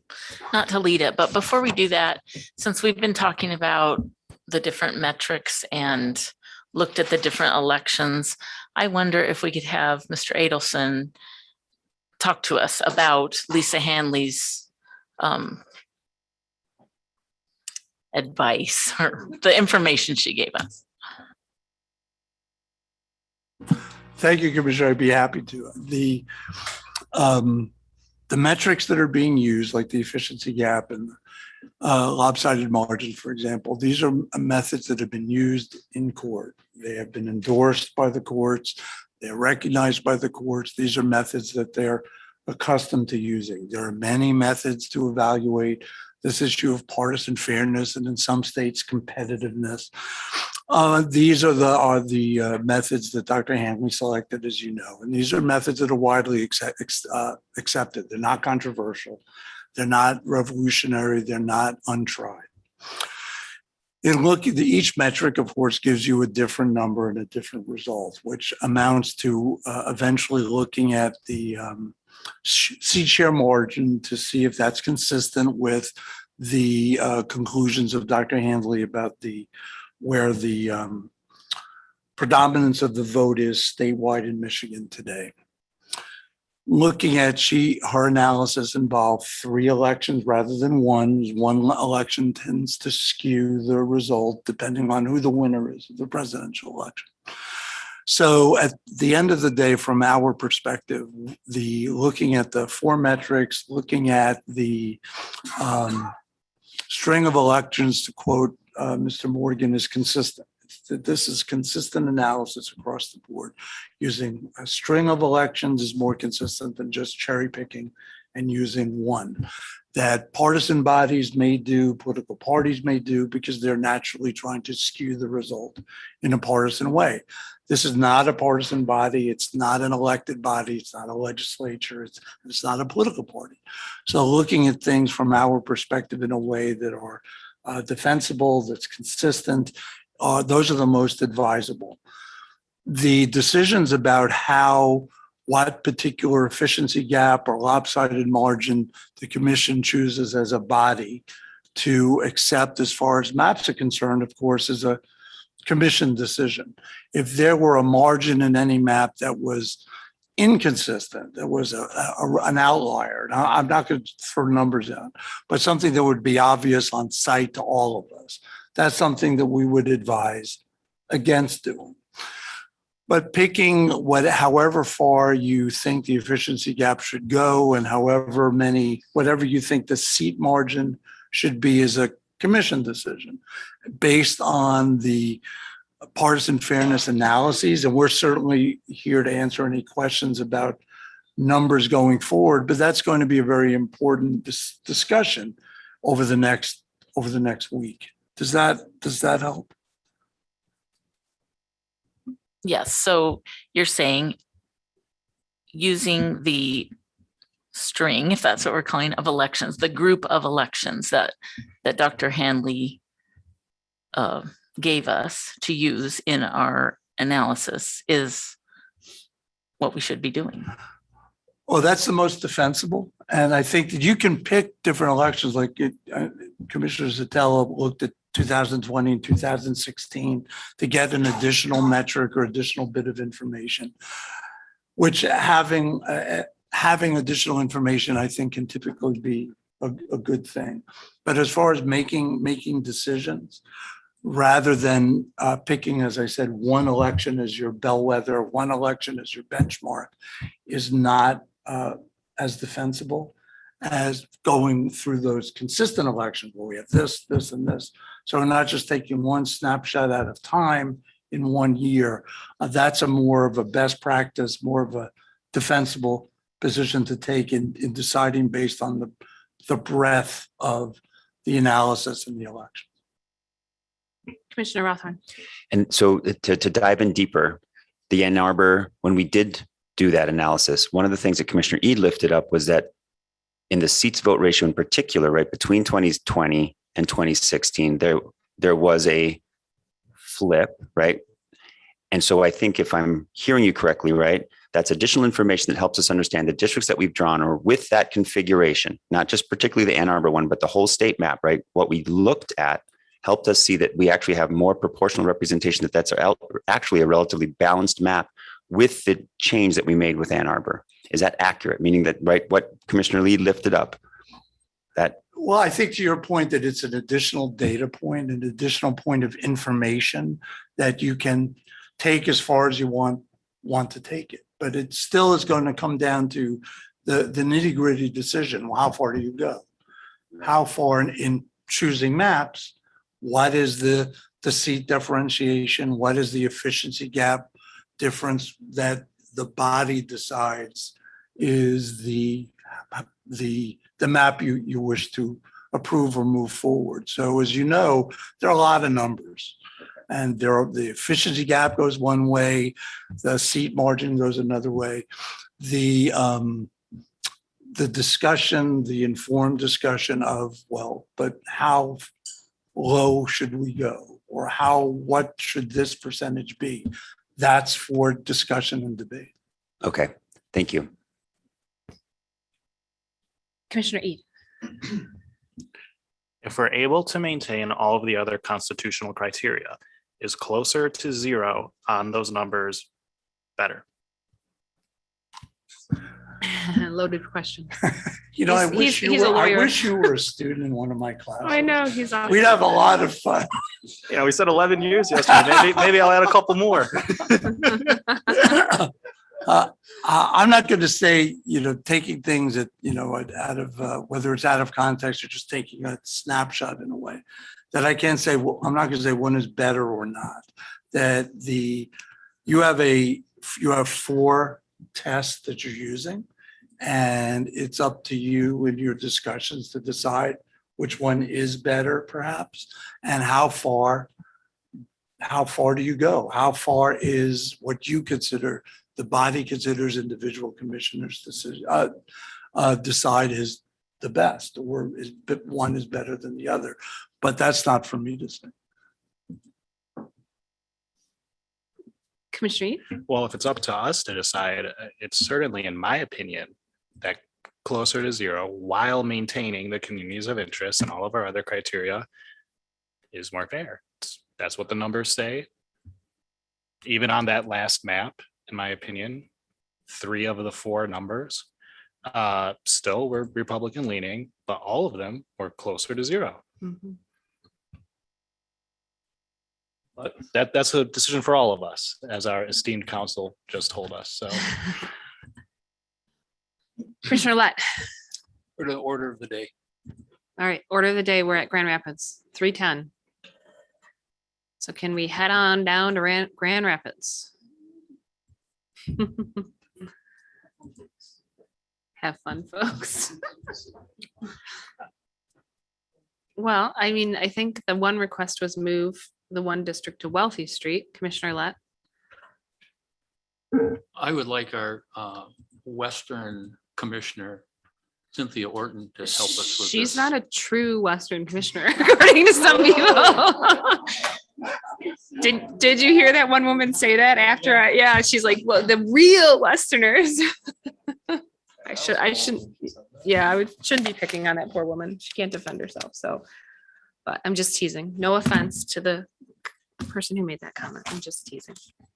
Commissioner Orton. And actually Commissioner Lang, as I will also note, because she emailed us as well, she is also a West Michigander. Because Reed City is also on the west, as is Commissioner Lett. I mean, so we have multiple West Coast people, just not from Grand Rapids. Yeah.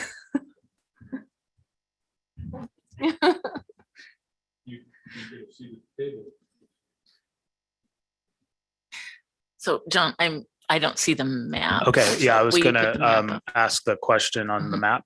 So at this point, we have three maps. We have the original map that we started with this morning. You have the second map, version 2, which was abandoned. And then there's the version 3, which is the one you've most recently looked at with the changes in Ann Arbor. So which of those three maps do you want me to bring up? So, well, it seems that we're making progress here. So is everyone good with version 3 with all the changes in Ann Arbor? Yes. Then let's pull that one up. Okay. And just to be clear, I have the other map saved if somebody needs to go back to any of those.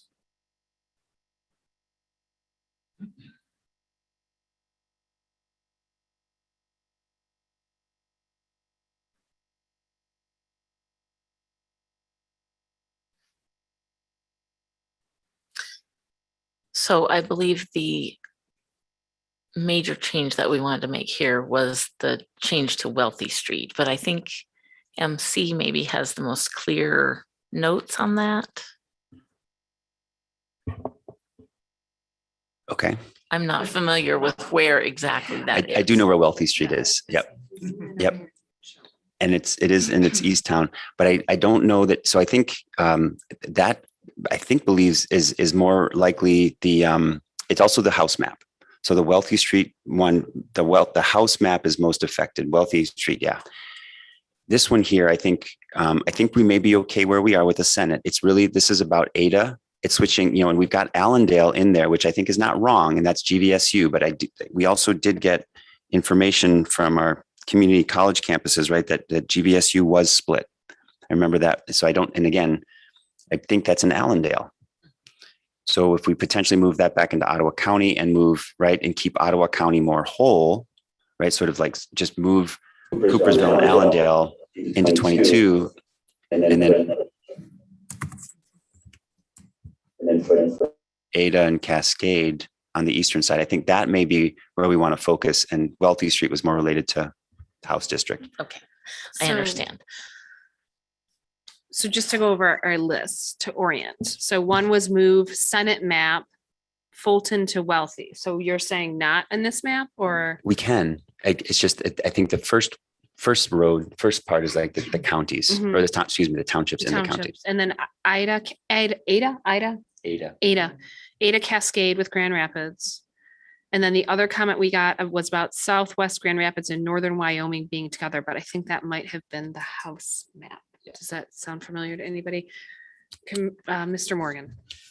So just to reference the work that we did yesterday, when we reviewed all the Senate plans, I think that Commissioner Lang's Senate plan in this area had some ideas that you were thinking were useful in some of these township movements, if you wanted to see that. Yeah, will you bring that up as a overlay? Commissioner Clark? Okay. Yeah, I had, my notes from the hearing was that Fulton, change Fulton to Wealthy on the Senate map. Yeah, that's what mine says too. It's true. Forgive me. I don't mean to say it's not true. It's just like, that's going to be the hardest one to do. And I think we're going to get a lot of what I mean is I think there's more block level changes. Yeah. And I just wanted to, yeah. So yes, we can go to the block level and start changing it there. It just feels like we may have it's going to be harder to adjust the township level. It feels like the bigger to smaller. You're saying start big. And go small. Yeah, and I had some confusion over that requirement because in July, beginning of July, when we were in Grand Rapids, we talked to a number of people in the minority area, and they said, well, we don't have to do a partisan fairness. So I was a little confused. And I had some confusion over that requirement because in July, beginning of July, when we were in Grand Rapids, we talked to a number of people in the minority area, and they said, well, we don't have to do a partisan fairness. So I was a little confused. And they indicated Fulton Street was the break point. We agree. And my notes on the reason that Wealthy Street was, it lines up with a district that, excuse me, their Wards. wards. Yeah. Exactly. That doesn't mean that I think it's the right thing to do. I'm just going to say that. And we heard We'll get into that. community. Yeah. But it's just Because that. you're just looking at your list right now, aren't you, Rebecca? So I had Byron City was concerned that they were split, but I don't think they're split in the Senate. And I had the Lake Shore District take the south part of that and go north to Saginaw. So Saginaw. Not Saginaw. Sagatuck. Saugatuck. Okay. I can't read my own writing. Yeah, Sagatuck. So where is, oh, I see. So Ida is in with Grand Rapids, is Cascade that we're trying to. So maybe bring that up and adjust more on the western edge. Commissioner Witches? I was gonna just say that I agree with Commissioner Rothorn. Correct me if I'm wrong, but I believe wards are used to like local representation for council, like city council. So again, that's in my opinion beyond our scope. Right, because whatever line we draw isn't changing the local, right?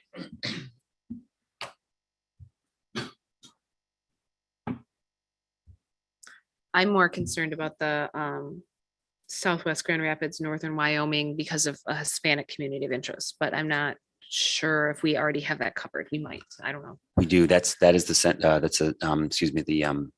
house map. Okay.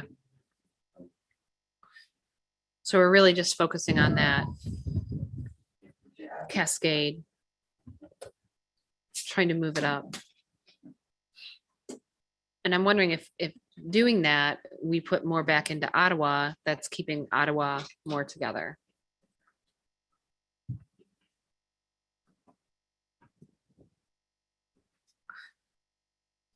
So the thought is that we need to put Cascade Township in with 23. That's going to be hard.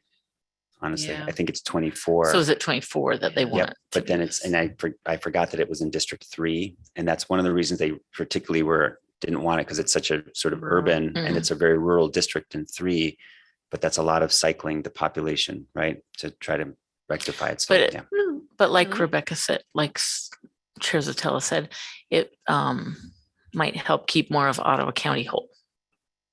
So maybe it's worth a try. Yeah, that's what I'm thinking. You pull up from 3 and then you bring in more from Ottawa, and then you have a little underneath that you can put into 22 and then pull back from 3. It's just boom, boom, boom, 4 changes. I'm so glad you see it. Boom, boom, So boom. John, could you start by zoom in just a little bit?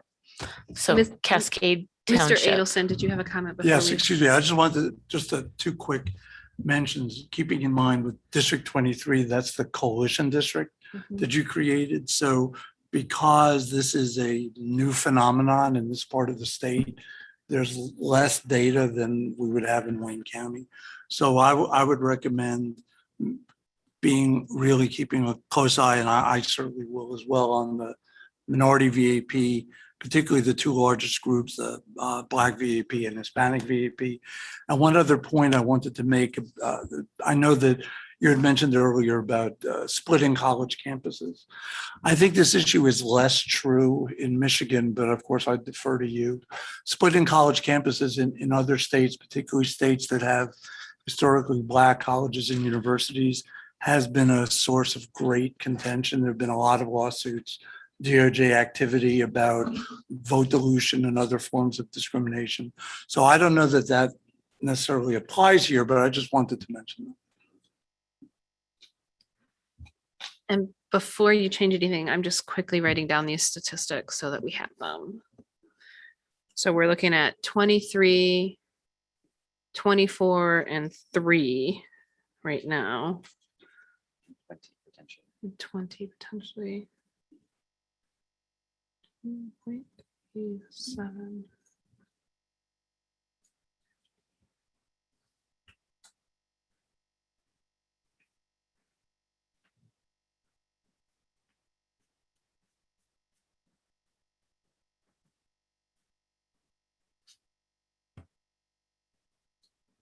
And then 22, you thinking?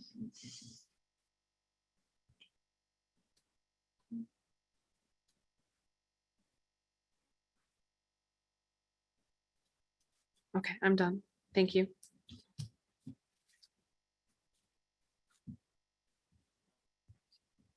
Commissioner Let, Are there changes that we're considering making in here? she was just I gonna, was waiting, yeah. I was waiting for her to write. Yeah, down I what was she just wanted to writing write down the numbers before we start moving things around. Yes. Yes. So would you assign Cascade Township to District 24?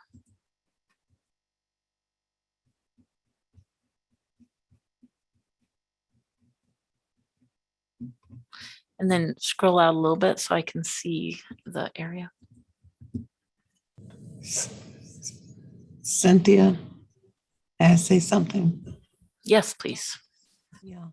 We had someone, I think even on yesterday, that said they would rather that we kept Granville, Kentwood, and Cascade together. I don't know if you heard that or whatever, or if it makes any sense, but it was one of the comments that we got yesterday. Okay, thank you. Yeah, and I think the concern there is that we worked really hard to build a coalition district with 23, and that the concern is that we'd have to pull off parts population counts. Do we have, Mr. Morgan, would you mind again changing the color in 20 so that I can see it a little better? It's just very close to 23 and it's hard to judge where the line is.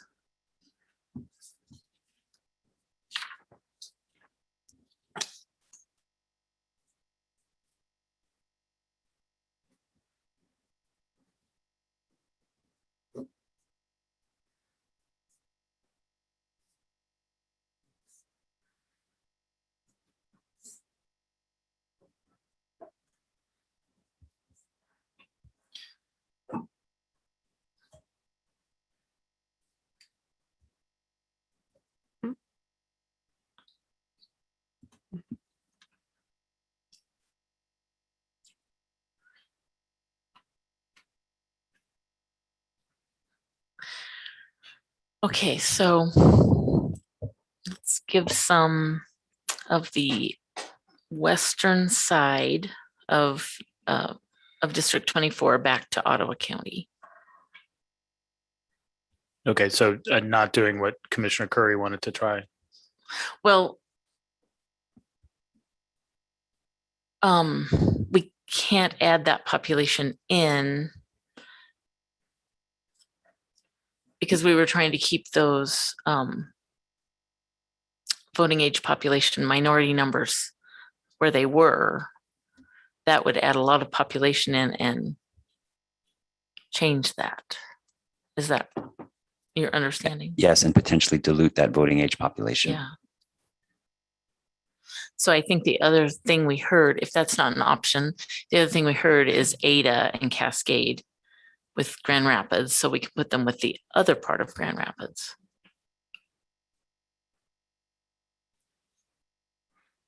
Okay, so you just added 19,000 to 24. Mm-hmm.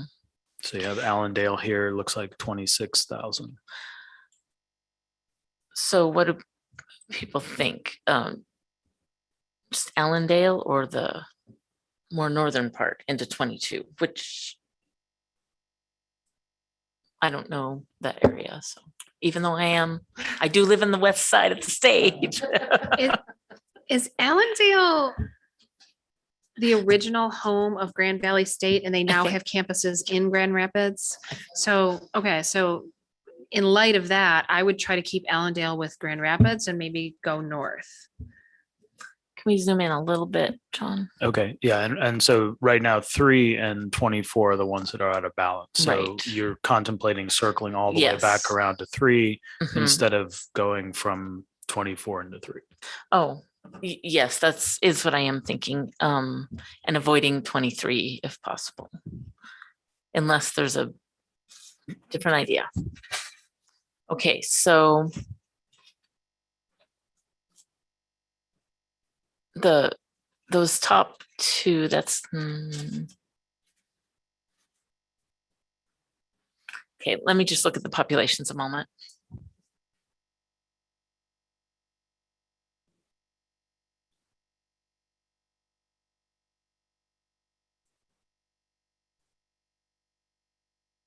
Can you scroll down just a little bit, John?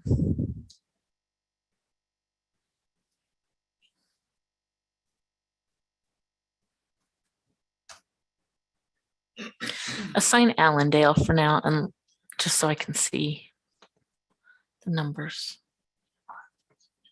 To 22. Yes, please.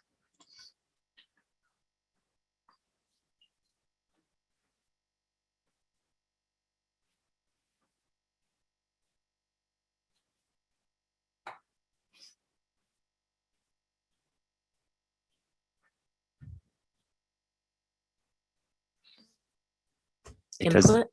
It seems like it fits right with Georgetown too. Like it doesn't seem wrong. No. Okay, so, all right.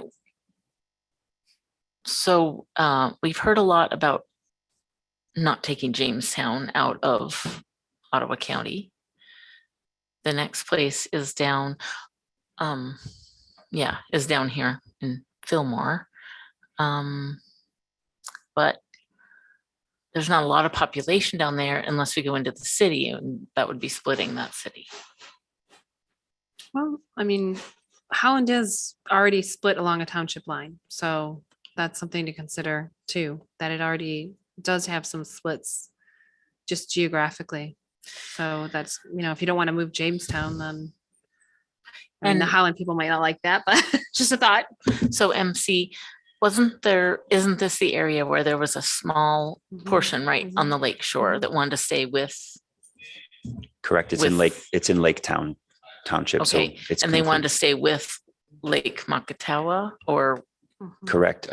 All right, well, give me some help here.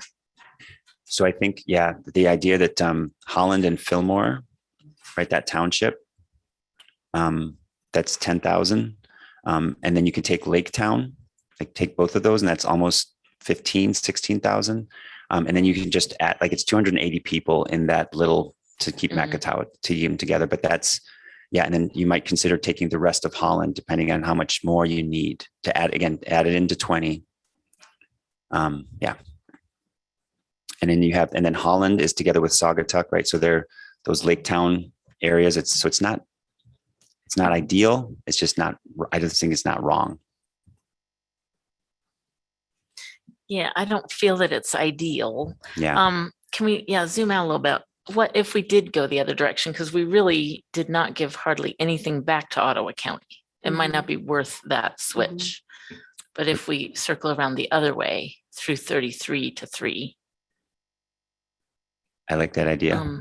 Can we, don't undo because we know that's an issue, but can we put it back how it was and just try that for a minute? I know our time is ticking, Steve. You're putting, just to clarify, you're putting Allendale back to 24, Yes, just for yeah. John's purposes. Okay, that's done. So Okay. now you would take something out of 24 going towards 33 or 3. Going towards 33, the upper township.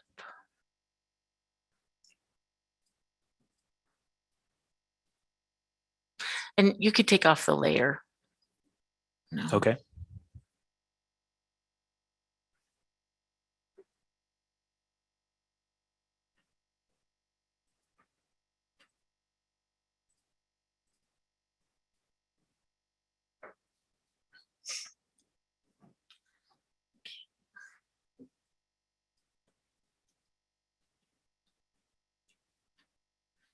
Okay, so zoom out a little bit so I can see more of 3.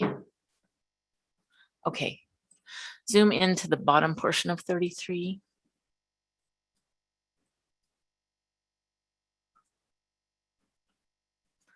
And I want to take those bottom townships. Odessa, Campbell, and Boston. Boston. Yeah, do those three first. Please.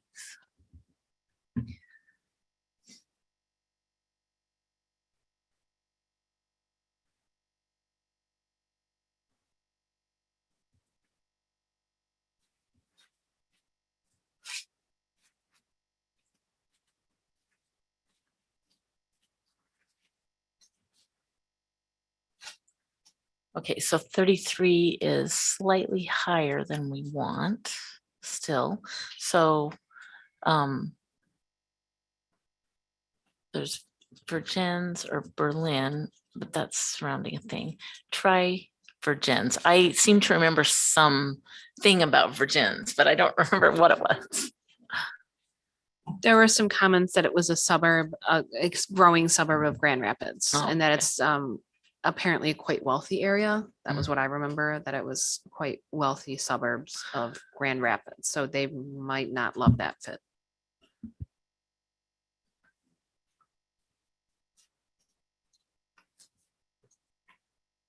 Commissioner Witches. Yeah, I'll just say fluency in my mind, get me if I'm wrong, it doesn't really quite matter because I don't No. care if you've got millions of dollars or if you've got 10 cents to your name, you're still have a vote. No, I'm not saying it doesn't matter because they're affluent. I'm saying because it's a suburb of Grand Rapids. Oh. That's what I mean. Like it's a Community of Yeah. interest kind of thing. well, I don't know that it goes so far as to say community Okay. interest, but that it's, upscale developments from people who clearly work in Grand Rapids, I'm guessing. So, But we can't keep it with Grand Rapids, so it has to not be with them. Okay, and so that is well within our population deviation. We didn't mess with 23. So unless somebody has an issue with that, I think that's good.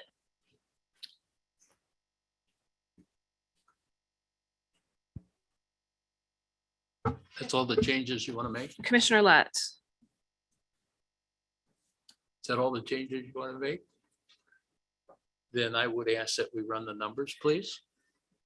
Yep. And I'm looking at the VAP really quick too, just to see if there were changes there. I mean, they're really like insignificant, like 0.03. And then what was 20? Yeah, no, no significant changes. Mr. Morgan, can you run the partisan fairness?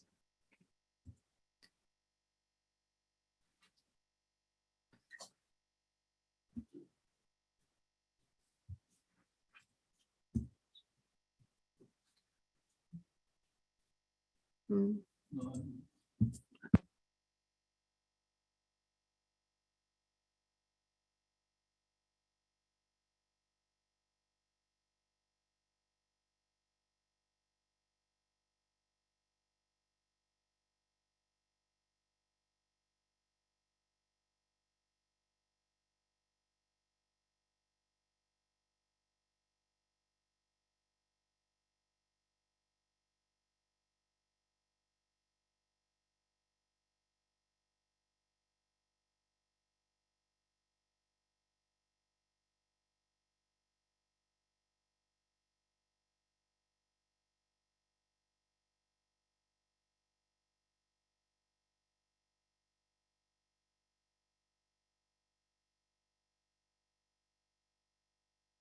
Okay.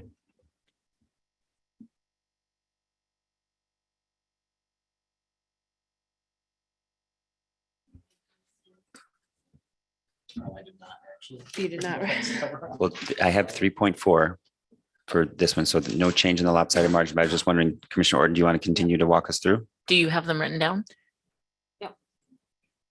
3.4 for lopsided margin, 1.1 was the mean median.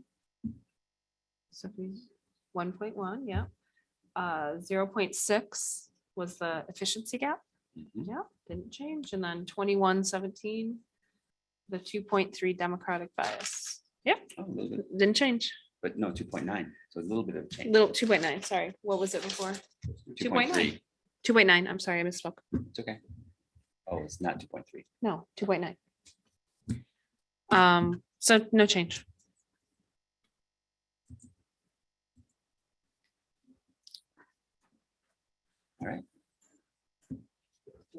Yep, stick a fork in it. All right, so that was the cascade that we fixed. Grand Rapids. Yeah. And then, do we want to do anything with Wealthy Street, or do we just want to leave it the way it is? I'm personally inclined to leave it, but any other thoughts? Yeah, Yeah. Bring it up. I'll show you right where it is. You want to zoom in? It's right here. This line right here. That's what. So we'd be taking off that.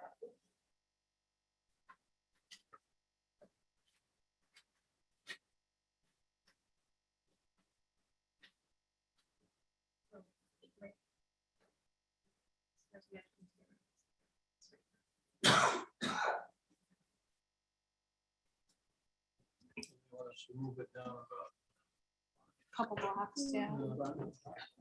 Yeah. and lots of population, couple blocks and Lots of population, yeah. Yeah. Commissioner Witches. I say, what's the communities of interest up in there? So I think if we put the dots on the theme, the African-American theme, I think we'll see that, I mean, that we drew this with the idea that there's African-American and Hispanic population in here. So I think that community of interest was less a known community of interest and more sort of recognizing a demographic that was between North and South. And so I hope that answers the question. I say keep it as is, because again, wards and all that is more local. I think we drew this specifically for reasons, and I think it should stay as is personally. And I do believe that we can try to be more responsive in the House districts rather than in the Senate, even though we were specifically requested to do it in the Senate. I think the other piece that's most important is that East Grand Rapids is whole. And I believe Kentwood is also whole, but that's part of and Wyoming. These are all sort of municipal pieces that I think, might answer that question of communities of interest, right? We have whole communities, and the one community that is not necessarily represented is Grand Rapids, which, has more population than, As I recall, not more, but. as I recall, they wanted a north-south split, didn't they? Mhm. Yeah. And we did that, as I recall. Yes. Especially looking at it, I recall it even better. Right. And we specifically, last time, there was requests for Fulton Street as the divide, which is where we drew it last time, based on the comments we had received at the time. There was one today on the comment. Leave it where it is. Yeah, I remember that. Okay. Any thoughts, comments? Commissioner Orton, saw your hand. Is there anything left on the list, or can we take a So it was look at the whole? Southwest Grand Rapids and Northern Wyoming, but I believe that was a house concern because they're together in this map. And then not for this map, Grand Rapids Kalamazoo was a discussion point, but that's for congressional, not for this, obviously. What else do we got?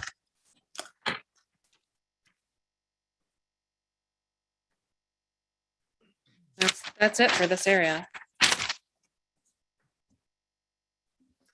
Then could we zoom out and, kind of see, maybe not the whole thing at once, but go down to the bottom, please.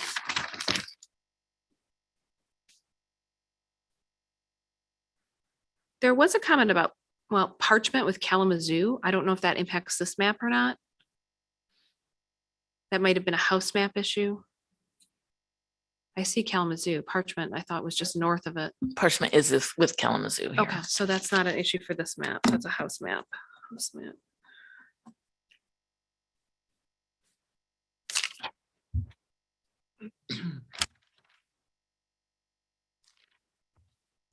Yeah. Boy, again. We had some comments about the UP. Did we address Sheboygan west rather than east? Roscommon, Benzie, did we go up to Gaylord yet? I feel like it's been a long day. I think we did address that. That's in the That's house. we already looked at it and we said we didn't need to. That's right. Yeah. Commissioner Witches. Can I just see the UP real quick? Yes. Thank you, sir. And then zoom in to this, to Sault Ste. Marie area. These particular county splits, I know I brought them up. Do you want to potentially look at these here or keep them as is? I am on the fence either way, so. Commissioner Rothorn. I believe one of the reasons we did this was because there is a large population of native indigenous communities in the Sault Ste. Marie area, and then also heading west into the western side of the state rather than the eastern side, which is where we headed west towards Traverse City area with District 37. Okay, so then that was my recollection as well. The only concern I have there between 38 and 37 then is that one township that's really long that juts into 37. I can't remember why that was left out, that little square. If you were to zoom in, John, right where your mouse is. That really long one right That, there. yeah, see that little rectangle? I wonder if it would make more sense to connect that one little box on the block level to not have, it kind I of think the puzzle problem- piece in on itself. It was the precincts. That's the size of the precinct, I think is what, yeah. But Yeah. block level though, if we were to make a block level and think square that- that off. I think that is the block. Yeah, Oh, is it? I think so. Let's zoom way on in. Because it's still on townships. Let's see.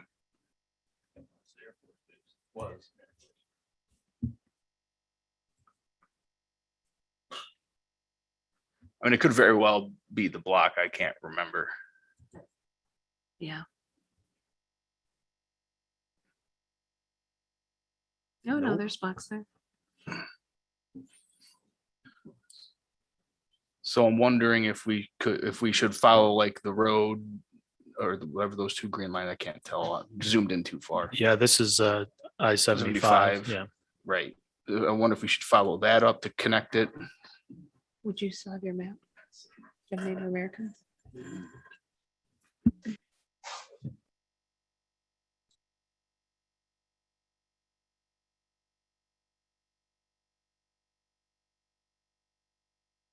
That's up to the will of everybody. That was just a suggestion that I had.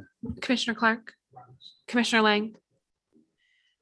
I would vote against that. We've heard from the UP a lot that already, because they're so sparsely, the areas as far as population is very sparse, and to take it down to the block level is going to cause havoc on the precinct level in itself, I think. So I understand splits have to be made for the counties because of population, but if we could not in these rural areas take it down to the block level, I think they would appreciate that even more.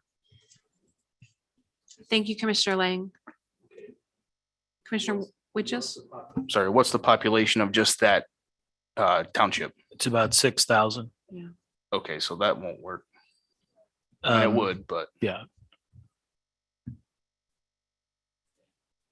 I think we're okay. I mean, it's fine. I mean, I'm fine with it. Okay.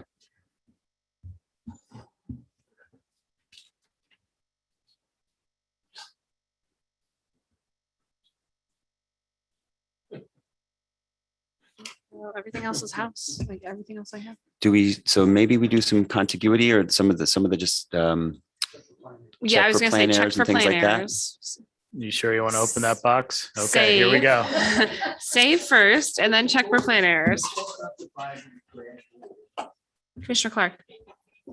My notes show that we haven't looked at Lansing yet. So what we have for Lansing is split the house into 5. Yeah, And that, yeah, house. So there's nothing else really for Lansing. okay.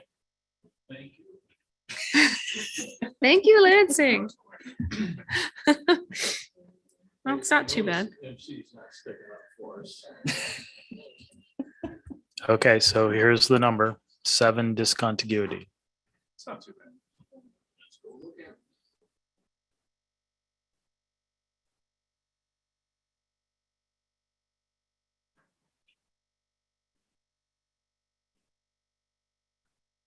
Someone needs to tell you what to do, right? I'll just tell you.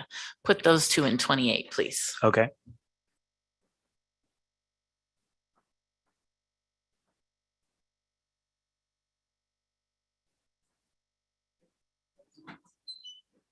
Commissioner Kellum. It seems that we're wrapping things up, so I just wanted to kind of jump in again at the risk of you all like throwing your shoes at me and just say for the record that I am still uncomfortable with New Baltimore being included with Detroit. And I think we need to find another solution there. So you don't want New Baltimore with Detroit? I do Is that what you not. said? I wanted it to be switched back. Mr. Morgan. I think in the plan as it's configured now, there's none of Detroit in District 7. I thought there was a little bit. We can go back and look. There's one, Yeah. yeah, there's the one, that's right. There's one section on the river. That's correct. The Jefferson Chalmers, is that what you're, I'm sorry, Jefferson. Yeah, yeah, there's just that one of Detroit. No Okay. other part of Detroit is in the district. Okay. And then when you all are figuring this part out, can we at some point go to District 17?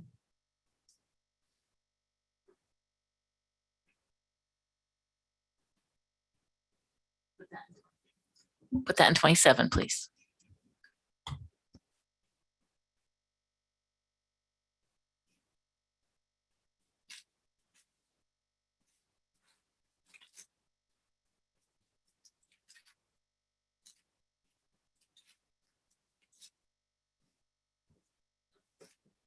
$31, please.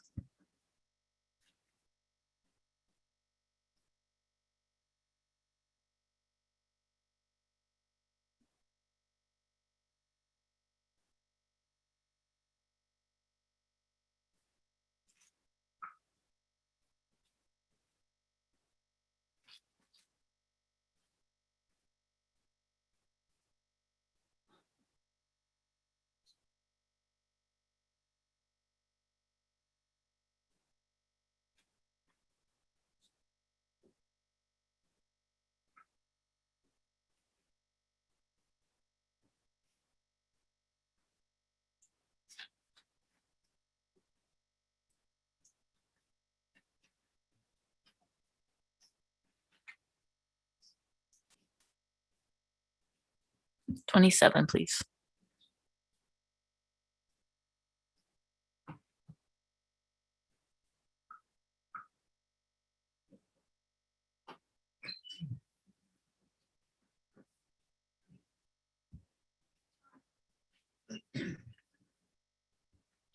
$31. Is it having a problem, I think? There might be working on it.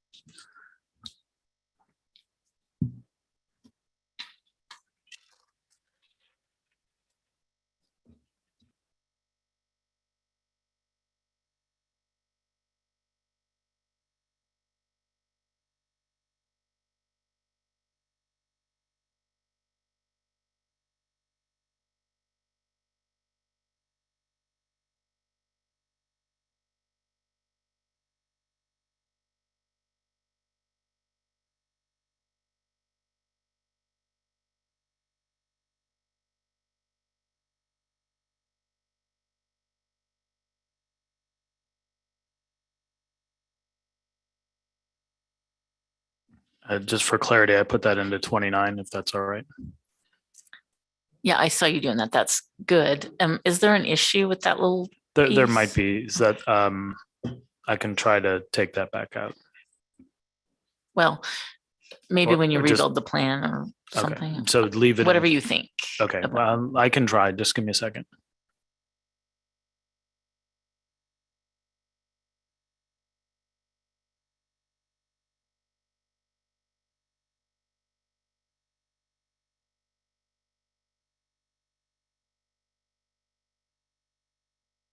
Commissioner Clark? Yeah, when we finish this portion up, can we go back and have some further discussion on the Ann Arbor area and how far west it goes? And I'm not concerned about the Novi part or Ann Arbor per se, but it's the large extension, lengthy extension to the west. Yeah, well, I think Commissioner Kellum wants to look at that area of Detroit first, but after that, we can go to that. Oh, yeah, that's fine. Yeah.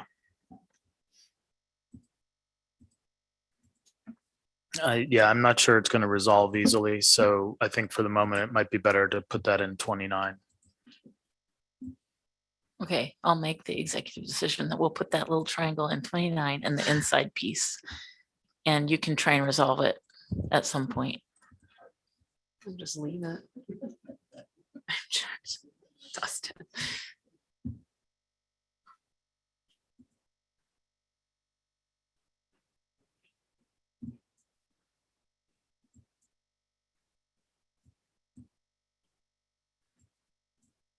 Okay, so I'm going to save this and I'm also going to create a shape file of it so I can upload it again later if we need to.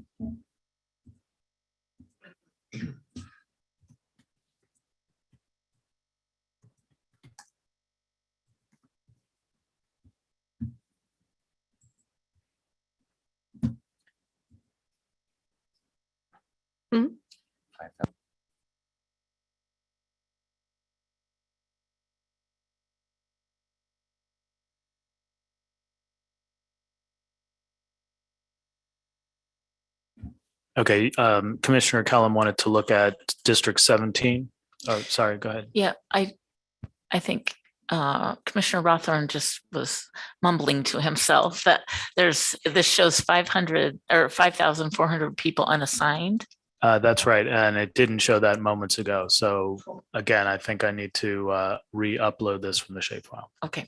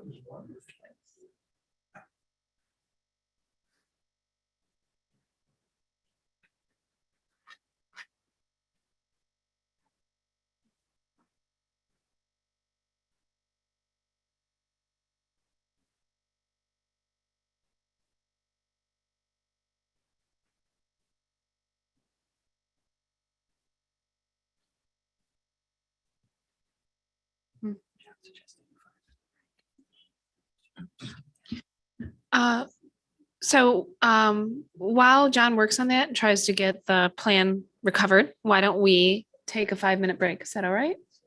Or 10-minute break? Looking at you, Steve, because you're always the break man. Without objection, it's currently 3:55.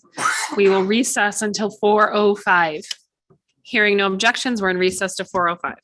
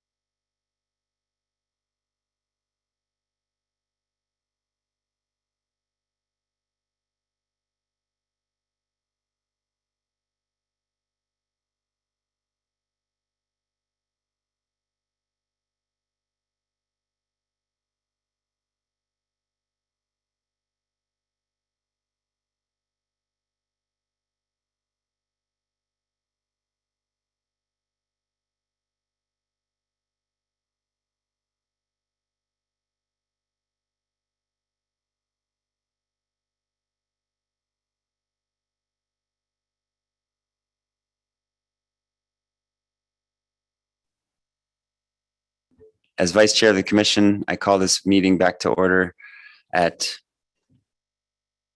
4:13. Would the Secretary please call the roll?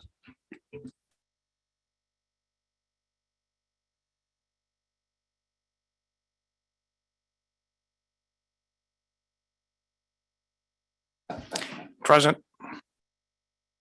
Juanita Curry. Anthony Eade. Brittany Kellum. Present and attending remotely from Wayne County, Michigan. Rhonda Lang. Present, attending remotely from Reed. Steve Lett. Cynthia Orton. Present. MC Rothorn. Present.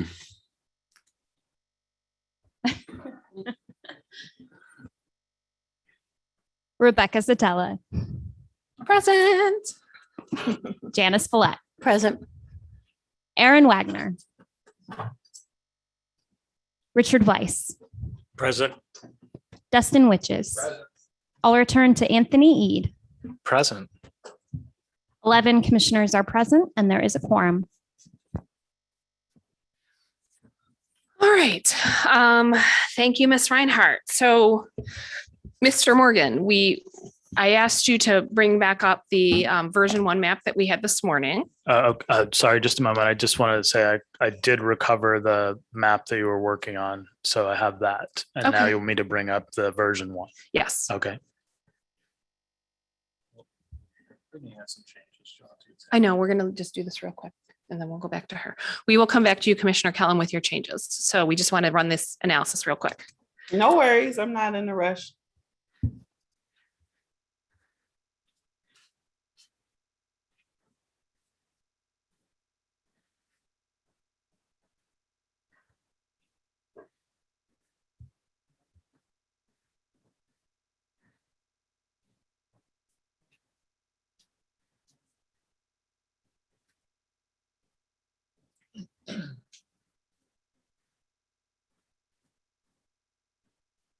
Madam Chair, Yes, what are we running the analysis on? we are rerunning the partisan analysis on version 1. Okay. And then we're going to run it for the 2020. And then we're going to run it for the 2016. So we have the same numbers that we have for version 3. And then we're going to go back to version 3 again. So Brittany can make her changes.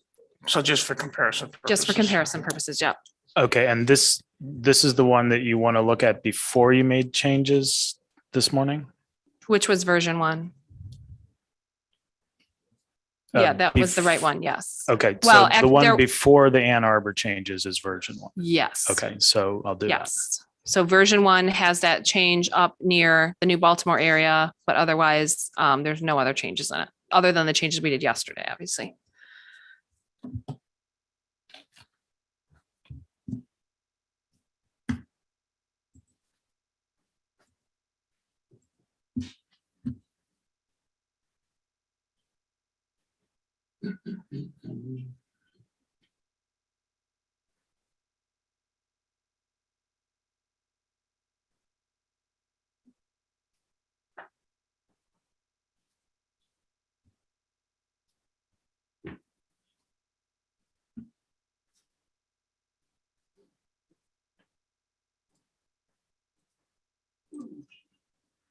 Okay, this should be the correct plan.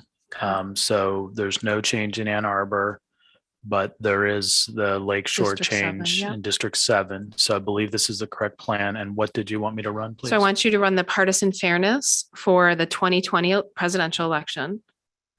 And we're going to write down the numbers and we'll do the same thing for 2016. And then we'll go back to the other version.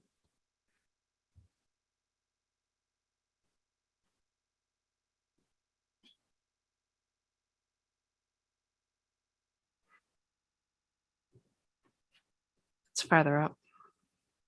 Yep, there it is, Biden and Trump.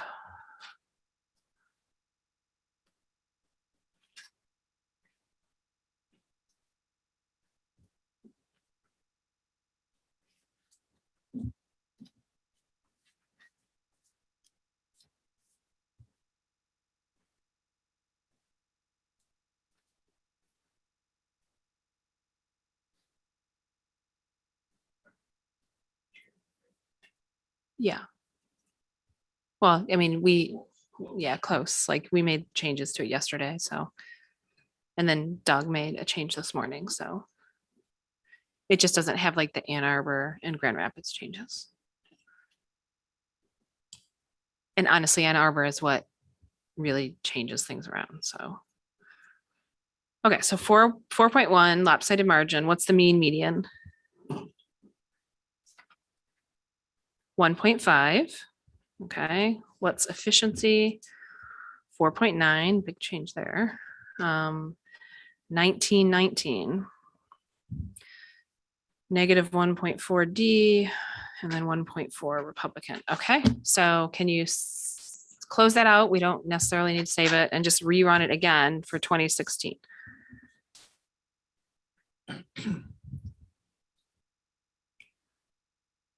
So Clinton versus Trump.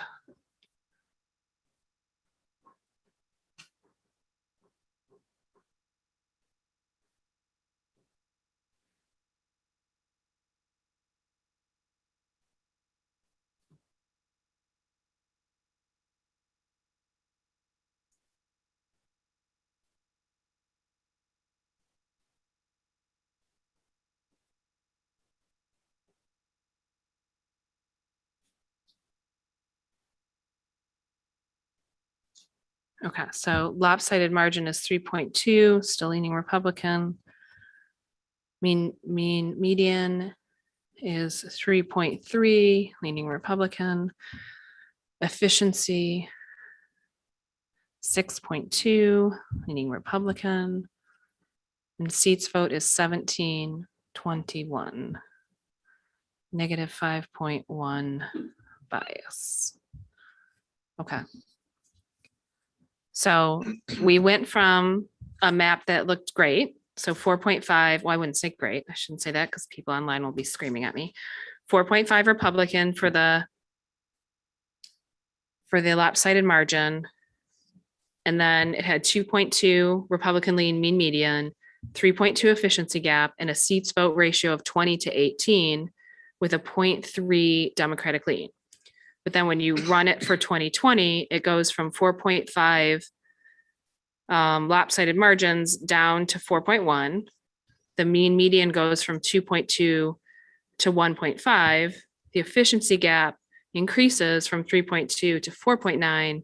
And the seats vote ratio breaks evenly 1919, which is actually biased against Democrats 1.4%. Then if you go to 2016, we see even more radical changes. So it goes, I shouldn't say radical, that's probably not the right word, more changes. Goes from 4.5 all the way to 3.2 lopsided margin. So that seems more favorable. But then the mean median goes from 2.2 to 3.3. And the efficiency gap goes from 3.2 to 6.2. And then the seats vote switch from 2018 Democratic to Republican to 17 Democrat to 21 Republican, which is a negative 5.1 bias for Democrats. So that's what I'm talking about with the swing. That when you look at the composite 0.3D, that's not the whole story. You kind of got to look deeper. Does it reflect like, so 2020 was the election where there were more Democrats? No, excuse me. 2020 was more Democrats, and 2016 was more Republicans. Yeah. So when we looked at the Ann Arbor district, there was a correlation. What's the correlation here? So when you have the original map does not split Ann Arbor. So the version 1 that I just read to does not split Ann Arbor, and it has a seats vote ratio of 20 to 18 with a 0.03 Democratic lean. So very small Democratic lean.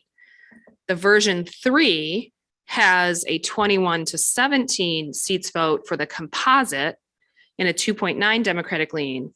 But when you run it for the 2020 presidential election, the seat vote for 2020 is 20 Dem, 18 Republican. And then in the year where Trump was elected, 2016, it shifts 18 to 20.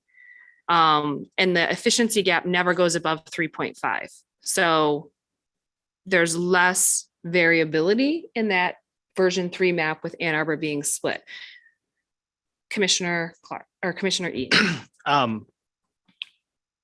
So I think to sum it up, which is what I think what Commissioner Rothorn was asking for, before the Ann Arbor changes,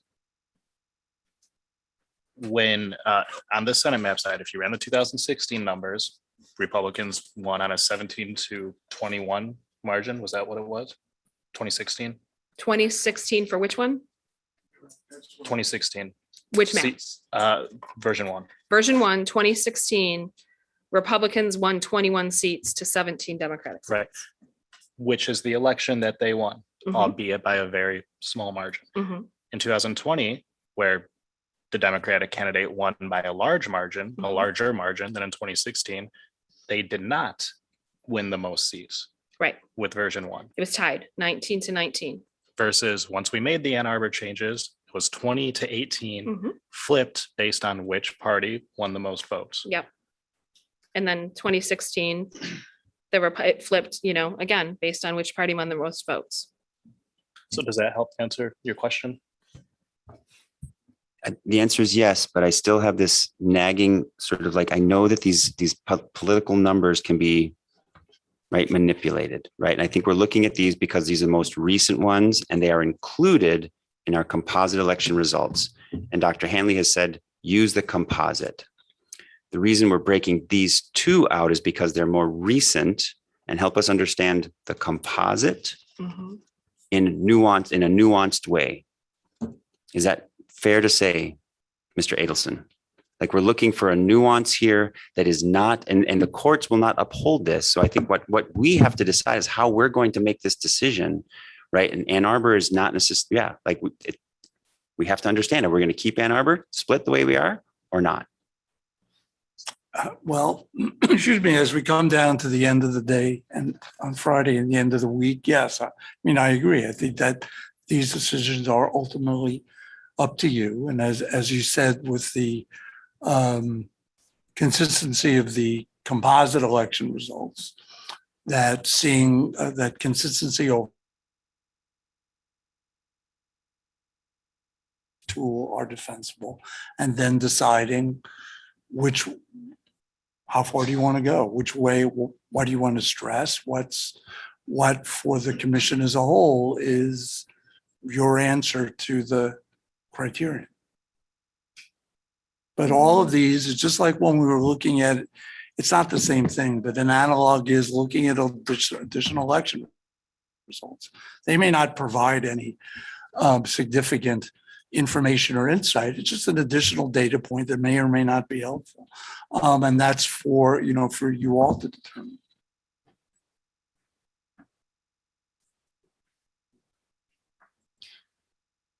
Mr. Morgan. Yeah, and also I would just point out that you were looking at a state Senate plan, and if I'm not mistaken, the state Senate is up in the gubernatorial elections. So that they were up in 18 and 14, but they were not up in 16 and 20. Okay. All right. So unless someone else wants to run something more, I think we can close this and let Commissioner Kellum work on the Detroit area that she's thinking of. And then Commissioner Clark, if we have time, we can get to you as well.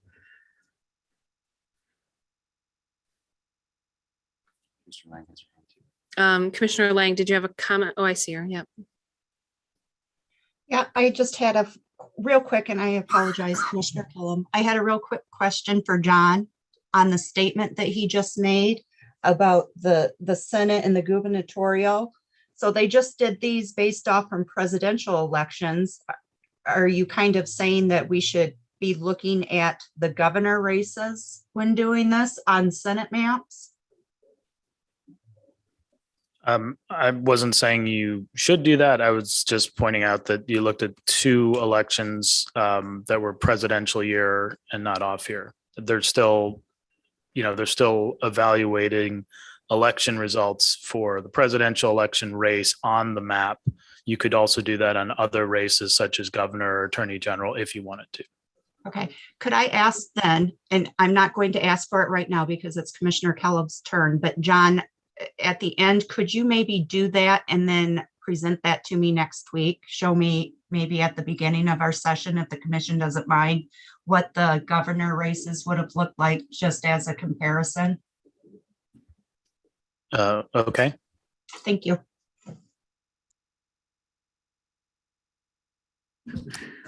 Okay, so we can close this and go back to version 3. Oh, you already have it up. You are so on the ball. And you're already in the Detroit area. So Commissioner Kellum. So can we look, can we see the matrix for 7 so that we can see the VAP in that area? Sorry, 17 was what 7. Commissioner. Yeah. Okay. Was it 17 or 7? She wanted to look at 17, I thought. That too, but we can look at 7 first. Okay. Do you want the neighborhoods on or not? No. Okay. I don't think so. Thank you for asking though, John. Sure. Okay, so 7 or 17 first? You said 7? 7. Mhm. Okay.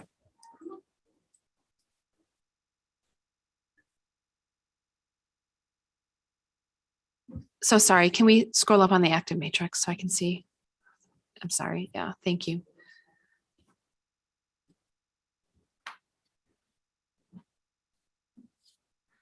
So 13.38, 1.3, 2.4. Thank you.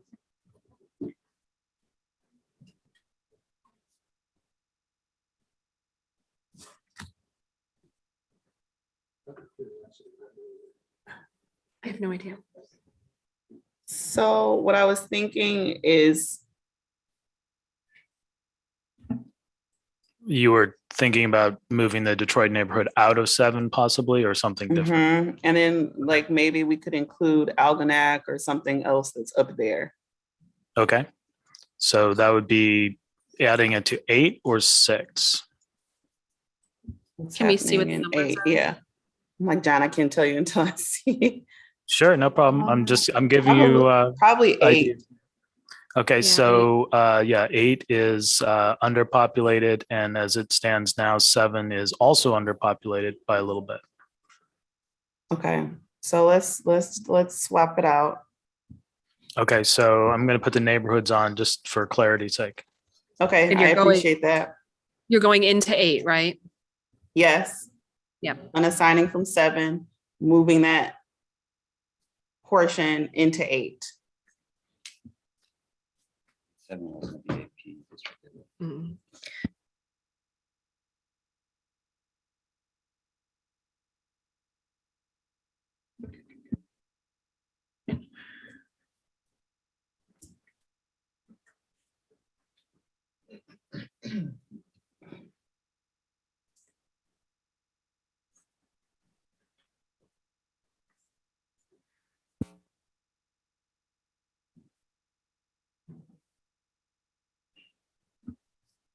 Okay, there you are. Okay. And then go up So- to the, go ahead. Go ahead, John. Oh, yeah, I was just going to, just for clarity, between 8 and 7. So 8, the population is 2,300 over, and then 7 is 7,000 under. Okay. So let's add that area of either like Algonac or Clay. I think that's what's up there. Mhm. Like this area here? Yes. Yes. To 7. Do we know what the population is of that before you do that? It's about 4,000. Okay.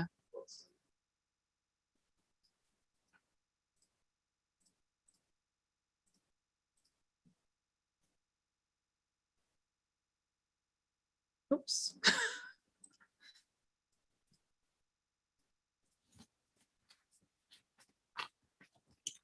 Okay, that definitely takes care of 7, but you might have to make an adjustment to 25 if you wanted to. What's happening in 25? Oh, we need some more Need more bodies. population. So you might look at 7 or 2 are adjacent. Okay. Commissioner Clark. Yeah, I would take, if Brittany, I would suggest taking, I can't, it's, New Haven, which is in 7, move it to 2, and then move something out of 2 over to 25 to take care of, Richmond, maybe? yeah, 2's down in population as well, though. Yeah, but if you do what you just suggested, so take New Haven and Yeah. then pull Richmond, whichever way it needs to go. Does that work? John, we don't know can if try that. Let's use New Haven. Okay, so the problem is if you put New Haven into 2 and then you take Lennox out of 2, then this will be an orphan. It was just your word choice that made me giggle. Okay. Yeah, that's fine. It was meant to be a little funny. Well, you can also move New Haven if you move Lennox over to So 25. what is the population of 2 Well, that's a problem. It's negative, under? but it's only 1.9%. Yeah, the other areas you have over here, you have 16 or 18 that have a little surplus. So like, if you're looking for additional population in the area, 18 and 16 are over.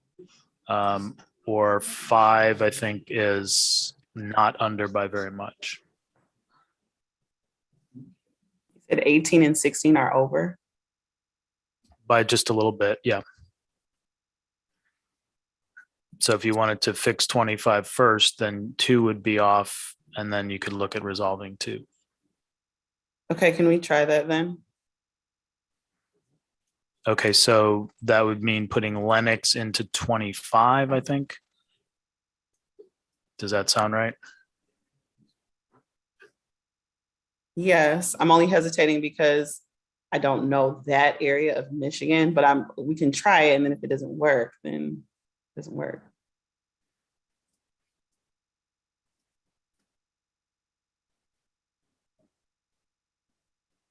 Okay, and also it looks like it took that portion of New Haven as well. And now District 2 is off by 11,000, 25 is on the money, 7 is under 2.5%. So again, if you wanted to, you'd have 16 or 18 or surplus, and you already have some splits in Oakland Township and the township north of Waterford. Maybe let's shave a little off of the top of 16 and put that into 2. I was gonna say that's just what we did earlier, though. We're like reversing what we did earlier. Okay, so if someone has another suggestion. No, it's not reversing. It would be taking a little Continuing, more. okay, Yeah, continuing. Or if you wanted to take a piece of Independence, which is already split. I'd consider taking all of Oakland Township. I think that's probably gonna be too much. Yeah. Wouldn't it be? Yeah, I don't, how much, yeah, because they're over, I don't know how. So then let's go to Independence. Let's get out of that. And you said it's Well- already. Oh. Yeah, So- so you'd look at this area over here if you wanted to. So Commissioner Kellum, earlier Commissioner Clark was trying to bring in more of 16 up into 2. So that might be a good place to be too. That I think that's what they're saying. You could Okay. also do a bit of both if you want. Yeah, do a bit of both. Yeah, because you have 18 is over and 16 is over and 2 is under by 11,000. So you need to. Oh, okay. drop So it yeah, by let's about try to pick 5,000. let's pick from both sides if we can, then let's try that. Okay.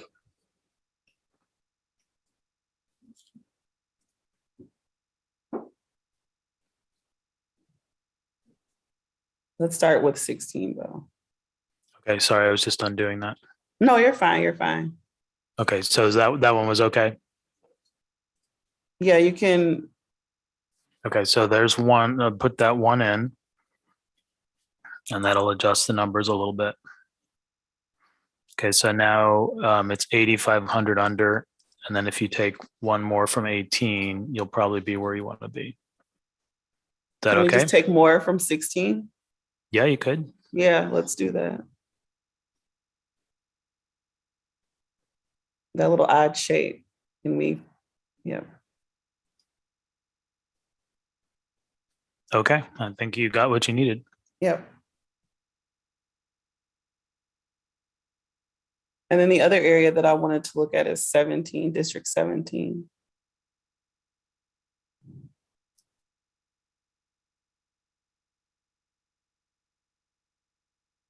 And I was thinking, commissioners, of adding a little of Melvindale into 19. to increase some of our metrics in the Metro Detroit area. Are you trying to increase? Yeah, which metrics? What are you trying to increase? The BVAP. In 19? So by dropping 17 down a little, I think we could get even better metrics in the Metro Detroit area. So, You mean taking the deviation lower? By taking out some of Melvindale and putting it in 19? I think that's what I'm saying. so yeah, can we get the Hispanic thematic dots put up? Commissioner Witches. Just looking at the non-Hispanic Black voting age population for District 14, did that skyrocket up now into the mid 40s somehow magically? Or is that? No, I always think been it that was case? like that. Yeah. All right. So 19 is currently 24% and 17 is current. So 17 is a tad shy, but that's also the primary Hispanic district that we were trying to, the Latino community. So I'm sorry, John, can you bring up the Hispanic thematic for me?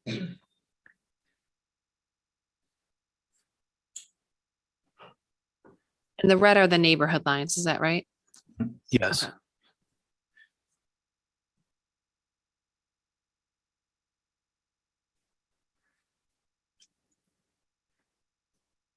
Brittany, what map is this? The Senate or the, We're still in Senate, Commissioner Curry. okay, I had to step away for a few minutes. No, I'm happy to tell you where we are, no worries. Commissioner Curry, could you let us know where you're attending remotely from? Same old place, Detroit. Thank you, Commissioner Curry. Like this. I need to move. Commissioner Eid? So Commissioner Kellum, you're suggesting moving 17 further south in order to increase the BVAP and to make up for that population, including Melvindale and 19, part of Melvindale and 19. Yes. Is that what you're trying to do? Yes. Okay. Trying to increase the BVAP in 17, is that right? Am I understanding that correctly? Mm-hmm. Okay. Well,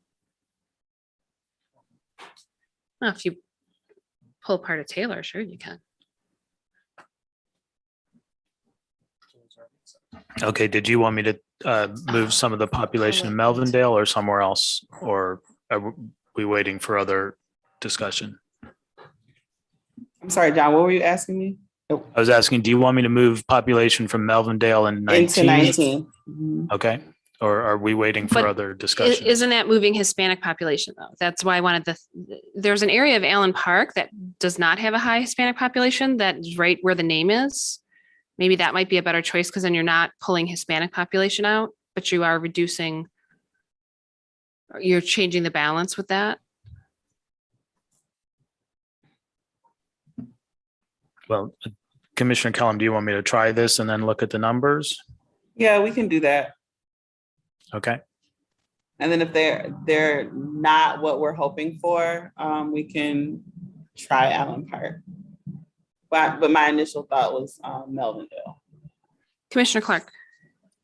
Yeah, a question for you, Brittany. What is the objective of the changes? So it's kind of in line with what myself and Commissioner Curry were doing earlier or yesterday, just to make sure that there is a communal voice and that folks can be represented in the way that they choose. Thank you.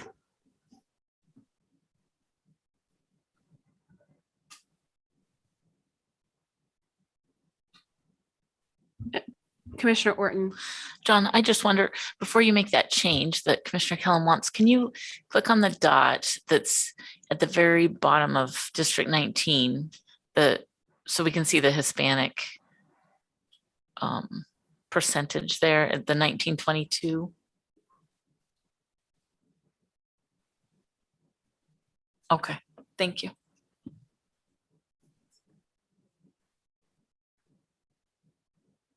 I didn't write that down before we switched it. Shoot.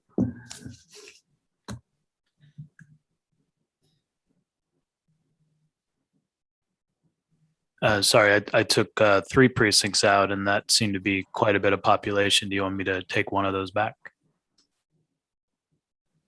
Say it again. My Oh, heat sorry. turned on. Sure. So I took 3 precincts out and then that makes 17 4% under. So shall I undo the last one? Yes, please.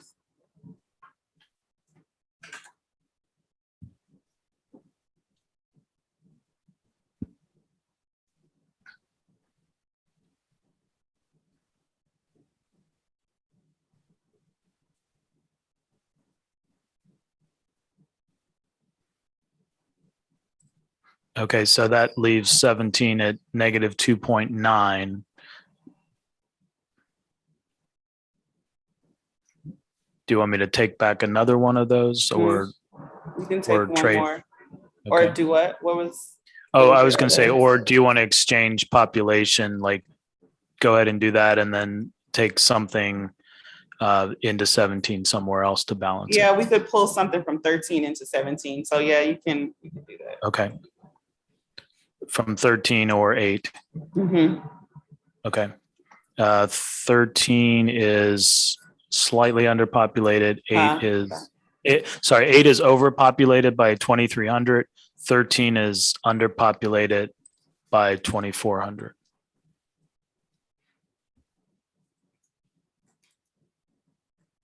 Commissioner Orton. I don't think we want to mess with 8. I think we worked really hard to get that just right, didn't we? So maybe back to 19, because I think 19 is over a little, Yeah, if there's a way. I am not thrilled with pulling Melvindale out of 17, just because we've received so many public comments from the Hispanic community about keeping Melvindale, Lincoln Park with Southwest Detroit as a community of interest. And so I feel like there's other places to look to balance that don't require us dipping into that population. That's just my thought. Okay, that's fair, Chair Sotelo. Commissioner Cullum, if you're looking at taking population from a different district, you have 8 and 13 next door. So put Melvindale back the way it was. That's okay. That's fair. We can do that. And then let's look at pulling from one of those other 2 districts.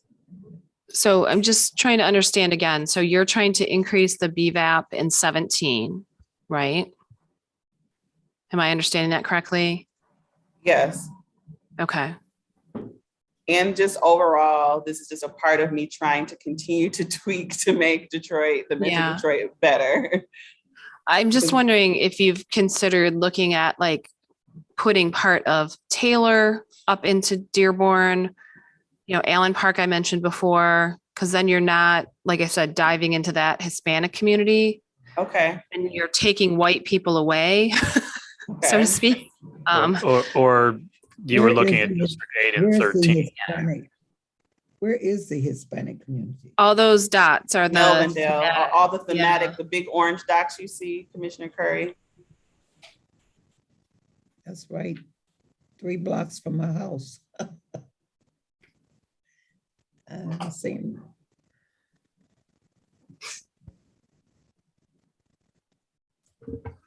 Commissioner Lett. Don't take this the wrong way, Brittany, but don't let perfect get in the way of good. Yeah. No, I was okay. So just to be quite frank, we spent a lot of time really digging into areas, and I know that this is taking some time, but I want to make sure Metro Detroit and Detroit is honored in the same way that we hammered away at, for instance, Cascade for however long. Okay. So I want us to just make sure, not perfect, but the best that we can do. So in the essence of time, because I know Commissioner Clark had something as well, we can reverse all the switches that I was thinking about and move on to him, because I'm still going to be a team player. But I do just want to be honest to say that I was still concerned about what I was seeing and wanted to make those changes. The first one that I made in District 7 makes me a bit happier. And again, this is not about myself, just being a Detroiter and listening. So I just wanted to elevate those concerns so that we're thinking about them. That's all. But I didn't take the wrong way. I would encourage you to finish doing what you're doing, because there are other areas. I'm just saying, like, I don't want to split the Latino community. There are other areas that you can look to that I think will accomplish what you want to accomplish without doing that. So why do it? But I would certainly encourage you to finish doing what you're doing. I mean, you've waited Open to patiently for your suggestions turn. as well. Like, this just doesn't have to just be me. And so if there are Commissioner other ways Eid, of doing it, let's talk it out. Yeah, Commissioner Eid, and then Mr. Morgan has a comment. So, yeah, I see what you're trying to do. You could go pull in more of Taylor into 19. However, we also don't want to dilute the Arab American vote. So if we do that, we'd have to look at those election results to make sure it doesn't change too much from where it's at now. I understand the Melvindale preference and I like it where it is, but if we had to move something, if we moved that, there are Arab Americans there too. So, it's just which community do we, yeah. What do you think about Allen Park, though? 'Cause Allen we Park could already- work, Yeah, you we know. already have Yeah. part of Allen Park in with 19. And we received public comments from, if you remember when we were in Dearborn a long, long time ago in a galaxy far away, from a group of teachers who were specifically asking us to include Melvindale and Allen Park in Dearborn. So just Yeah, no, something. I would agree with that. I've been talking about adding Melvindale in particular to 19 for a while now, but it doesn't really matter to me. We just have to check the election results after. Mhm. And we should probably check them now and then compare them to after Mhm. and make sure we're not diluting, that election group too much because we don't have their thematic dots Yeah. on here. Mr. Morgan? To Commissioner Cullum's concerns, if you were to look at District 8 or 13, you could probably move a little bit of African-American population from either of those districts into 17 without really affecting the balance of those districts. Mhm. Yeah, because 8 is at 42%. Probably And- 5 too, but that's a little higher up. So can we, for the sake of me, you can pull up the neighborhood labels, even though it's going to get crazy. But I think 13 is like right there. So I should just pull some of 13 into 17.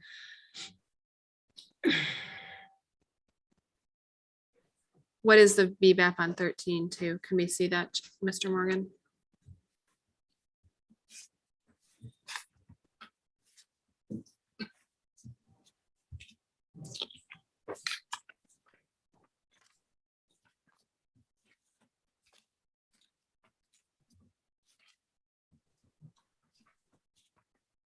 Okay, you wanted to look at 13.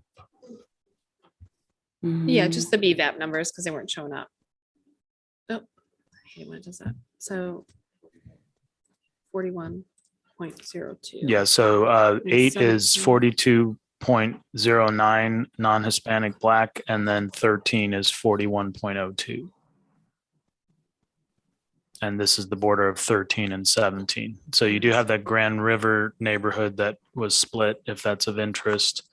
Or in District 8, there's Woodbridge and some other areas on the border of 17. Oh, Woodbridge should stay with the whole Wayne State area. Okay. That's a very tight community. Got it. And the Wayne State Police responds in 30 seconds to that area. So let's let that be over there. Maybe Dexter and Finkel into 17. Okay. Commissioner Cray, if you have any thoughts, I welcome them, and any other commissioners. Well, I agree with what you said about Woodbridge, Commissioner Cullum. Yeah.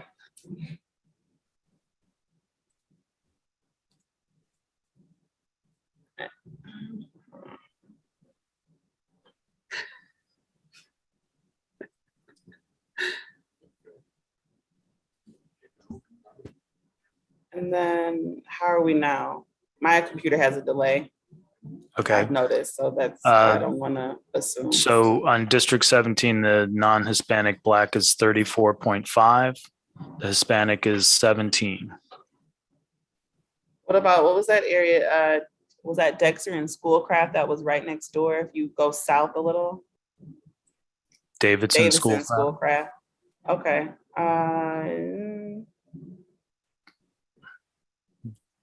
That would take the African-American percentage to 34.7.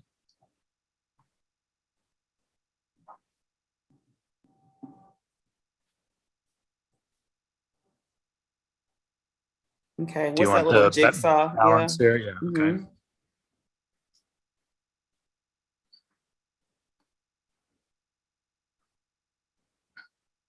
And do you want the Northwest community? Because the neighborhood's split here. Commissioner Curry, do you know much about the Northwest community? I would say don't split it if we don't have to. Okay, so add it into 17. Yeah, or but I just take it don't out? know I don't know enough about that specific area over there.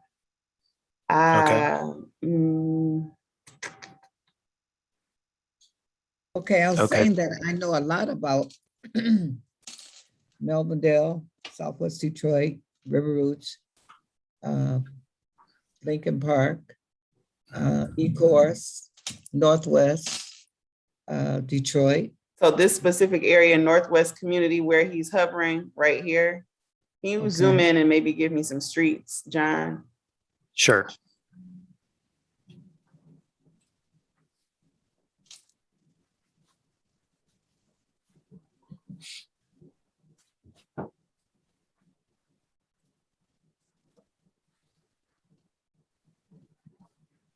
Okay, so it's just north of the interstate here.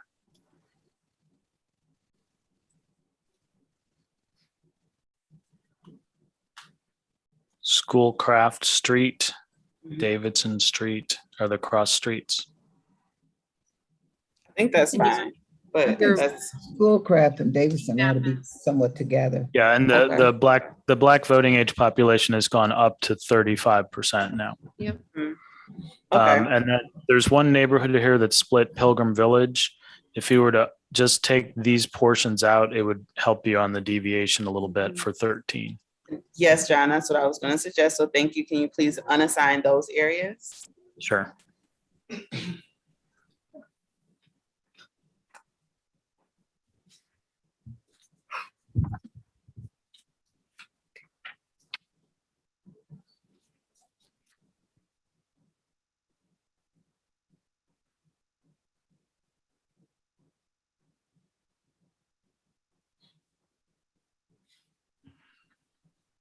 Preemptive second. Okay, so to clarify, that does bring the deviation of 13 under 2.5%. So that was positive in that direction. And you brought the African-American population percentage up to 35 now in District 17. Okay. All right, can we save, please? Okay.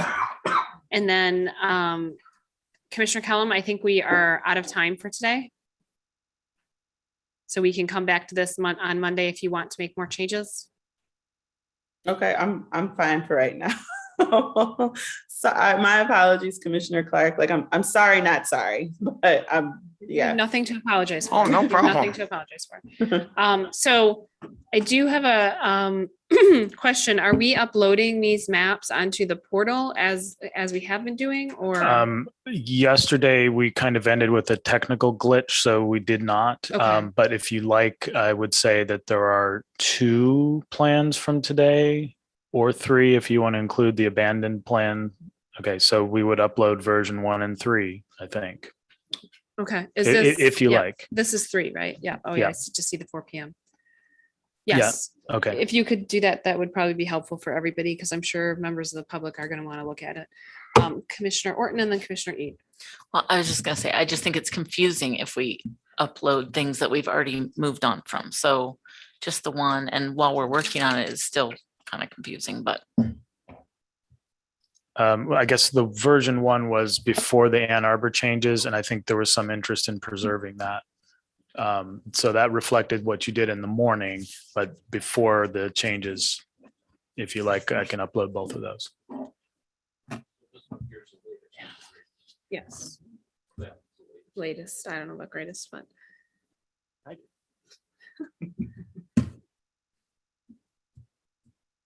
Okay. Commissioner Eid. Well, if Commissioner Kellum's satisfied with those changes before we adjourn, can we just run the numbers real quick to see if they change them at The all? partisan fairness. Yeah. I doubt they changed very much, but just to make sure. Okay, so you want the partisan fairness for this? For this with all of the changes Okay. that we made today.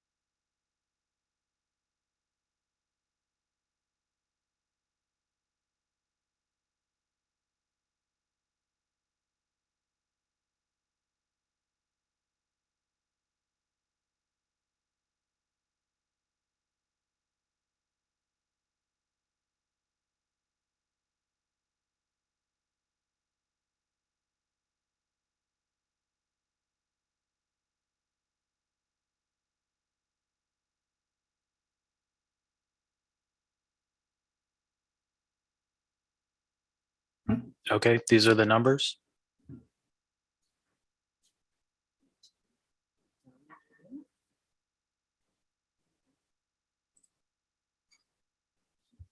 .3. Woo. Whoa. 6.2, not good changes.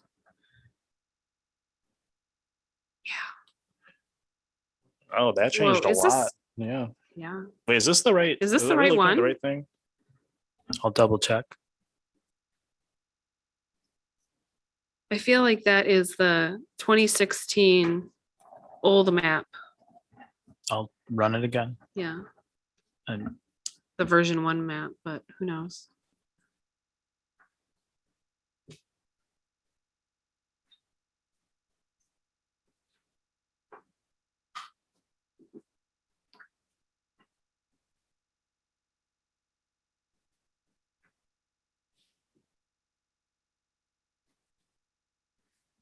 So run report. Partisan fairness, down. Republican. Display.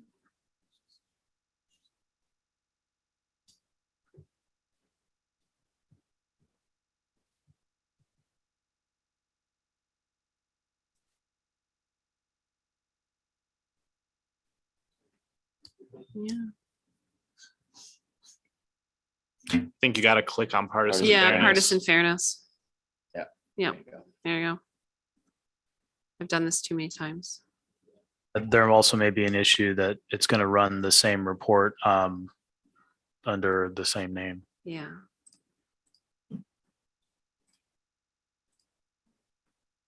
Yep, you gotta close the other one.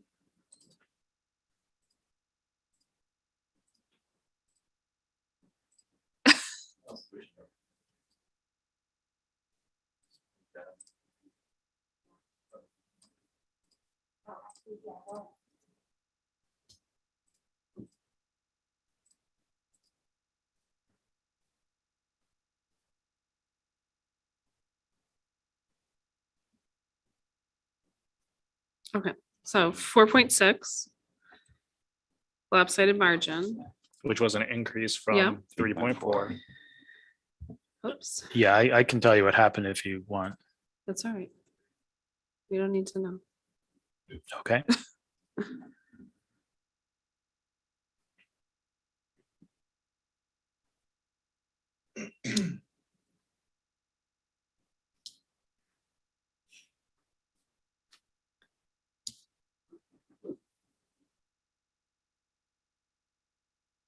Okay. So what's the mean median? 1.2, okay. 1.2. Oh, the old one. What was it? Sorry, 1.1. Efficiency is 3.4. It was 0.6. And the seats votes, yep. It was 2.9. Yep. And if we, so if you look at District 7, Yeah. changes of taking out Detroit flipped District 7 to a Republican district, which is what the change is coming from. Right. Or yeah. So if you'd taken a little less of the area in the Lake Algona or whatever Yep. that was, that would change that back and change all your metrics. And just for what it's worth, though, the 7 is sort of like 49-50. Like Yeah, you would just reverse that and make it 50-49, and then the metrics would all pretty flip. close. It was It's interesting. 51.1 before. Right. Okay. All right. Well, so what do we think? I mean, those changes seem to make the numbers worse. Yeah. Do we maybe want to keep the Detroit change that was made in 13 and 7, but revert the changes made in District 7? Or what's everyone thinking? Yeah, I'd say let's come back on Monday and Okay. talk about it then. Because we're over time at this point. All right, that concludes our deliberations for today. We don't have any minutes to approve, I don't believe. And no staff reports. Correspondence received in advance of the meeting is included in the commissioner's meeting materials. Future agenda items, announcements. As items on our agenda are completed, a motion to adjourn is in order. So moved. Motion made by Commissioner Witches, seconded by Commissioner Lett. Is there any discussion or debate on the motion? All in favor, raise your hand and say aye. Aye. All opposed, say nay. The motion carries and the meeting is adjourned at 5:05 PM. Thank you.